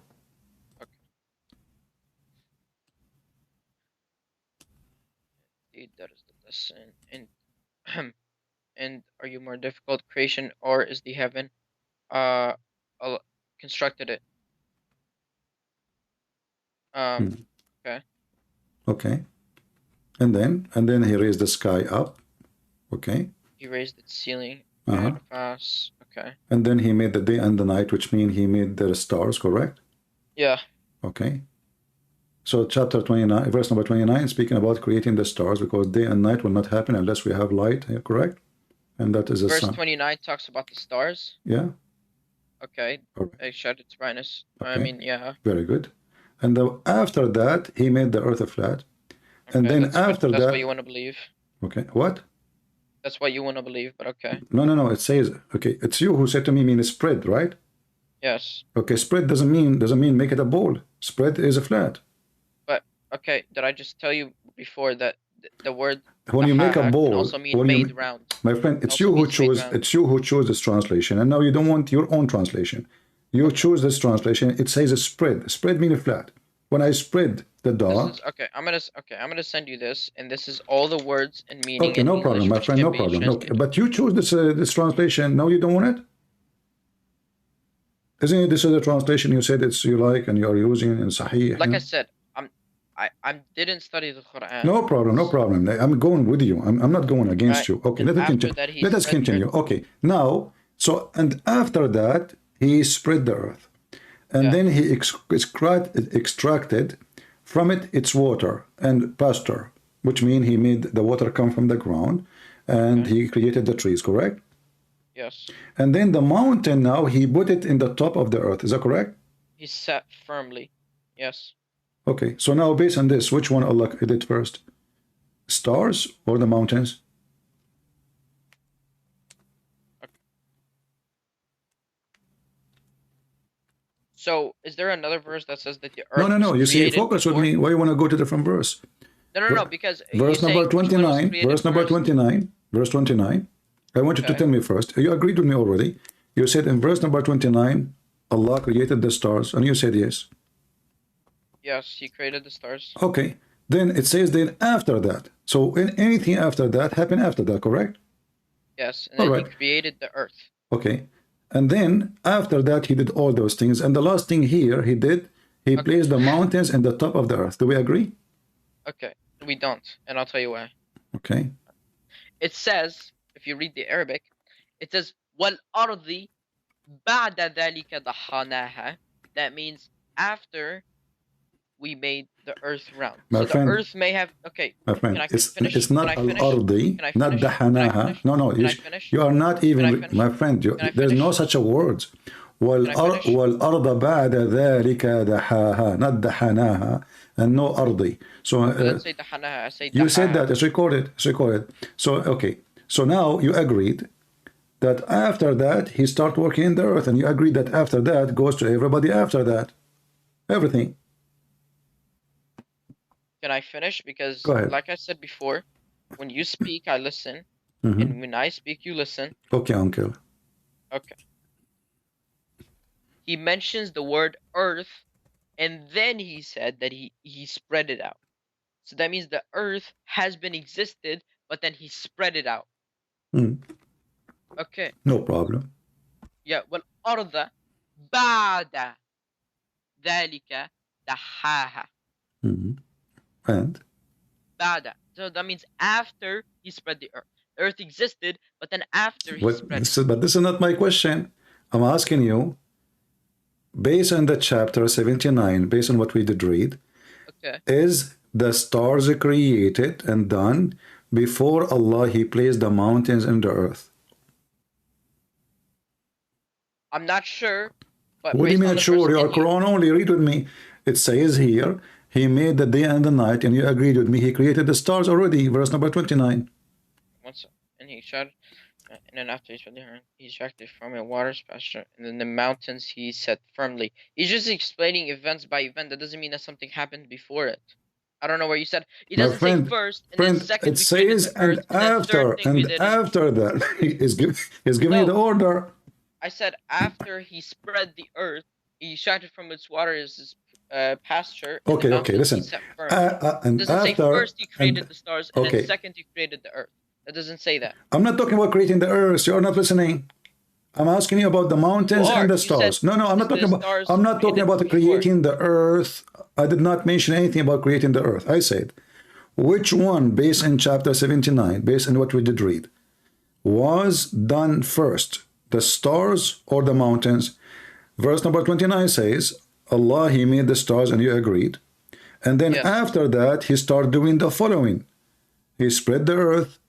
He extracted the water, and then he put the mountains. So the last thing he did is the mountains. Do we agree? I don't want to. Okay. Before I say, I don't want to say yes because I'm not sure. Why That's you're not why. sure? Isn't your Quran only? The Quran in front Because of you. it doesn't say first and it doesn't say second. It says. Like It says. sometimes- It says. Okay, It says. maybe. Okay, look. Maybe I can read from this and I can say, oh, okay, well, he built the stars before the mountains, and then I can look at someone who explains it better than me, and then I can disagree with How them. you and how that you would can make me explain? look like a liar. You are Quran only. Are you a person who follow explanation? Well, of course, I sometimes follow explanations. So why Of when course, I showed you follow that? explanations So about when the Quran. so how come when I showed you the interpretation, you said this guy's an idiot? Because he's an idiot. We know that the earth is not flat. So that's why he's an idiot, because he's a jahil and he's. So how you know, as long the verse mentioned the word flat, and he said it's a flat, and all the scholars agree about a flat. So how you Who's know? all? Who's all? All the Not scholars, all the big names. Who are you? You just named me a person that was alive 500 years ago. Oh, so if he should, okay. What about Ibn Abbas? So what if it's 500 years ago? It's mean he's a bad person? What does that mean? So It means maybe he was are a you saying to mutakhallif, me? Are I you guess. saying to me that a person who is from Pakistan like Yusuf Ali can explain the Quran better than the one who lived in the time of our prophet? They speak better Arabic? Well, we're more educated. Yes, we are more educated. So now you are Muhammad saying couldn't to even me- read and write. So you are saying to me now, your prophet, he's an ignorant. He cannot explain the Quran because he's not educated. When did I say he's an ignorant? I said he cannot read and write. He can say that he can understand the Quran, but maybe the specific verse. Okay, now you can read and you can write based on the chapter we did read. Why you don't want to give me the answer? Is that an embarrassing question? No. Okay, give me the because I answer don't then. wanna lie upon thee, You are because this is smart. the word You of are God, and I don't educated. wanna lie upon You it. are educated. You can read. You can write. So now give me the answer. Chapter 79, verse 29 Because I says. may say no, and then I can see an explanation to the verse, and then it would change my mind. Well, if you and give then me I can no, say yes, you have and to give me it no. would make me No look problem. like a You can liar. say I don't no, wanna lie. my friend. You can say no. You can say yes, based on your understanding. Why you cannot give me understanding? Your understanding, based on your understanding, is the sky, the stars. finished and He done. darkened its night, instructed its brightness, and then after he spread the earth, he extracted from it its water and passed in them. Okay, I agree. Yes, the stars were created. He darkened its night and extracted its brightness. But it doesn't say the stars were created. It just says that he extracted its brightness from the stars. Well, that's mean there was no dark, there was no night, there was no day before that time. That means there wasn't any night and stars. Where are you getting that from? Because now it's happened, and he darkened the night. You see, he's given you order. 2 days. He created the heaven. He created the heaven, and then he rifted up the heaven, and then he darkened the night and made the day. And after that, so all those things is done before the word after that, correct?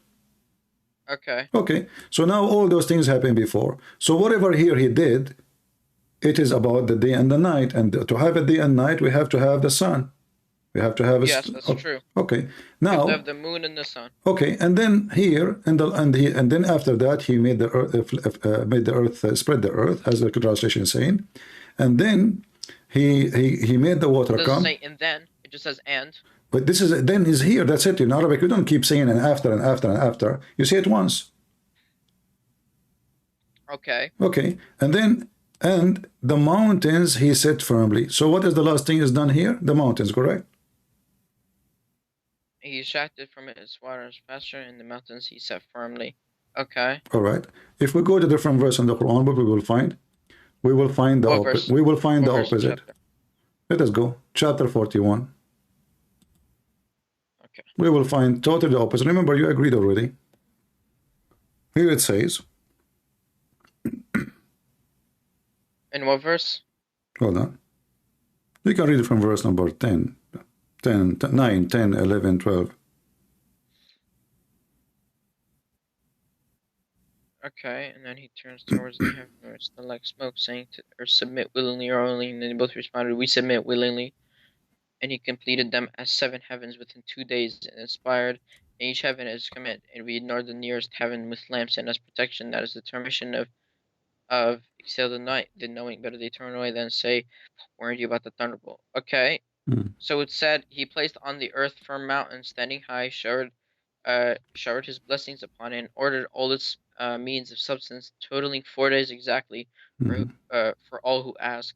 Then he turned towards the heavens when it was still like smoke, saying it to the earth, submit willingly or unwillingly, and they both responded, we submit willingly. Okay. So which one here created first? As you see, the mountains in chapter 41, it says in verse number 10, after Allah, he created the earth in 2 days. Okay. Then he placed mountains, and then he went up to the sky, and he started working in the sky. The sky was nothing, smoke. And then he made 7 skies, and the last thing he did, he created the lamps, the stars. Okay. Okay. But the other chapter is the opposite. That was the last thing. It says here in front of you, verse number 12. Then he completed and finished the 7 heaven. It says then. It does not say. This is your translation. This is your translation. It says he completed it. It doesn't say then. It's in the front of me. It says then. Well, it doesn't say then for me. Well, in front of me, it says then. And my friend, you claim you speak Arabic. It says فَقَضَاهُنَّ. The fa is about then and after that. Fa. Fa means and. Doesn't say then.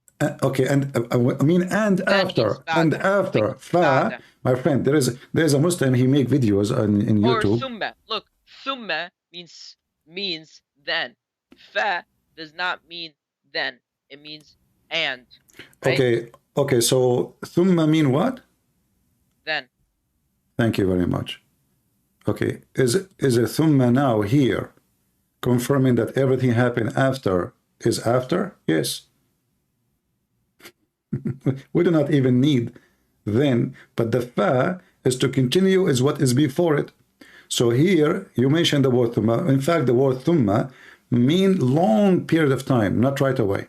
So he made the mountains ثم, and took time, and then he went to heaven and they start walking in the heaven, and then after that he finished creation of the heaven, and the last thing he did, he created the stars. The last thing. Okay. Okay. So if you go back to 79 and 31. It's the opposite. Before, like I said. It's the opposite. It's not the opposite, because I'll tell you why.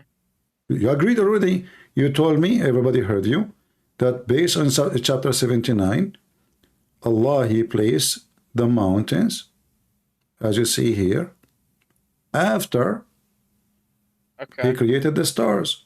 But in chapter 41, it's totally the opposite.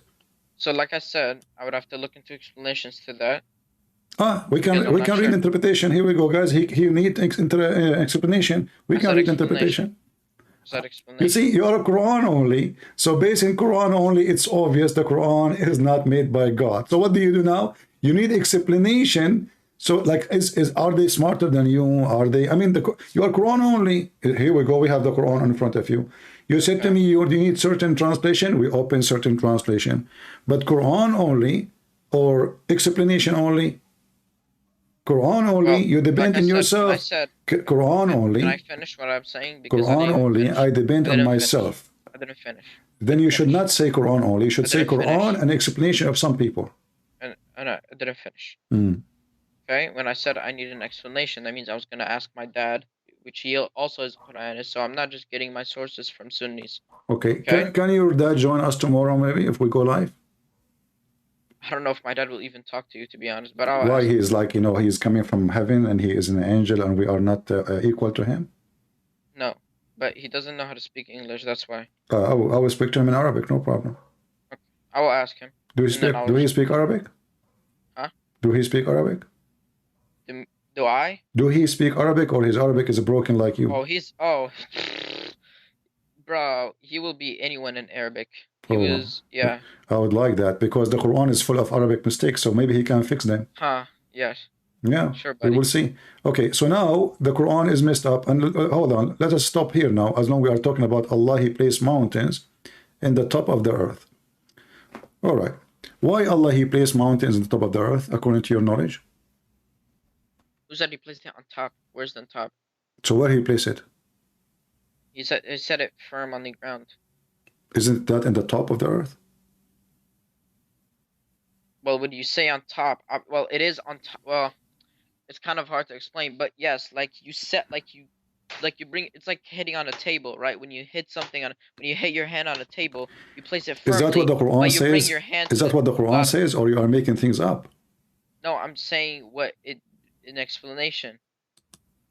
Why, what do you mean? But why? How you can explain? How you can add things to the explanation? Because when you say he set it firmly, it means like you set something firmly. It's like it means it's fixed. Like I said, it's like slamming your hand on the table. It means it's fixed. It's not moving, but the fact it's moving. Your hand moves. The fact the mountain is always moving. Okay. Okay. Yes. What is the reason Allah, he placed the mountains in the top of the earth? I don't know the reason. I heard that the reason in the hadith, that because the earth is shaking, so Allah decided to put it in the top of the earth, because the earth is shaking, so the earth will be not shaking.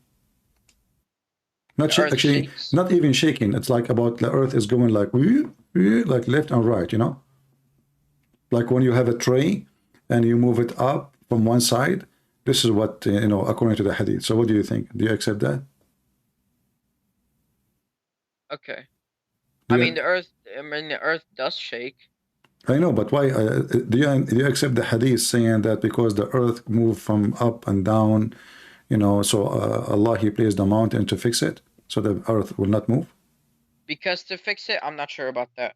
To fix it, I'm not sure. According to, like, you went to school, right? What they teach you about mountains? Why is the mountains really, the reason for the mountain is to stop the earth from shaking, or it is a result of earth is moving?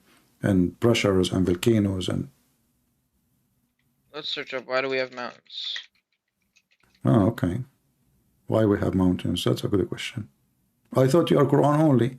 The Quran says, وَأَلْقَ فِي الْأَرْضِ رَوَاسِي أَن تَمِيدَ بِكُمْ. So he put down, he throw it. You see, you said to me... Where did it say throw? Okay, now you're just making it up. No, it There's says nowhere that say no. throw. It says the throw. Where does it say throw? It says the throw. I saw it in the hadith. You saw it in the hadith. Uh-huh. Okay. Why you are laughing? Are you laughing at the hadith now? Yes, I am actually. Well, this is in the Quran, actually. I was just joking with you. Chapter 16, verse number 15. And shame on you to laugh at the Quran. It says, وَأَلْقَ فِي الْأَرْضِ رَوَاسِي. And you claim that you know Did it Arabic. actually say to throw? Yes, alqa means throw. Can you give me the verse in... Chapter 16, verse number 15.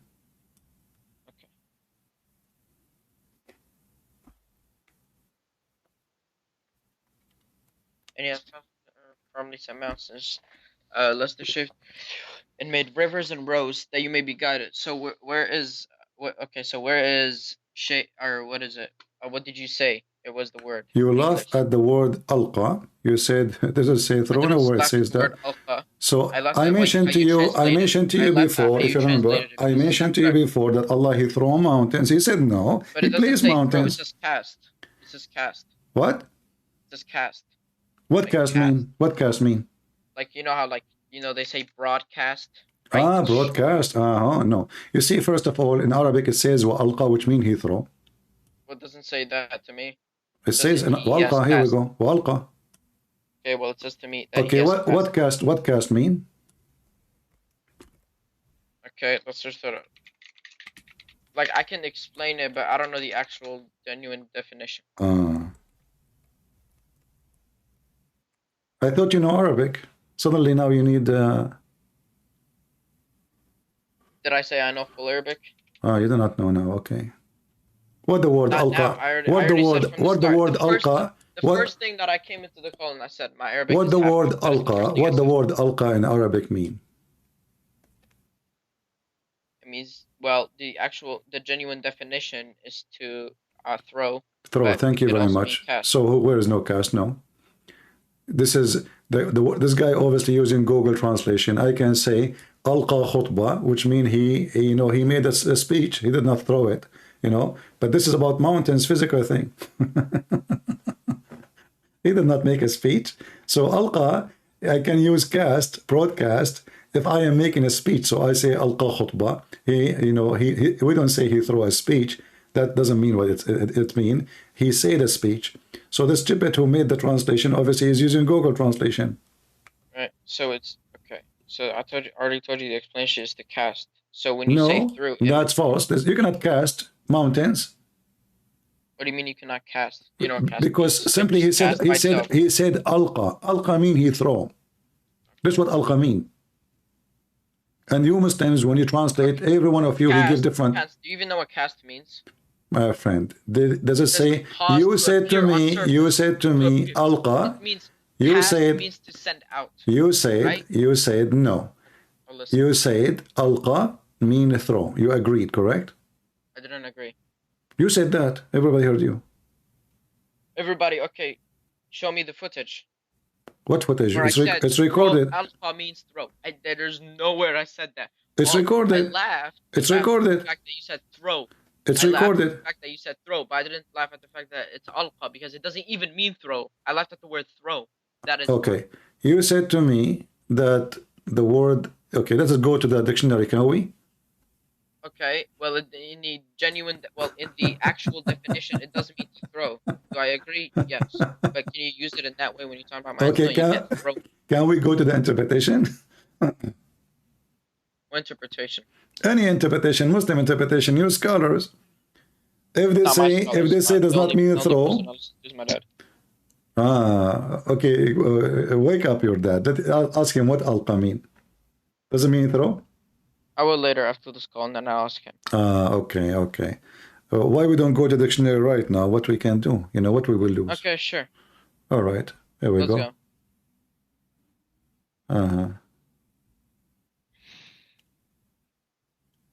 Let us see. It can also mean send out. There's many English translations to that word. My friend, the mountains is coming from the sky. So what send out? Allah, he sent down. Can you tell me the verse again? I lost it. Chapter 16, okay. Verse number 15. Okay. 13. Yeah.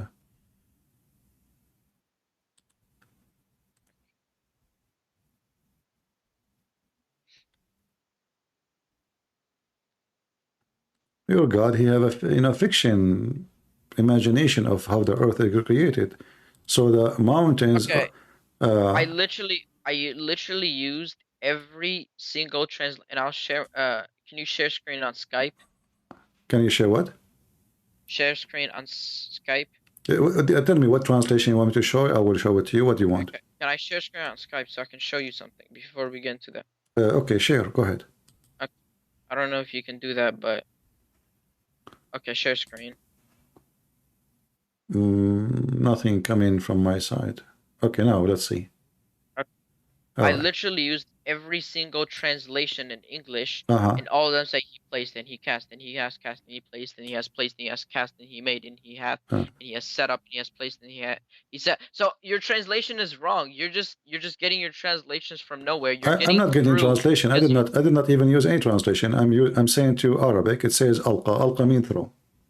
Well, alqa mean throw, but it can also mean he has set, and you can say set. No, he cannot. You cannot. No, because this is a physical thing. This is a physical thing. So and the word set there's other words in Arabic. So alqa, he mean a throw. Like I mentioned to you, chapter 22. I mentioned to you chapter 22, verse number 52. Alqa fi umniyatihi. What is the translation? He throw in his mouth. He throw in his mind. So this is what alqa mean. Alqa, the Quran mentioned many times the word alqa. So alqa fi umniyatihi. Shaitan, he throw in his mind. So when Shaitan, he throw satanic verses to Muhammad, what he did, he throw it. How he throw it? In his mind, in his tongue. This is what alqa mean. And this is the same word used. What he throw? He throw mountains. And this is and look at the reasoning. Do you agree that by Allah setting mountains at the top of the earth is not shaking no more? Is it true that the reason Allah he put the mountains in the top of the earth so the earth will not shake? I don't know about that. Well, according to science, the earth shake in the areas have mountains more than other area because this is where the volcanoes and this is where the earthquake. As an example, all of Japan is mountains mostly. Yeah, and, sure. And they have the tons of thousands of earthquake every day almost. Some of them they can feel them, some of them they cannot. So mountains did not stop the earth from shaking, and they will never. And in fact, whatever mountains are, earth shake more. Okay. So this is a mistake in the Quran, correct? Why is that a mistake? It's a mistake because this is not the reason for the mountains. The mountains don't do that. It does. Yeah, okay. Well, it does. So it does not shake with you. Okay. It says no. It says so he can stop. He put the mountains at the top of the earth for a reason. What is the reason? So the earth will not shake on you. With you. With you, yeah, with you, with us. We're living in the earth. Okay. Okay, but the earth is shaking always. And the more mountains we have, the more mountains you have, the more you live in mountain areas. This is where there is the reason the mountains exist because that area, the ground is disturbed. As simple as that. Okay. As an example, even mountains, they grow by size. Okay. Every year they grow like maybe a few millimeters. Why? Because the pressure or a volcano can grow faster, way faster. The tectonic plate where it's happening, like the Himalaya. So the Himalaya keep growing because the earth is pushing, and then it go up more. So all the mountains is coming from inside the earth, not somebody place it in the top of the earth. Okay. This is a mistake in the Quran. What do you think? Wait, can you repeat that sentence? I actually didn't listen. But if you agree with me that the mountains is coming from inside the earth, not something thrown in the top of it or somebody put it. The mountains don't come from inside the earth. Earth's core is from the inside the earth. What are you talking about? Okay, so where are the mountains coming from? They were placed. They are placed. Yeah. So the Himalaya, Allah he put the Himalaya there. What is the Himalaya? The mountains, Himalaya. Oh, where'd you get that word? What is that? This is the mountain. If you go, aren't you an Indian? I'm not Indian. I'm Syrian. Well, I am from Bangladesh. So I was there, and I went to the top of the Himalaya, and it's very high mountain. And I found that according to science, that this is a mountain coming from the ground. That's why you find layers of the mountains coming from deep in the ground. Okay, so it says he placed it. Does that mean that he placed it on top? Does it say on top? Yes, Or does it yes, say it says he placed it on earth. It's you who said to me he cast it. Now it's suddenly it is not. It's you who said to me he cast it. I said. It's you who said to me he set up. Okay. Okay. On the earth. Does it say in the earth or on the earth? It says on earth. On. So it's not in. If you say something is on, that means it could be from anywhere. Okay, that means it's in the top, correct? Okay. If I say I put the coffee on the table, does that mean in the table or in the top of the table? It says on earth. On earth. That means it could be from the top and it could be shown from the bottom. On earth. Really? So now suddenly it's coming from the bottom? On top of earth. So now it's coming. On earth. So now it says on the earth. Does it say, okay, how do you know if something is from the inside or outside?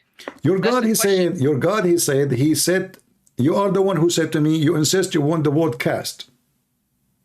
Earth, bro, I don't think you understand. Earth doesn't have a top. Earth is just earth, right? From the bottom. There's no top or bottom. Earth is just a round. No, I thought we have, there's the core, and there's layers above layers above layers, and then in the top there's the crust. And the top of the crust, and the top of the top of the crust, it's us who live there. What do you mean there's no top? There's top.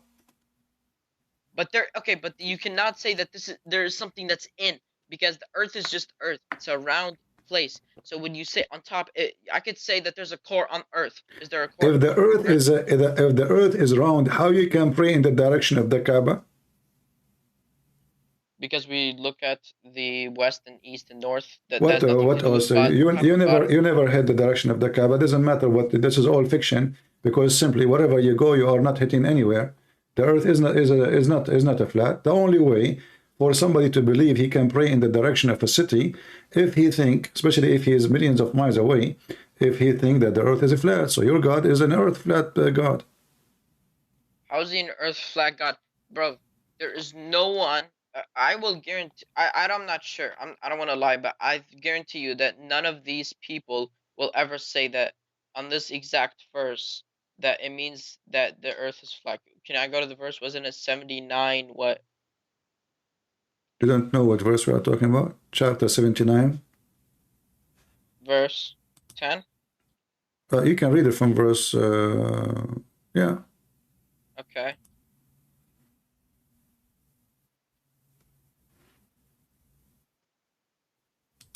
You have to go to verse number 30 where Allah, he made the earth flat. Okay.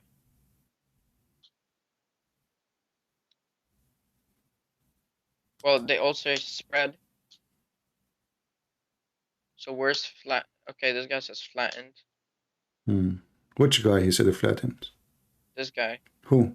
That's the only person he said flattened. What translation? What translation? Dr. Gale. Dr. Gali. Okay. Probably some mutakhallif. He must be an idiot. But this is a doctor. He's educated now. This is not from the 500 years ago.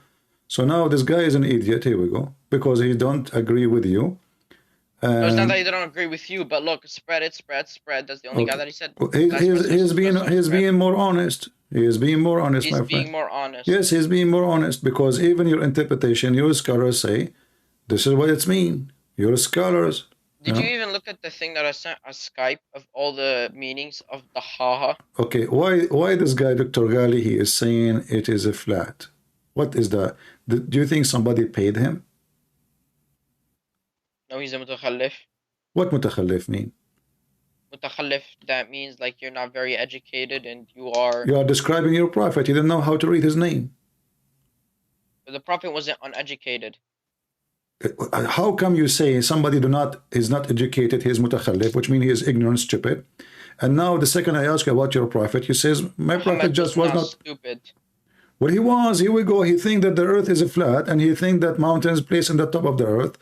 And, he have tons, and the hail is coming from mountains, and he don't even keep things in order. And I say mutakhallif, that means you ignore all the facts that you still uneducated. Okay, hold on. You said to me that you are a Quran only. You said to me you are a Quran only. Where in the Quran it says Muhammad do not know how to read?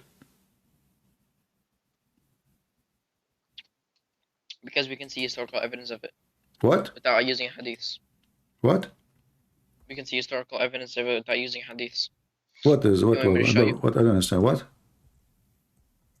I said we can see historical evidence of it without hadith. I mean, some hadiths may be true, right? But what I'm saying is, I'm saying maybe, right? I didn't say they are true. I said maybe they are true. Okay. Right? Well, the word But like illiterate. I said, for that rule, for that rule that he no, made, you are ignorant. donkeys are now haram. No, you are ignorant. You are ignorant, my friend. I am ignorant. Yes. Okay. You are. You see, you are accusing people to be ignorant, and the fact you are the one is ignorant. The Quran consider those who they are not Christians and not Jewish as donkeys. This is what the Quran is describing. Anyone, yes, anyone who is not a Christian, he is not a Jew, he is ummi, which means he is ignorant, stupid. This is your Quran. Chapter, if you go in the Quran, there's tons of verses in the Quran speaking about that. So those who they have the book, the people of the book. The people of the book. Chapter, okay, as an when example, he says the people of the, let me explain something. Chapter 3, just hold on. It means when the people, Chapter 3, verse number 75 says, there is people who they are the people of the book, and they laugh at us. Why? They laugh at the Muslim. They say, why? Because they are ummiyin, they are ignorant. So the Quran describe always people who they are people of the book. The Christian and the Jews are smart, they are educated. That's why they are people of the book. But okay, those who they are not. Where's the verse talking about the people of the book? From the beginning. And from the people of the book. People of the scripture is okay. Never mind. Okay. And then it says here. It says here. Great amount of wealth. Yeah. And then it says, and you know, and those are and the ignorant. Who is the ignorant? The Muslims, al-ummiyin. Okay. If you entrust with the great amount of wealth, he will return it to you, and among them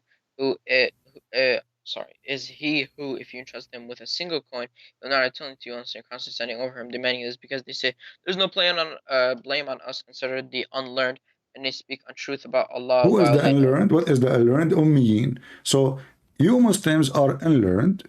We are the learned. The Quran confirmed that all Muslims in the world, according to the Quran, are ummiyin, and all the Christians and Jews are smart, educated, and this is the Quran description. Really? Okay. And we can show you. Okay. I can show you tons of verses. I can show you tons of verses. So. And even when Allah, when Allah he sent Muhammad, because you finished and you asked me a question. When Allah sent Muhammad, he sent him he sent him to the okay, hold on a second, just have patience. You asked me a question, can I answer? No, I didn't ask you a question. You did ask me a question. No, I did not. You said you told me, okay, well, does that mean that all Muslims are ummiyin and all Christians and Jews are the ones that are smart? You asked me a question. That is a question. Is it? No, so I'm not saying. I'm making a statement. The Quran confirm it. I don't need your. I do not need your opinion. Who cares? The Quran says that in your Quran only. The Quran call us people of the book. The Quran call the people who are Muslims illiterate. This is your Quran.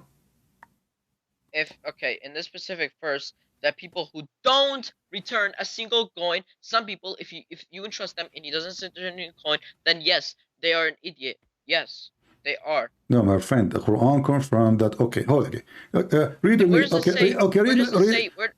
it differ? Okay, hold on. Okay. Let me ask you. Okay, let me give you other. Let me confirm to you. Other verse will show you that you are again wrong.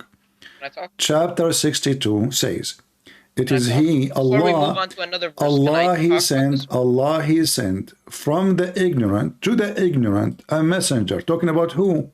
Talking about Muhammad. This is your Quran. Okay. Wait, he called Muhammad ignorant? Yes, ummi, ignorant. Wait, can you reread it? Reread it. هو الذي بعث في الأميين رسولا منهم. Reread the verse. I just did. Okay, no, reread it. Reread it again, like. هو الذي بعث في الأميين رسولا. It is him who sent منهم. It is him who sent from the ummiyin, from the donkeys, one of them. So those are ummiyin, they are donkeys, they are ignorant. Huh? One of them was ignorant, or does it say that he sent a prophet? No, he says one of them. No, he is one of them. It's you who said to me, remember, it's you who said to me, you do not know how to write, how to read. Correct? It's you who said that. Okay. And now, and the word, what is the word for not to know how to write, how to read? Ummi. So now it's saying in the Quran, it is him, which means Allah, is the one who sent to the ummiyin, which means the ignorant, the idiots, from them a messenger. Ummiyin does, okay, but just because you're an Ummi does not mean that you're an idiot. It's you who said that. It's you who said to me, this is an idiot. The guy, you said to me, I mentioned his name. You said to me he's an idiot because he's ignorant. You said that. I'm not using your words. So your Just words, because you don't know how to read and write does not mean you're an idiot. my friend, it's you who described Dr. Ghali. It's you who described As-Suyuti. It's you who described Jalalain as idiot. Why? Because they are ignorant. When did I say that? You said that. It's recorded. And okay, show me. Just a second. A minute ago, you told me that Dr. Ghali is an idiot. Oh, okay, this guy. Yeah, okay. And that guy who said the earth is a flat, you said to me he's an idiot too. Okay, he's an idiot, yes, because the earth is not flat. Why? You said because they are ignorant. What is the word ignorant? What is the word ignorant? Ummiyin. So the Quran says Allah He sent from the ignorant, from the idiots, one of them to be their messenger. What does Dr. Gale have to do with Ummiyin? My friend, you are the one who used it against him. I did not say Dr. I said mutakhallif. Okay, mutakhallif. What mutakhallif? I asked you. I said you do not know how to write, how to read. Uneducated, someone who's dumb. Exactly, not educated. So the Quran saying, here we go, read with me. Allah He sent from the illiterate, the unlearned people, one of them. Okay. So he is unlearned, and they are unlearned. So a blind leading a blind. What a nation. This is why Islam is messed up, and it's only for... Islam is messed up. Okay, yes, let's talk about the Christianity. What kind of God He promised you virgin in heaven unless He is messed up? What is that? Okay. Is that true? Just because someone who does not know how to read, Dr. Gale can read and write, and yet he's an idiot. Okay. Muhammad cannot read and write. Okay, so why the Quran? Why Allah saying Allah He sent from the illiterate, the ignorant, one of them to be a messenger? Where are you getting ignorance from? Illiterate does not mean ignorant. This what no, I mean this what mean ignorant. Okay, can you show me the verse? Because I still don't know the verse. Chapter 62, verse number 2. Okay. Ba'at al-Ummiyin. Okay. Okay, the unlettered. Okay. What kind of God He sent ignorant to the ignorant? How that work? How ignorant can guide ignorant? He's ignorant. How a blind can guide the blind? And why Allah did not teach him? Is it true that when the angel came to Muhammad, he told him read? Okay, so where are you getting the word ignorant? It's just illiterate. This is what the word mean. Gomai. This is coming from the Hebrew. Gomai. The pagan. Actually, this is not. This is not only ignorant. Actually, it is ignorant pagan. Okay. This is why the Quran. This is why the Quran. This is why the Quran. No, this is Arabic. This is Arabic because Arabic is coming from Aramaic and Hebrew. Arabic is not Arabic by itself. So listen. Do you see? It says it's always mentioned two words: people of the book and ummiyin. So those who have a book, they are not ummiyin. They are not ignorant. They are not stupid. That's not true. This is what it says in front of you. It divides between two people. The group, people of the book. And people who it's in front of you. You keep saying to me, show me the verse. Chapter 62, verse number 2. Okay, yes, it's in front of me. Where does it divide the people of the book and the ummiyin? The verses we gave you already, isn't it about the people of the book and the people who they are illiterate? I just showed you verses before it. You forgot? Okay. Okay. So now the Quran divide between two groups, those who have a book and those who don't have a book. Those who have a book are called people of the book. Do we agree? Okay. All right. Those who don't have a book. Can I speak? Those who don't have a book is called ummiyin. Do we agree? Okay. Can I speak? Do we agree? Can I speak? No, we don't agree. Why? Give me the answer from the Quran then. Okay. Illiterate does not mean that they are ignorant. Are the people okay? Can I? Before I finish, so you don't cut me off. Illiterate just means illiterate, right? The people of the illiterate are ignorant, yes, but the word ummiyin does not mean they're ignorant because the messenger was illiterate, but he wasn't ignorant. Those people were illiterate and ignorant because they didn't believe in the book. Everybody. Muhammad was sent the book, so he was not ignorant. He was not arrogant. He was an amazing human being. Okay, hold on. The one he is not. The one who is not following the true God, is he dal or he is not? Is the one who doesn't follow the true God? Yes. Like Allah? Is he dal? Dal. Okay. You What know does what? dal mean? Do you know what dal in mean? English? No. Fasiq. Lost. Fasiq. Scumbag. Scumbag. Okay. Lost means There's a guy. He have a video. I just lost means khasir. According to the Muslim Lantern, guys, what his name? Muslim Lantern. We saw his video. He said that the word dal means fasiq. Okay. Can you spell it out for me? Dal. Yeah. There's D-A-L. Da. Letter da. I gotta find it because my keyboard is in Arabic. Okay. I can type it for you. Here we go. Let me type it for you. Okay. All right. Is it like this? Here we go. Dal? Like this? I just gave it to you. Okay. It doesn't. It means unjust, but okay. Okay, unjust. What else? Okay. Yeah, I typed it correct. Okay. Muslim Lantern, he said dal mean fasiq. So what does fasiq mean? Filthy. Evildoer. Okay, unjust, filthy, sure. Okay, sure. So now the one who is dal, is he from those who follow God So or dal those? means stray. Okay, yeah, lost. Okay, yeah, finish, sorry. All right. So if somebody is dal, like in the Quran it says, غير المغضوب عليهم ولا الضالين. Okay. Okay. Is Muhammad from الضالين? Or he غير is... المغضوب عليهم ولا الضالين. Uh-huh. What No, ضالين mean? he's not from the dal because he's not lost or stray. Okay, thank you very much. So why the Quran says Muhammad is dal? Let's go to... You see why we laugh at Muhammad? Because this guy is messed up. How he is claiming to be, he is guided by Allah, and he was a pagan person, always dal. The Muslim, they claim that Muhammad was not a pagan, but the Quran confirmed. غير, not those. You're translating it wrong. غير المغضوب عليهم ولا الضالين. They're not. Muhammad. It says in the past who have blessed. غير المغضوب عليهم ولا الضالين. So now you're just lying. You are so excited, my friend. Are you an idiot? You just confirm what I'm saying. I am saying in that verse, my friend, that verse is not about Muhammad. That verse about us, you idiot. In the path that you have blessed. Not That verse is about us. The verse about the Christians, supposedly. So your God is stupid. So he said, غير المغضوب عليهم ولا الضالين. So he said, let me teach you. This is the prayer you pray 5 times a day, and you do not. You try to search in Google to be able to read it. You pray this prayer supposedly 5 times a day, and you need Google to search for it.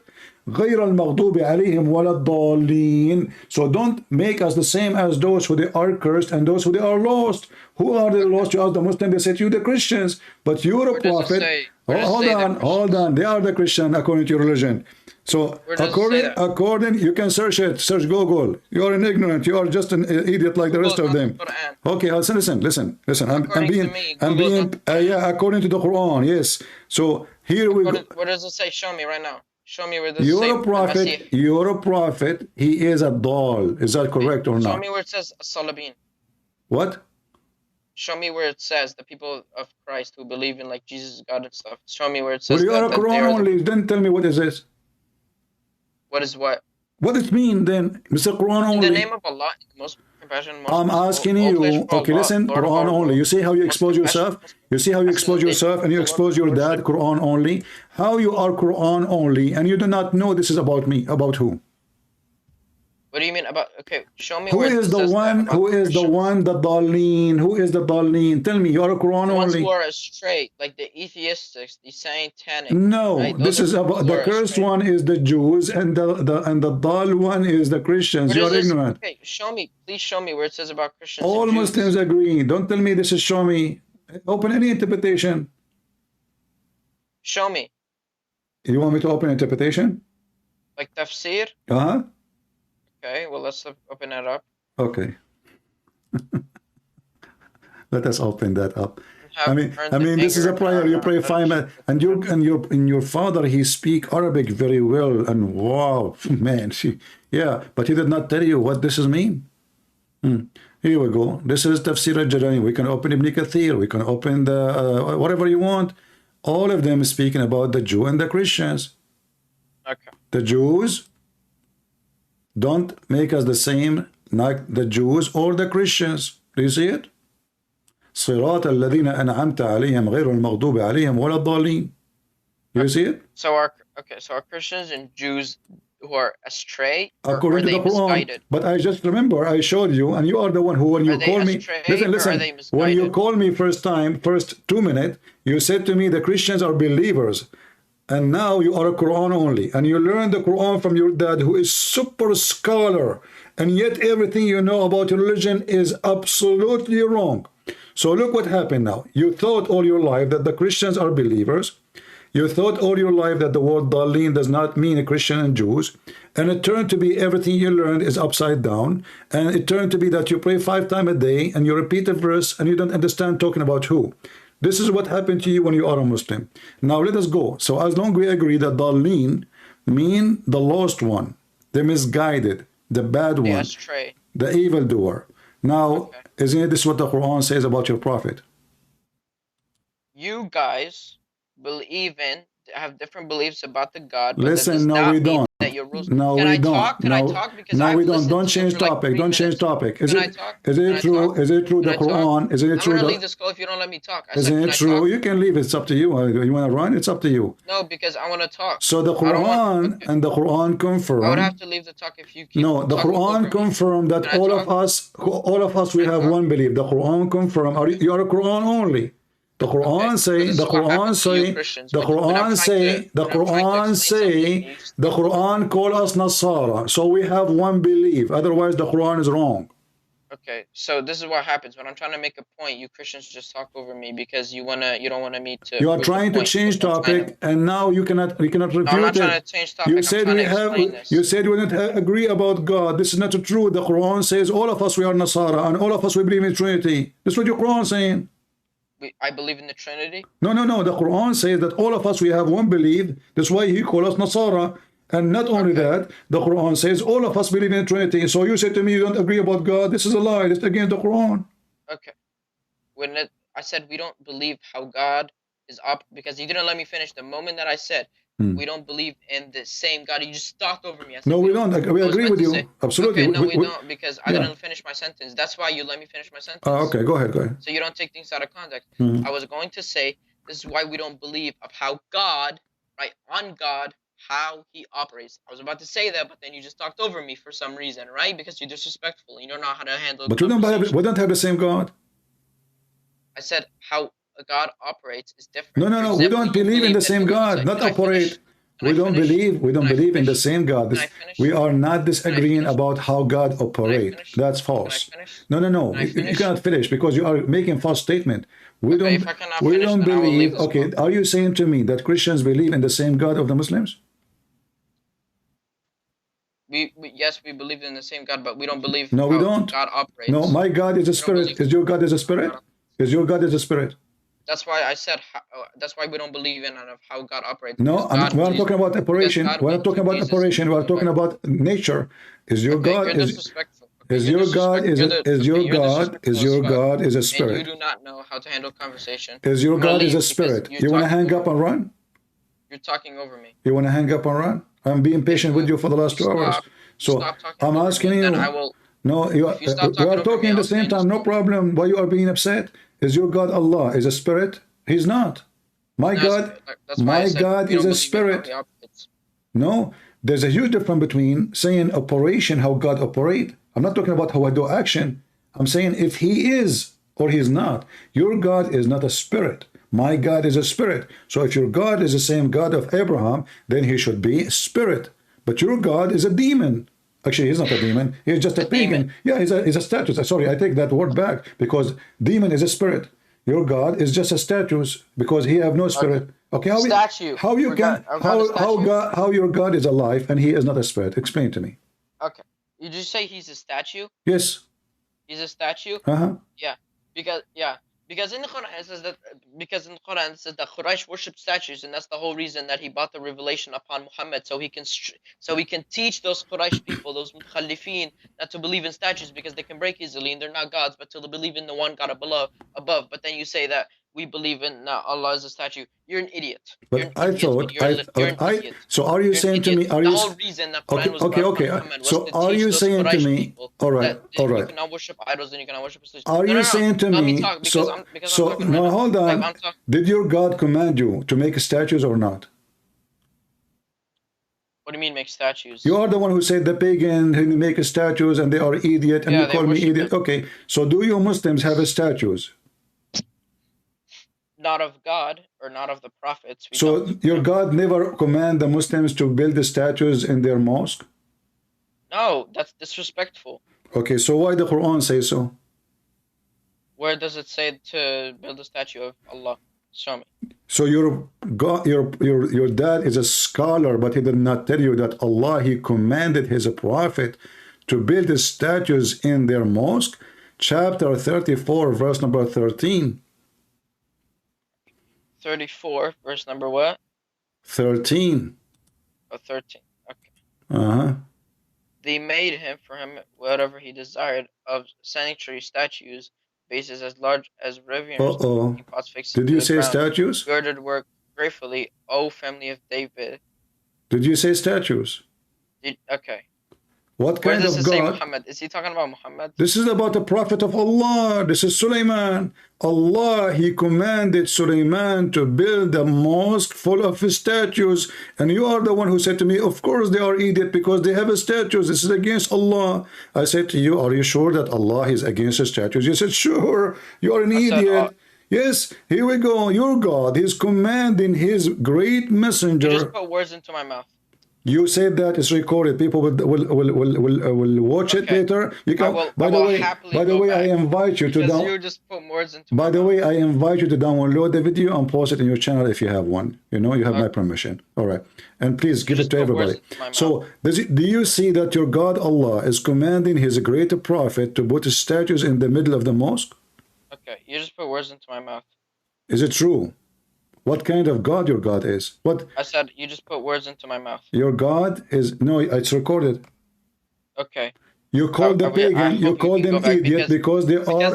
Because earlier I said you could not build statues of Allah or His prophets. Yes, that is disrespectful. So you can make statues of others? I'm not sure if this is talking even about a mosque because it doesn't say what this is Sulaiman, and you know the statues around the Kaaba. Listen. You see, you are a hypocrite. You said you are against statues, and for sure this is pagan and it's not allowed. And I ask you this clear question: are you saying that Allah is against having statues? You said yes, for sure. It's recorded, and now it turned to be that your God Allah Himself, He enjoy having statues in the mosque. By the way, those are statues of who? Where does it say the mosque? Well, this is a mosque, isn't you Muslim? You claim that Sulaiman was a Muslim prophet? Yes, but where does it say mosque? So this is what? This is what, the temple, the Hindu temple? Okay, but show me where it says a mosque. So is it a mosque or not? If he is a Muslim prophet, so what is the place of a prayer for Muslims? Give me the name. Nowhere does it say the Give me the name. What is the name of the place of a prayer for Muslims? Sulaiman, according to you Muslims, he is a Muslim prophet. You hijack everybody. Even Alexander the Great became a prophet. We pray anywhere we can. No. We want. No. No? No. So we can't pray at home? No. Muslims, they pray like goat anywhere in the corner. You're right. But I'm talking about the mosque.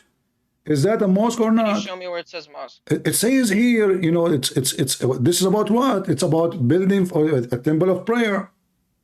Can you show me where it says building a temple of prayer? Open, read the interpretation. Okay, you are the one who said to me, I want to search. Okay, search. This is about the temple.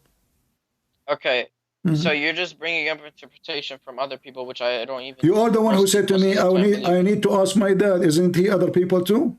Okay, but he's a Quranist, and I only Who cares if he's a Quranic? He's still other people too. How come the other people because are they not? are Sunni So and you they see, make up their own stuff. No, what Sunni? You are not even a Muslim. You don't even know your religion, my friend. Okay, I asked you to invite your dad tomorrow. If I go live, do you like to invite him?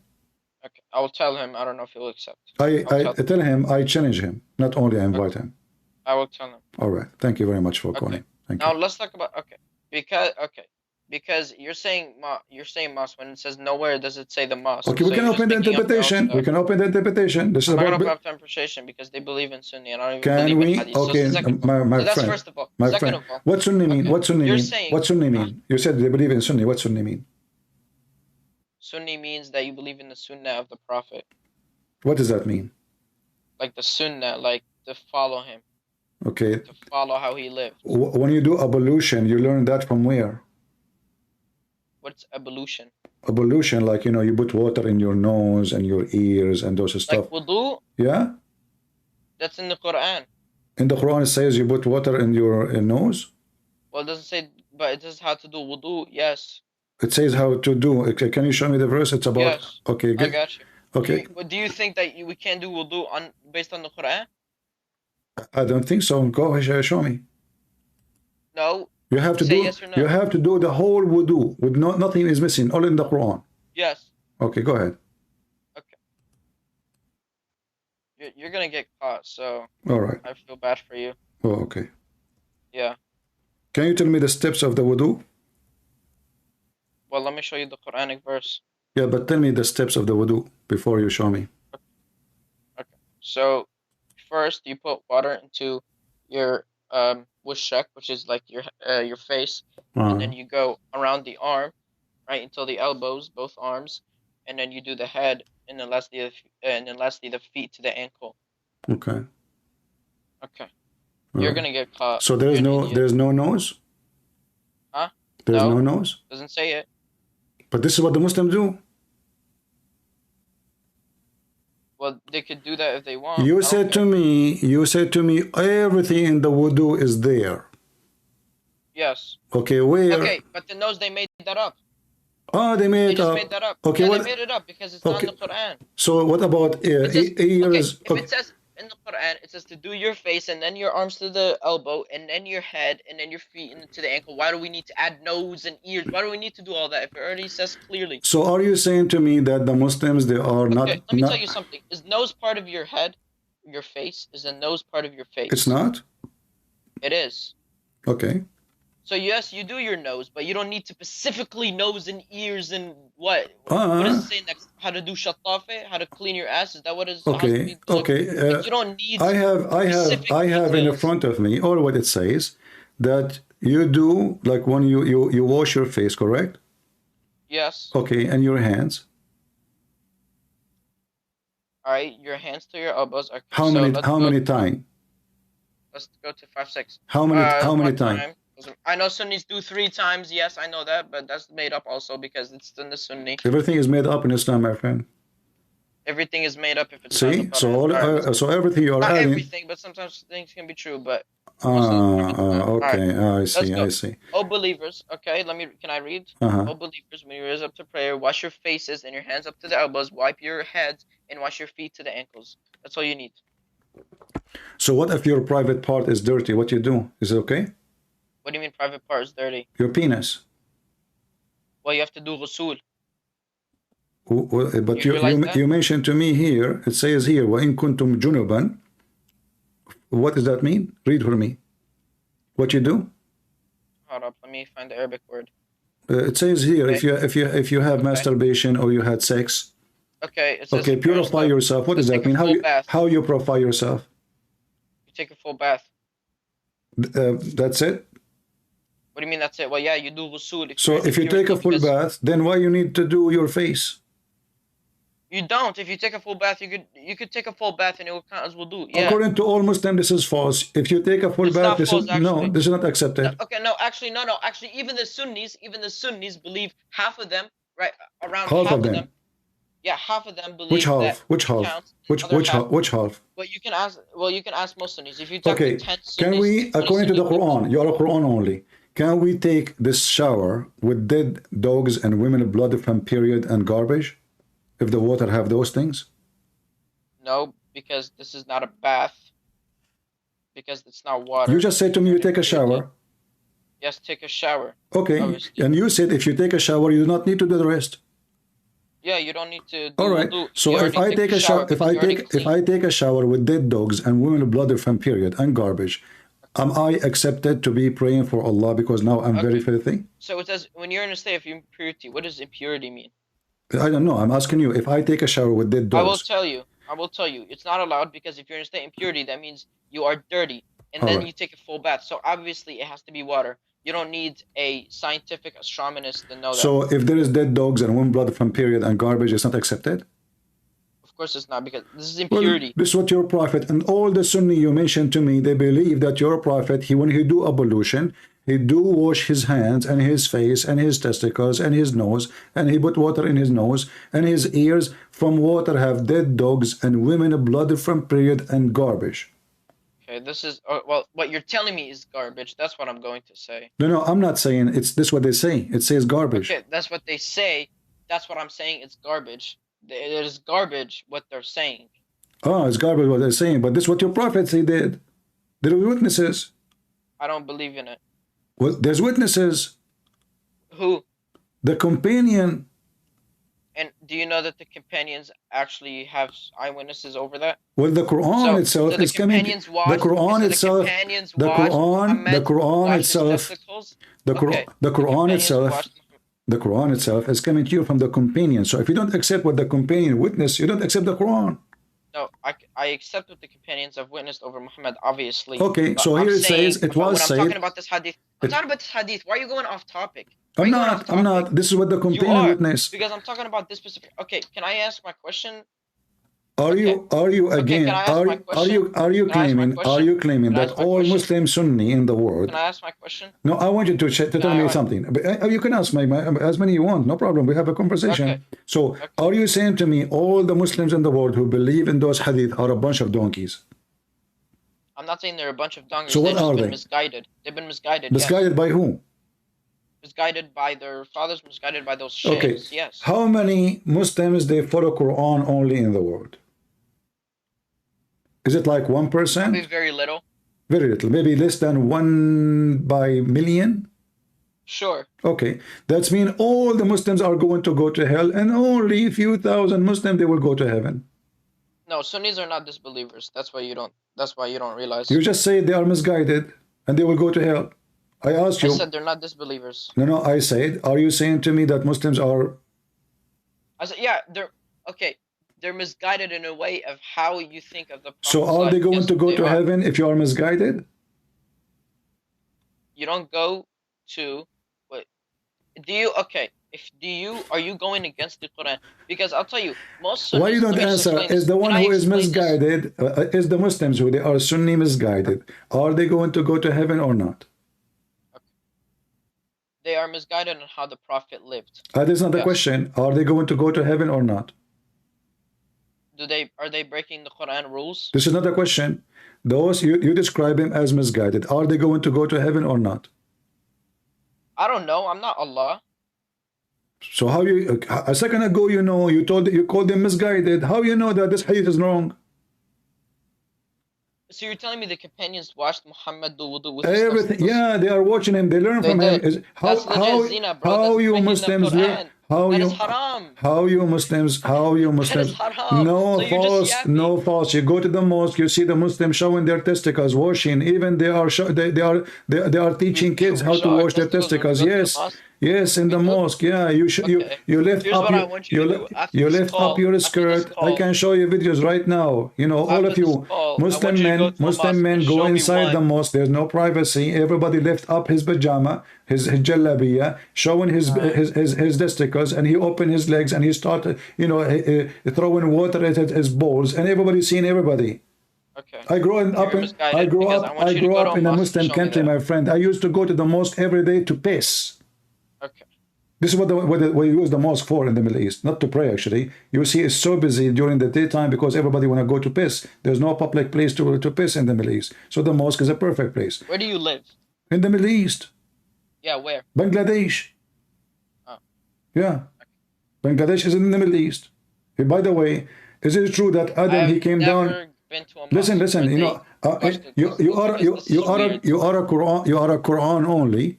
You are a Quran only. Okay, based on what you learn from the Quran, who is Muhammad? The prophet of the messenger of Allah. But who is Muhammad? The messenger of Allah. Okay, who is Muhammad? The person. The messenger of Allah. Okay, this is his job, but who is he? A human who lives. How you know he's a human? How you know he's a human?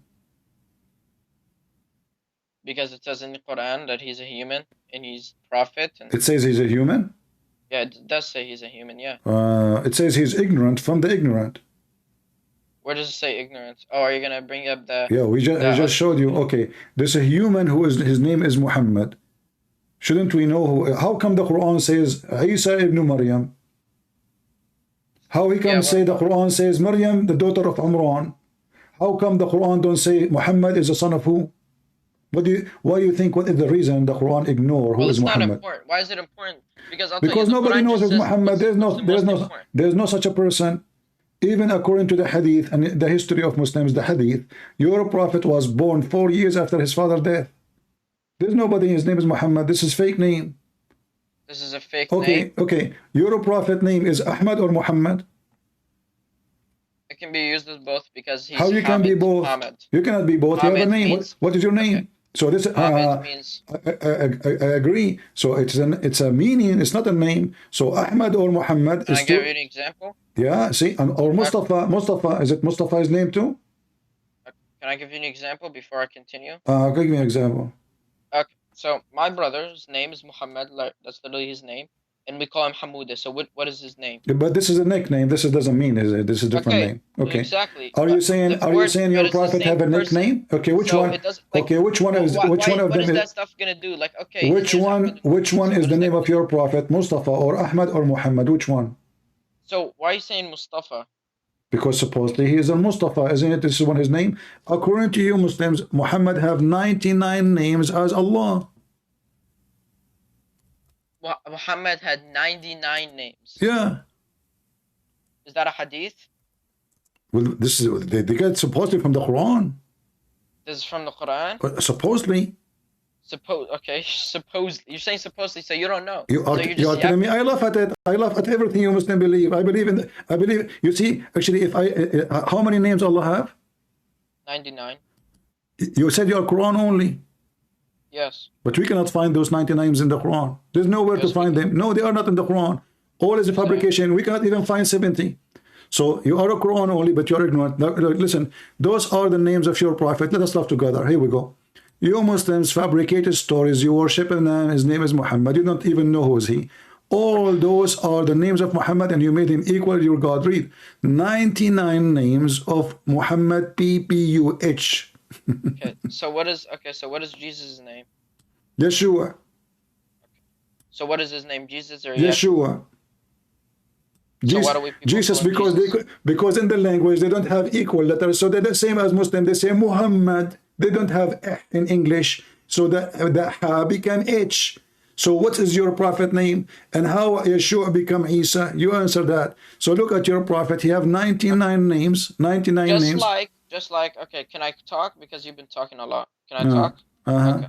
So just like how Muhammad has a nickname, has a name, another name for Ahmed, Yahshua, right? Which is Isa's name. Actually, they shortened it to Isa, right? Which is Isa. No, there is no such a thing. Isa is the name of a camel. I told you.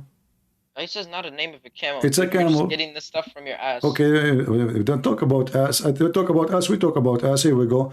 According to the Quran, is it true that Allah will insert in your ass 99 dragons and chain?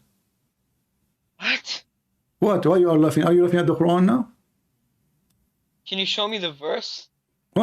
So are you telling me that you are a person who learned from his father, who is a scholar, that you do not know that the Quran says Allah will insert in your anus a chain? Insert what? Chain. Can you show me the verse? I'm really surprised you do not know it. Are you sure you don't know? Okay. No, I want to be sure. I haven't read. Okay, so you gotta understand. I have not read the full Quran, right? I never consider my dad have read it, and he's a hafiz, but I have not. So do you understand the difference? So when you say, "Oh, your dad is a scholar," okay, he didn't teach me everything. All right. So your God, because he's a sexual God. I mean, what kind of God? He mentioned sexual torture. He will insert in the anus of those who don't believe in him a chain. Here we go. Okay. This is your Quran. This is your Quran. Chapter 69. The funny, it's 69. It's even the name is sexual. Chapter 69, verse number 32. Verse what? 69, verse number 32. Then tie them up with. Okay. And remember, you are Quran only, so tell me what this verse mean.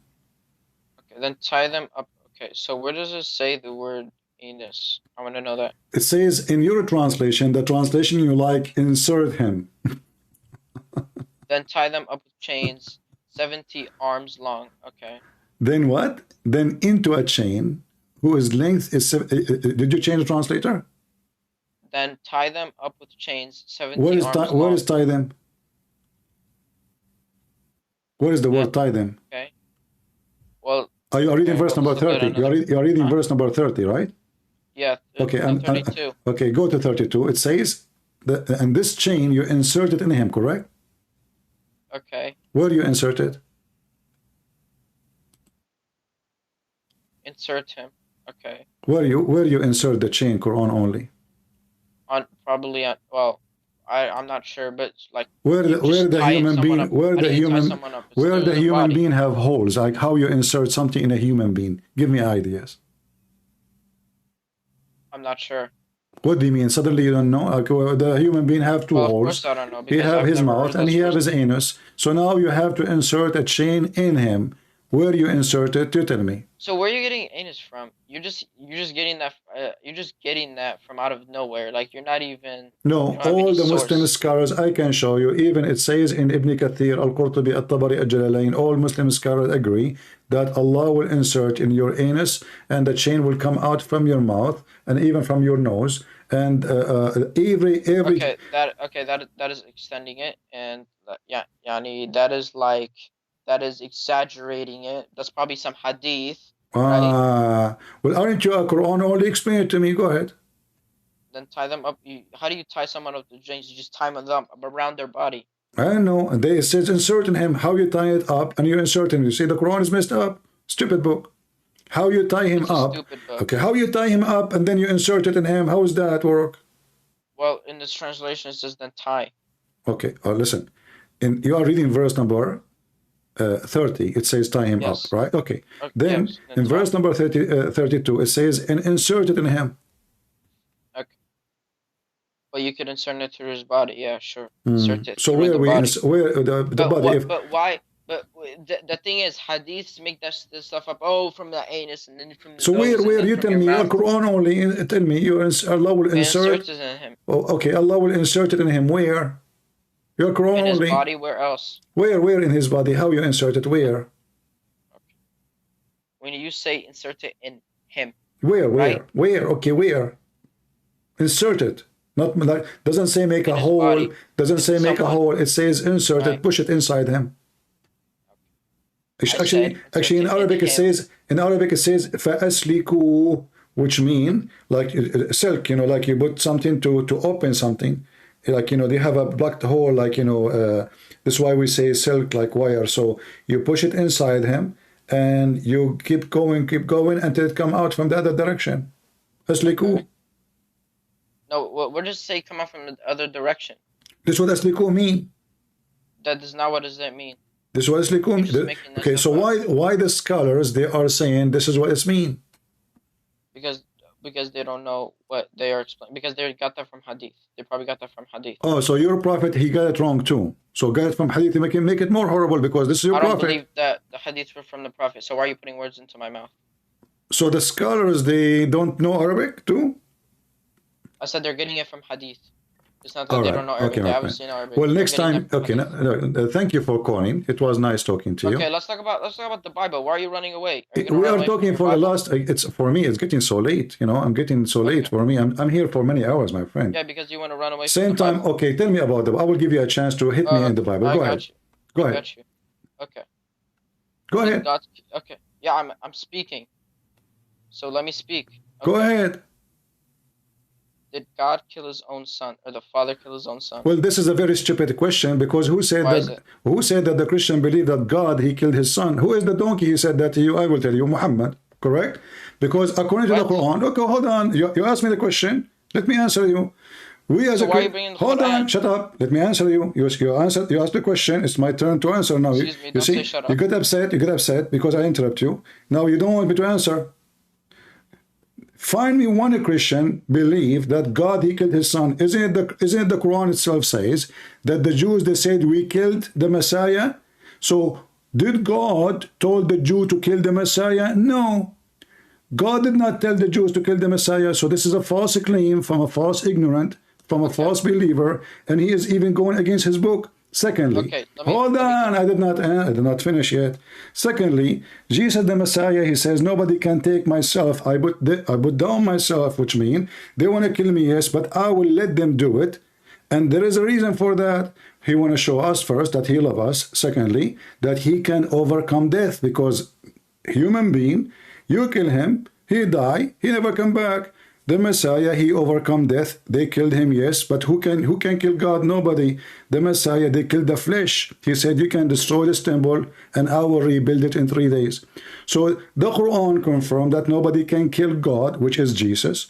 And the Bible confirmed that nobody can kill God because Jesus, he overcome death by death.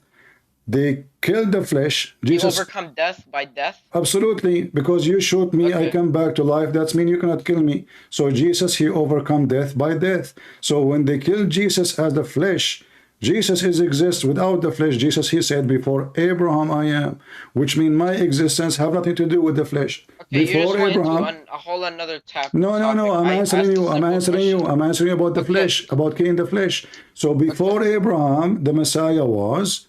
And this is why when they killed the flesh, the Messiah still exists. Nothing changed. The flesh was not exist before. Before Abraham before he was born between us. So killing the flesh does not change the fact that the Trinity is still there, the Messiah is still there, God the Father is still there, God the Son is still there, the Holy Spirit is still there. Go ahead. Okay.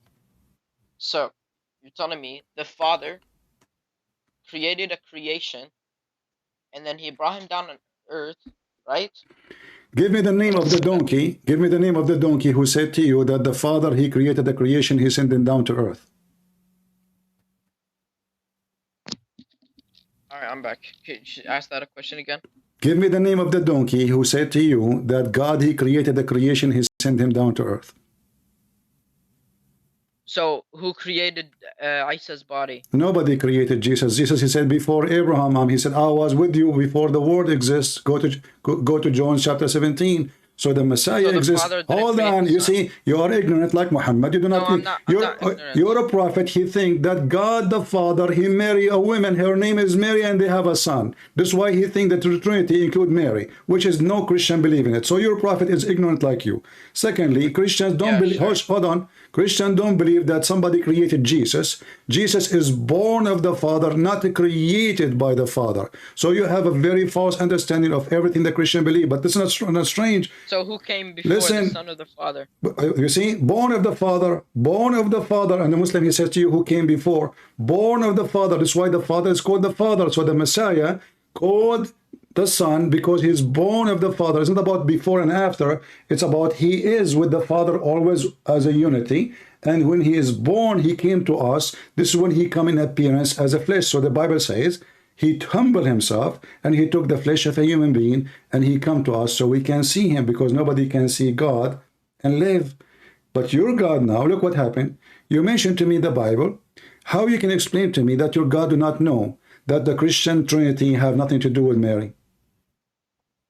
Okay. What? Let me get this straight. So who was first? Who was the first? I'm asking you a question now. I answer your question. You can ask me a question after you answer me. How come your God do not know a very simple knowledge? A Christian kid who is 7 years old know that the Trinity. Do you know what Trinity is? Yeah, the Trinity, the three. Okay, what are the three? The Holy Spirit, the Father, and the Son. Okay, how come the Quran mentioned that the Christian believe that the Trinity is Mary? Where does it say that the Trinity is Mary? Isn't it the Quran says that Allah, he said to Jesus, did you tell your people to worship me and my mother as gods? No, he did not say to worship me and my mother as gods. No, I thought I heard that in the hadith. La hawla wala. I don't give a fuck about hadiths, to be honest. Oh, you are speaking dirty now. Right. So, Well, okay, because okay, you don't I already give. have Okay, it hold said on. it a million You times. said Because you I've said it said a you million don't give times. I the don't believe in F. You hadith. said you don't give the F about the hadith. Why? Is that because this statement is an embarrassment about your God? Because I've repeated it a million times and you still don't get it. So giving me an argument of something that I don't believe in is childish from you. Right? So you That's are like saying to giving me you an because argument about okay. the So Torah now when let you us don't make even believe so in let it. us make it clear because the hadith about claiming that Jesus, Allah, he asked Jesus if he asked people to worship Mary and him as gods is stupid. That's why you said the F word to the hadith, correct? Right. Okay. So no. But this is in the Quran. But this is in the Quran. But this is in the Quran, which means now you are saying the F word to the Quran. This is in chapter 5, verse 116. So go ahead and say, I don't give the F for what it says there, because now this is in the Quran. Everybody heard you.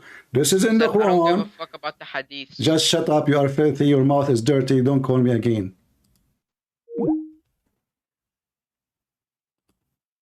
Dirty boy.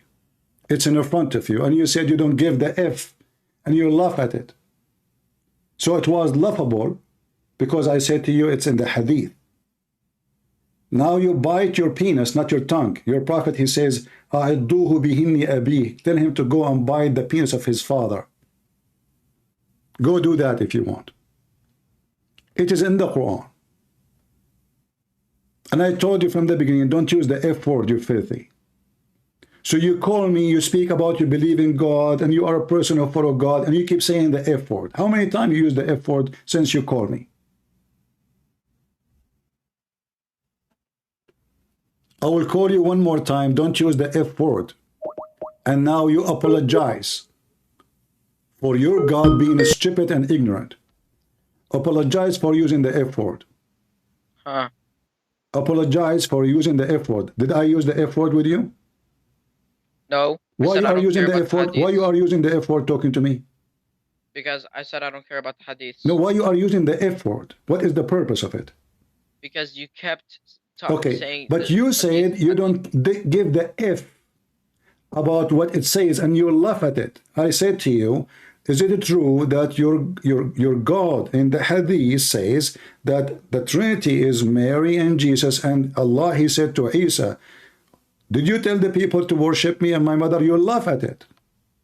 I didn't laugh at it. You laugh at it. You laugh at it. Everybody heard you and you explained. Yeah, sure. And now this is in the Quran. So now explain what kind of God he think that the Trinity is God marrying Mary and have a baby. His name is Isa. Go ahead.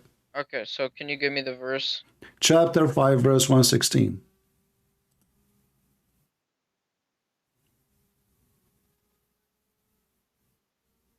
Okay. So it's on the okay. You're stupid. You know why? I am the one who's stupid. Who was the one who was laughing at the Quran a second ago.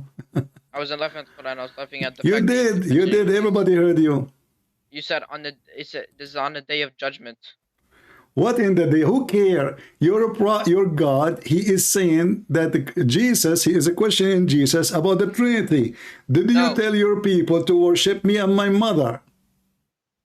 He said, Allah will say, "Oh Jesus, son of Mary, did you ever ask the people to worship you and your mother as gods besides Allah?" He'll answer, "Glory be to you. How could I ever say that? I have no right to say." So Jesus is saying that how can I ever tell my people to worship me? This is saying to the Christians when he said Allah will say, I know he is saying to the Christian, but Allah is asking Jesus, did you say to them to worship me and my mother? Where's the Trinity? The Trinity is Allah, Mary, and Jesus. How is that a Trinity? Okay, so how Mary she become the God? Where does it say that Mary is God? It says there, did you worship me? It says, did you tell to your people to worship me and my mother instead of Allah? So there's three gods now. There's Mary, there's Jesus, and there's Allah. So instead of Allah, and by the way, if Allah is not to be worshipped, so who is the Trinity in Islam? Tell me the names. Who are the Trinity? The Christians, they worship. They worship the Holy Spirit, the Son, and the Father. So why is saying here we worship Mary? Because probably people at the time, they sometimes There's no worship Mary, and properly. they believe. There's no properly. Christians are only called the Christian if they believe in the Trinity as God the Son, God the Father, God the Holy Spirit. Anything else is not Christian.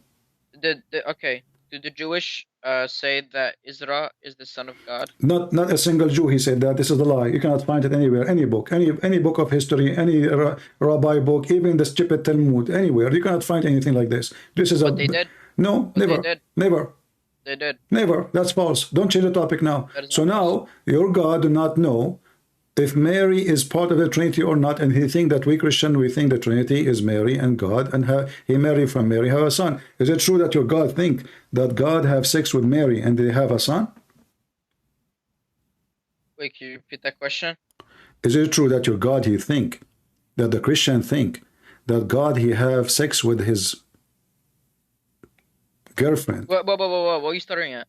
Huh? What are you stuttering at? I'm asking you, is it true or not that your God he think that the Christians they believe that God have a girlfriend, he have sex with her, her name is Mary, and they have a baby, his name is Isa? Did Christians at that time believe that? I don't know which time. I'm asking you, this is what your God believe? I'm not sure. What do you mean? Aren't you a Muslim? Yes, I'm a Muslim. Well, according to your God, the Christians, because why Allah don't have a son? Allah don't have a son because he doesn't need one. Why would he have a son? Okay, why he don't need one? Because he doesn't need to make a son just to die for Do Allah need creation. He doesn't Muhammad? need to Do Allah need Muhammad? Huh? Do Allah need Muhammad? He doesn't need him. He could have brought the Do revelation Allah need to someone else. do Allah need angels? He doesn't need them So why he created them? because he created them to help the humans. Like for example, in the Battle of Badr, he Oh, helped. so he need them then. He doesn't need them. He wanted them. Okay. He wills Let it. us prove He that wills Allah he it. need them. Okay. He doesn't need If you're a wills prophet, it. okay, I will go with If you. I will. Allah wills to bring the revelations to Muhammad, then it will happen. If He wills to bring angels and help the Muslims, then All right, it I will will happen. go with you. Let us Because prove. whatever Allah Let us wills prove will that happen. everything you said is false. If Muhammad he have a fight with his wives, is it enough to have a protection from Allah, or he need the protection of the angels and the believers and Jibreel and everybody because Allah cannot protect him? Is it Allah enough? Of course, Allah is enough. Are you sure? Allah brought angels to I have help a hadith. I have a hadith approved by all those who believe in Quran only. Every single one of them. I can play even the videos for you. They believe in this hadith saying that Muhammad, the Messenger of Allah, he needed help of protection, not Allah only, because that will not work, from Allah and the angels and every single believers. Is that a hadith? Very authentic. Can you show me? Okay, here we go.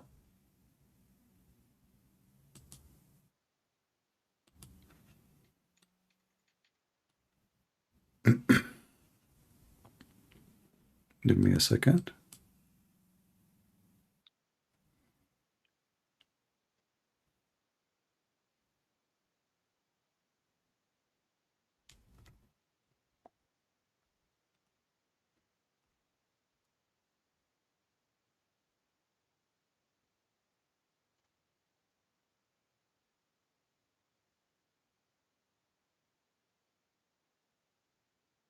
Don't Christians believe that Mary was holy?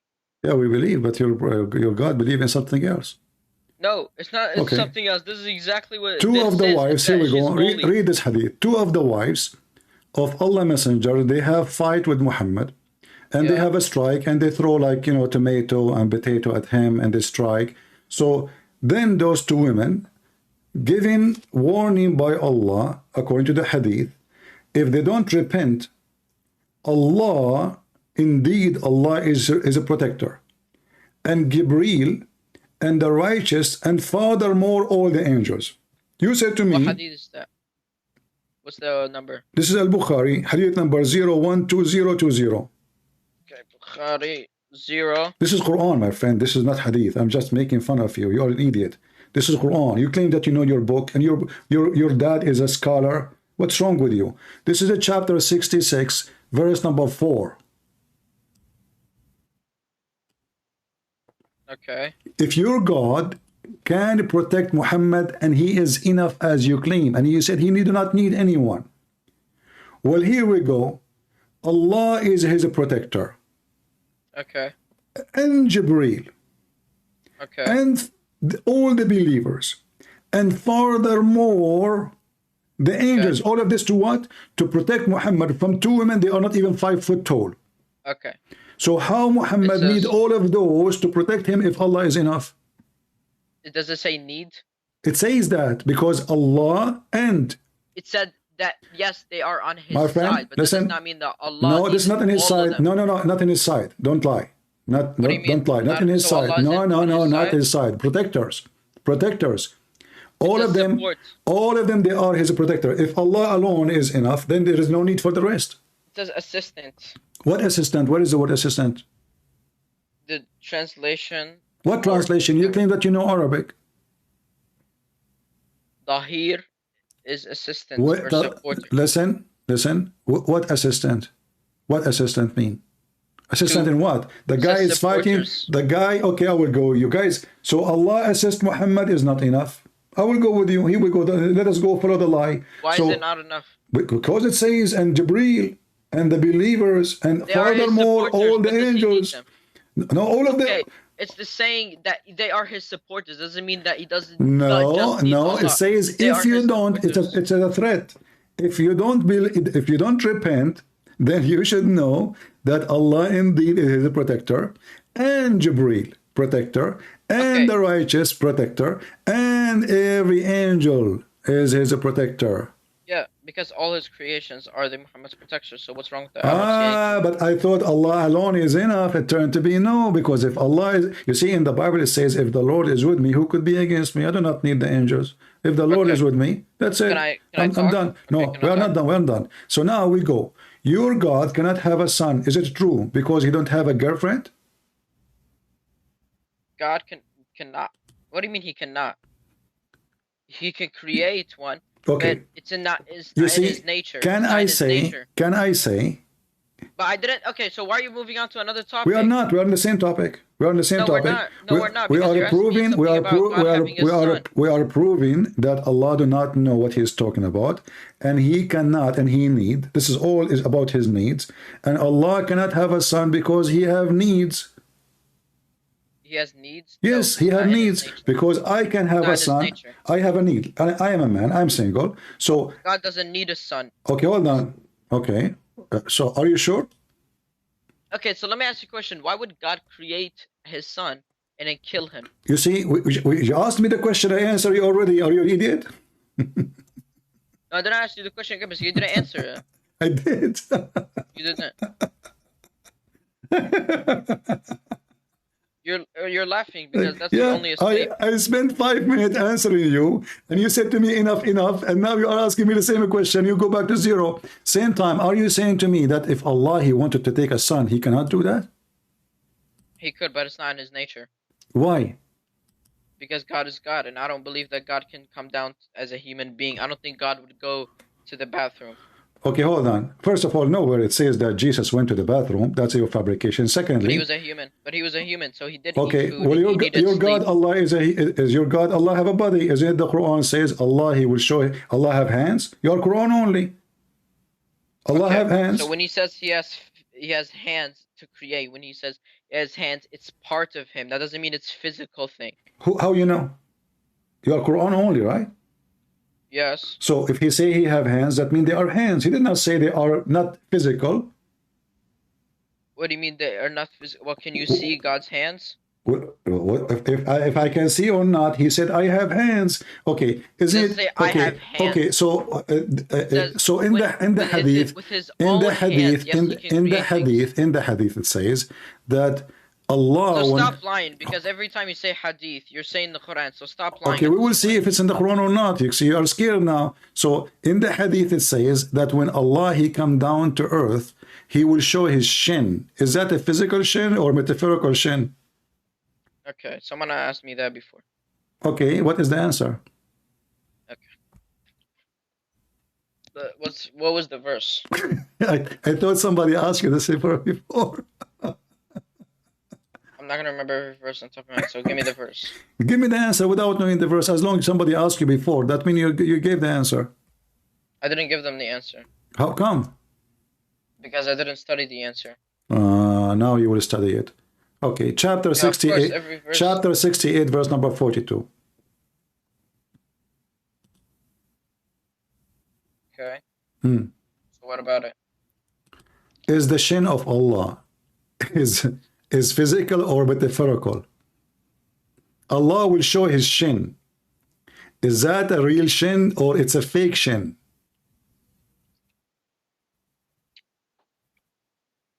Hold on. It's a fake shin? Okay. I don't really explain shit this verse, that's why I cannot answer you. Okay, I will give you time to invite your dad and ask him and support yourself, like get some vitamin D and let your dad join us. But next time when you call me, don't use the F word. Yeah. All right, take care.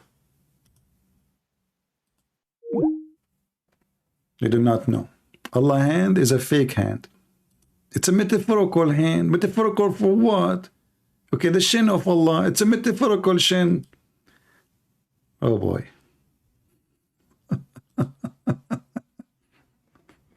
And you are lying. You are saying hadith, but in the Quran, you know, he's terrified because now anything I say to him, this you have to trap them. They are liars.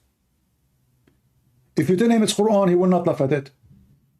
You tell him it's hadith, he die laughing, and he said the F word. Do you see how stupid this cult is? You say to him it's hadith, he said the F word to it. But now he learned. Oh, this guy, he said to me, it's hadith. I laugh at it, but it's Quran. I'm not going to accept what he said no more.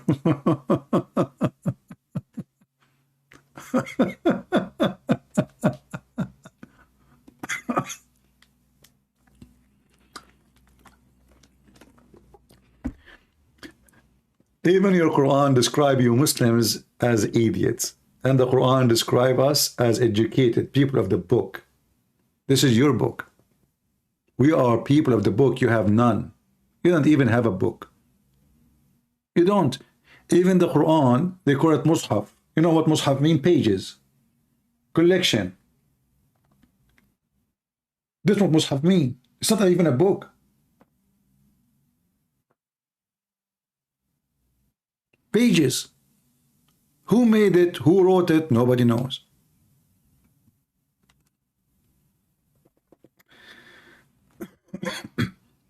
Did we have a good time? I hope so. I apologize. I have to go. Really, I'm losing my voice. You can tell. It's already so late for me.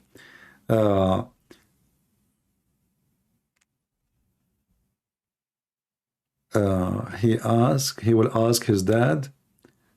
Ask his dad. Yeah. Yeah, his dad will never dare to join because that will even make him look so stupid. I mean, come on, imagine. Yeah, his dad is a scholar, you know, he's a big shot, you know. Yeah. All right, don't forget, guys, to subscribe in case you did not yet. And please inform your friends. As you see, we are not going in YouTube because YouTube always censor what I say, my videos. At least here we can keep our videos. And actually, I like it here. Don't we? Aren't we having good time? Does it make any difference for you between YouTube? You know, we are used to a place. That's why you find it hard time to leave YouTube. But the fact, I don't see any different. The only difference here, we don't have the Sharia YouTube in the top of our head.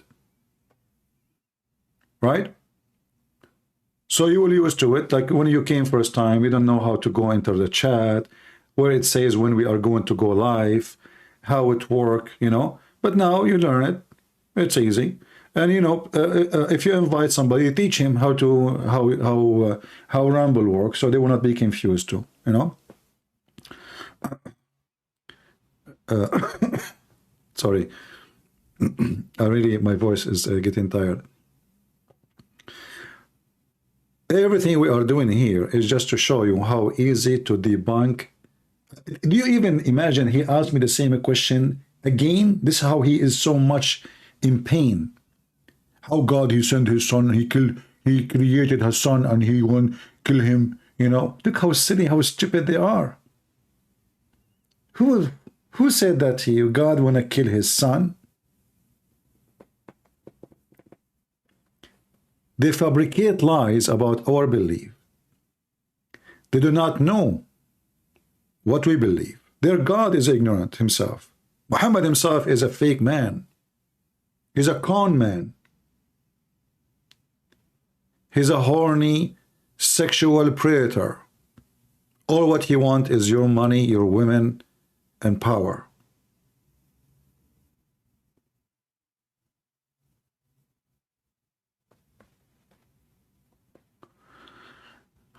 I cannot even reply to the post. No, you can. Why you cannot? I mean, everybody can. How come you cannot? Anyway, I want to say thank you all for being here. May the Lord bless you. And I hope we will have a good time tomorrow if I can come again. I hope my voice will help me. I will do my best to be here. Please subscribe, share the video, and don't, you know, just forget about it. Share, share, share. We want more people to come, more people to learn, and we want especially young Christians to learn and to graduate from this school so they learn how they can defeat liars. You cannot debate liars. I'm telling you. Nobody can debate someone he lie. Like, you know, you speak about Biden, they say to you the economy, the borders is fantastic. I mean, liars, you cannot debate them. Everything is screwed. And yet the Speaker of the House, she say everything is perfect. You cannot debate liars. Can you? But we can get them busted. Nobody can debate liars. It's like debating debating a thief. It's impossible.